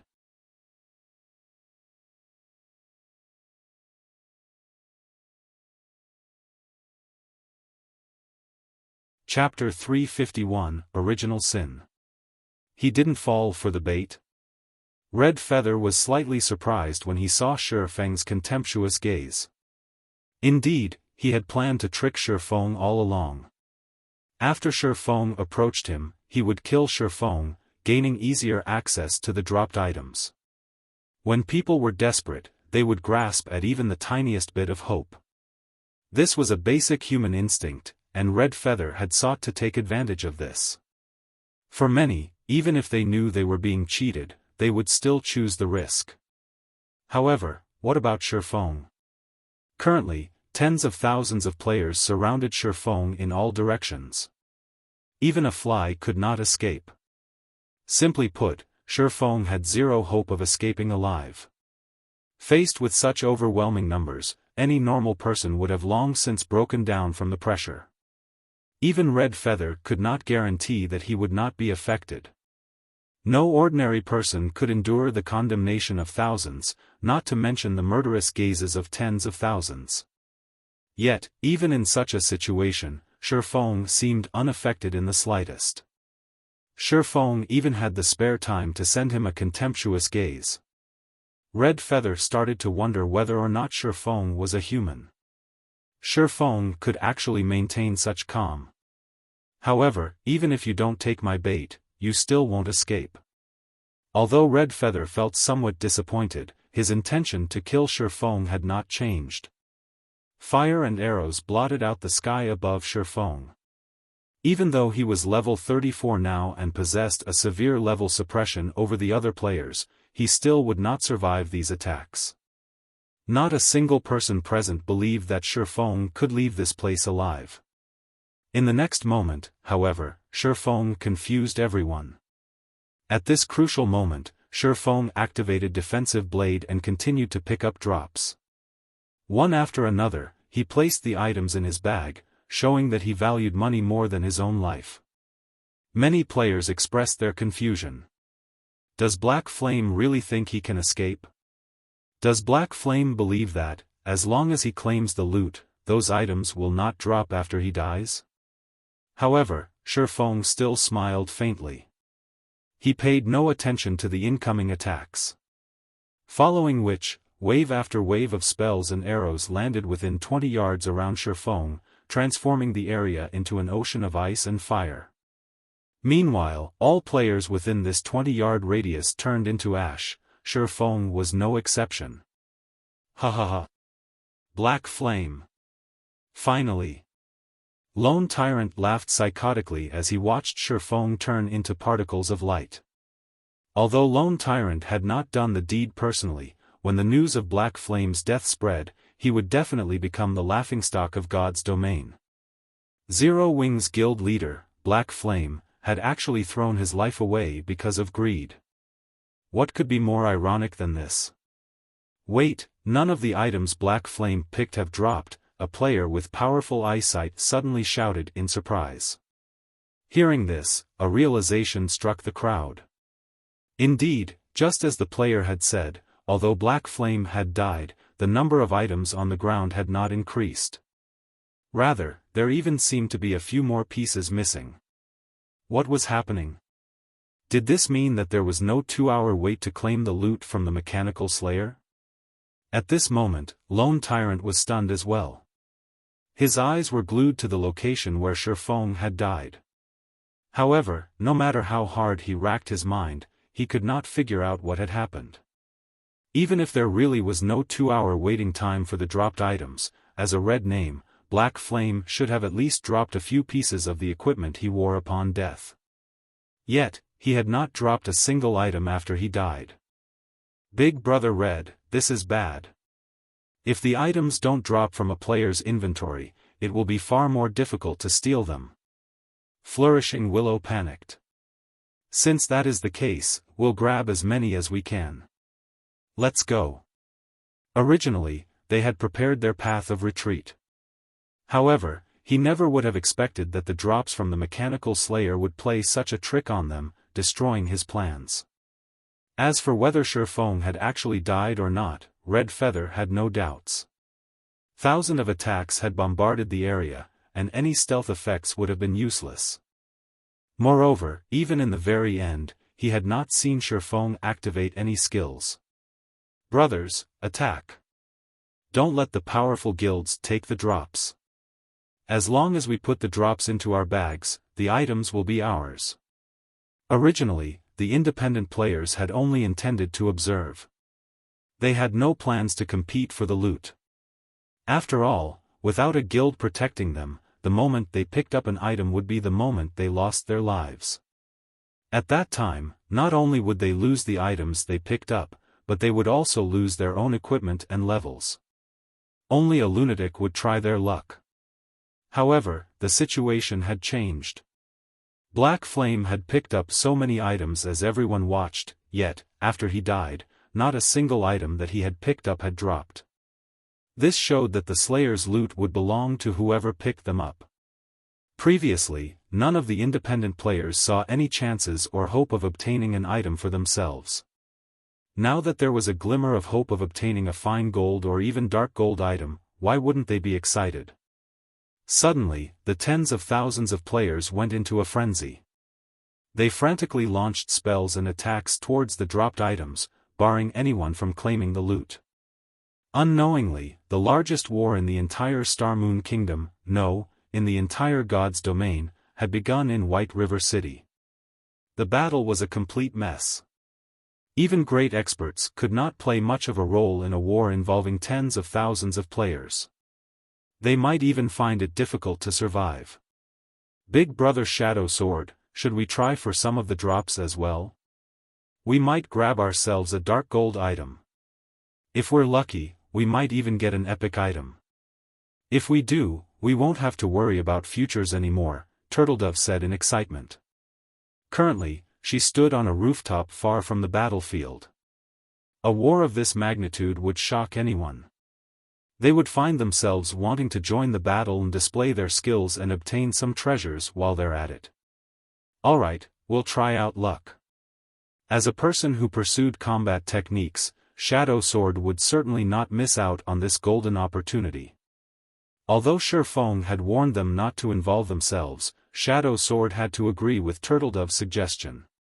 If they could be like Xiaofan, grabbing 30 to 40 items for themselves, even if they died, it would be an admirable death. After all, facing the attacks of tens of thousands of players, even the top-ranking expert on the Secret Pavilion's experts list, the undefeated god, could not possibly survive. For your own good, I advise you two not to go. Even if you snatch an item, you won't get anything after you die. At this moment, a calm and indifferent voice reached Turtledove and Shadow Sword's ears. When the two heard this voice and promptly turned their heads towards the source, shock immediately appearing on their faces. You! How did you resurrect? Turtledove gaped at Xiaofan with disbelief. Currently, Xiaofan still wore his black cloak, a calm expression on his face. Resurrect? I never died, so why would I need to resurrect? Xiaofan chuckled. Making one-way trips was not brave, but stupid. Since he had charged into battle, naturally, he had long since prepared an escape. Before Xiaofan had charged towards the mechanical slayer, he had already activated Phantom Kill. He had then sent his doppelganger away from the battlefield while he forged ahead to steal both the last hit and the treasure. After he had his fill, he immediately swapped positions with his doppelganger, letting his doppelganger endure the rain of attacks while he departed from the battlefield. You didn't die. How is this possible? I saw countless spells hit before you turned into particles of light and disappeared. Turtledove walked up to Xiaofan, her bright eyes scanning his body. After an extensive examination, she revealed a look that said, "You can't deceive me." Xiaofan laughed and said, "That's only a doppelganger." Doppelganger? Originally, Turtledove had not believed Xiaofan in the slightest. However, at the mention of the word doppelganger, she suddenly understood the gist of the situation, feeling slightly shocked. She never expected that Xiaofan would have planned an escape. However, Shadow Sword was far more shocked by this revelation. With only the use of a doppelganger, Xiaofan had managed to toy with the tens of thousands of players present, causing them to start a massacre. If Shadow Sword and Turtledove knew that Xiaofan had come to this tall building to look for an opportunity to re-enter the battlefield. At this moment, Xiaofan sat quietly before calling up the system interface for the 7 Luminaries ring. Finally, I can level these skills. Xiaofan looked at the 7 great skills displayed on the 7 Luminaries ring interface, growing excited. Even at level 1, these 7 skills were immensely beneficial. If he could level these skills several times, his combat power would definitely reach the next level. It would also significantly assist with his class change quest.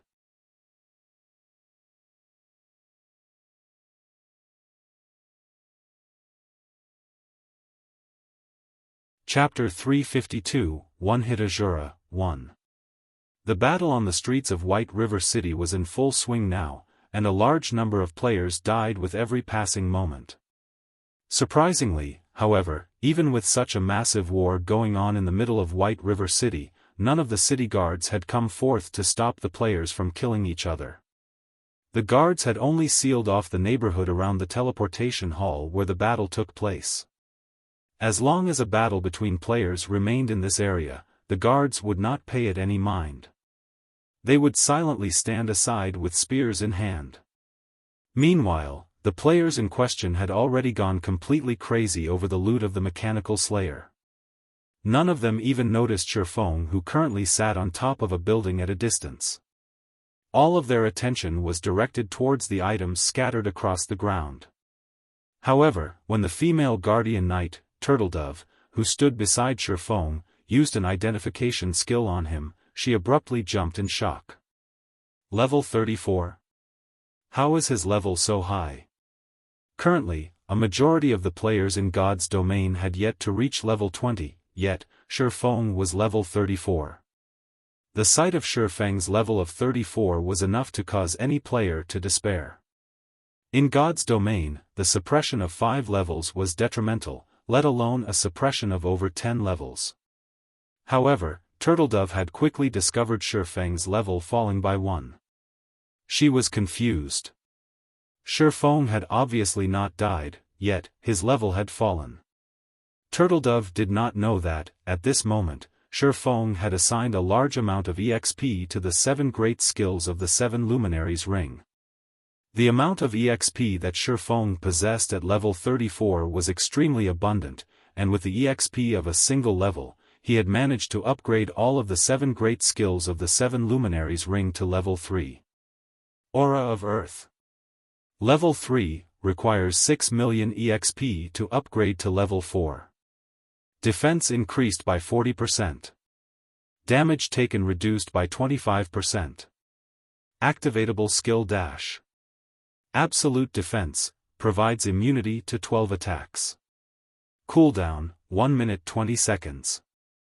Aura of Water. Level 3, requires 6 million EXP to upgrade to level 4. Received healing increased by 40%. Cast consumption reduced by 20%. Activatable skill dash. Life Bloom, heal selected target for 15% HP every second for 30 seconds. Cooldown, 1 minute 30 seconds. Aura of Wind. Level 3, requires 6 million EXP to upgrade to level 4. Movement speed increased by 30%. Attack speed increased by 30%. Agility increased by 20%. Activatable skill dash. Wind Rider, enables temporary flight and movement speed increase of 120% for 15 seconds. Cooldown, 2 minutes. Aura of Fire. Level 3, requires 6 million EXP to upgrade to level 4. Defense increased by 35%. Target's defense reduced by 30%. Activatable skill dash. Firestorm, inflicts 600% damage within a range of 15 by 15 yards for 5 seconds. Cooldown, 5 minutes. Aura of Time. Level 3, requires 10 million EXP to upgrade to level 4. Cooldown of all skills reduced by 25%. Enemies within a 100-yard radius will have their movement speed and attack speed reduced by 25%, and cooldown of skills increased by 30%. Activatable skill dash. Absolute Time, prevents enemies within a radius of 60 yards from using any skills or tools for 20 seconds. Cooldown, 2 minutes 30 seconds. Aura of Illusion. Level 3, requires 10 million EXP to upgrade to level 4. All attributes increased by 25%. Enemies within a 100-yard radius will have all their attributes reduced by 30%. Activatable skill dash. Fantasy World, immunity to all magic damage and 15% of magic damage received will be converted to healing to recover players' HP for 15 seconds. Cooldown, 3 minutes. Aura of Space. Level 3, requires 10 million EXP to upgrade to level 4. Immunity to all control and restricting effects. Activatable skill dash. Space Movement, instantly move to any location within a radius of 360,000 yards.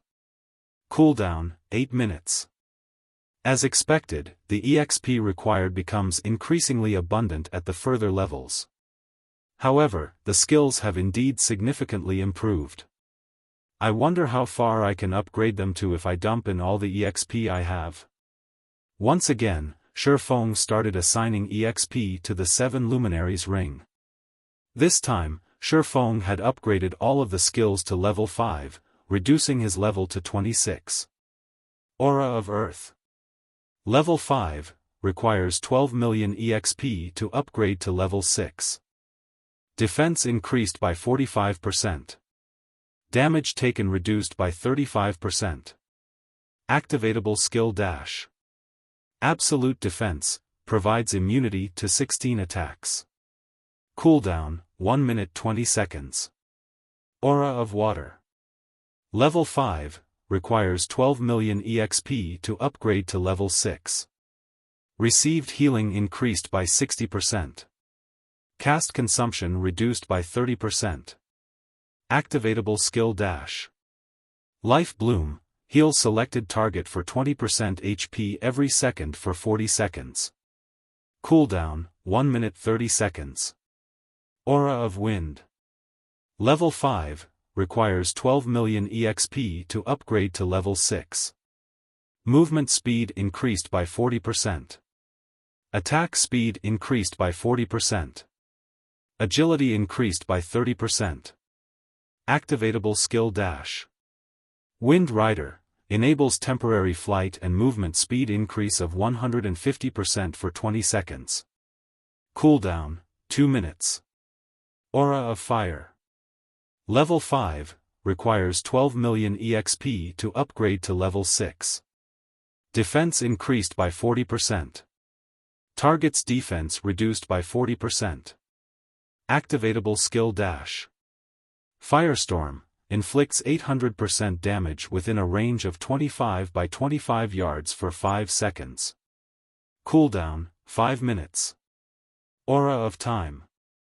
Level 5, requires 20 million EXP to upgrade to level 6. Cooldown of all skills reduced by 30%. Enemies within a 150-yard radius will have their movement speed and attack speed reduced by 30%, and cooldown of skills increased by 40%. Activatable skill dash.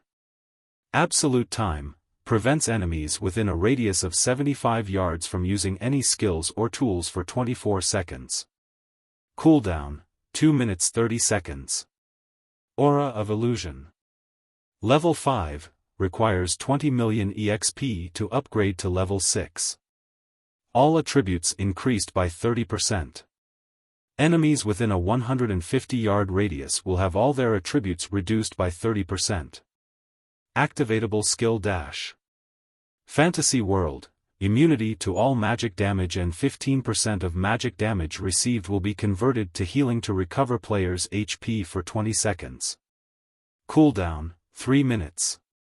Aura of Space. Level 5, requires 20 million EXP to upgrade to level 6. Immunity to all control and restricting effects. Activatable skill dash. Space Movement, instantly move to any location within a radius of 400,000 yards. Cooldown, 6 minutes.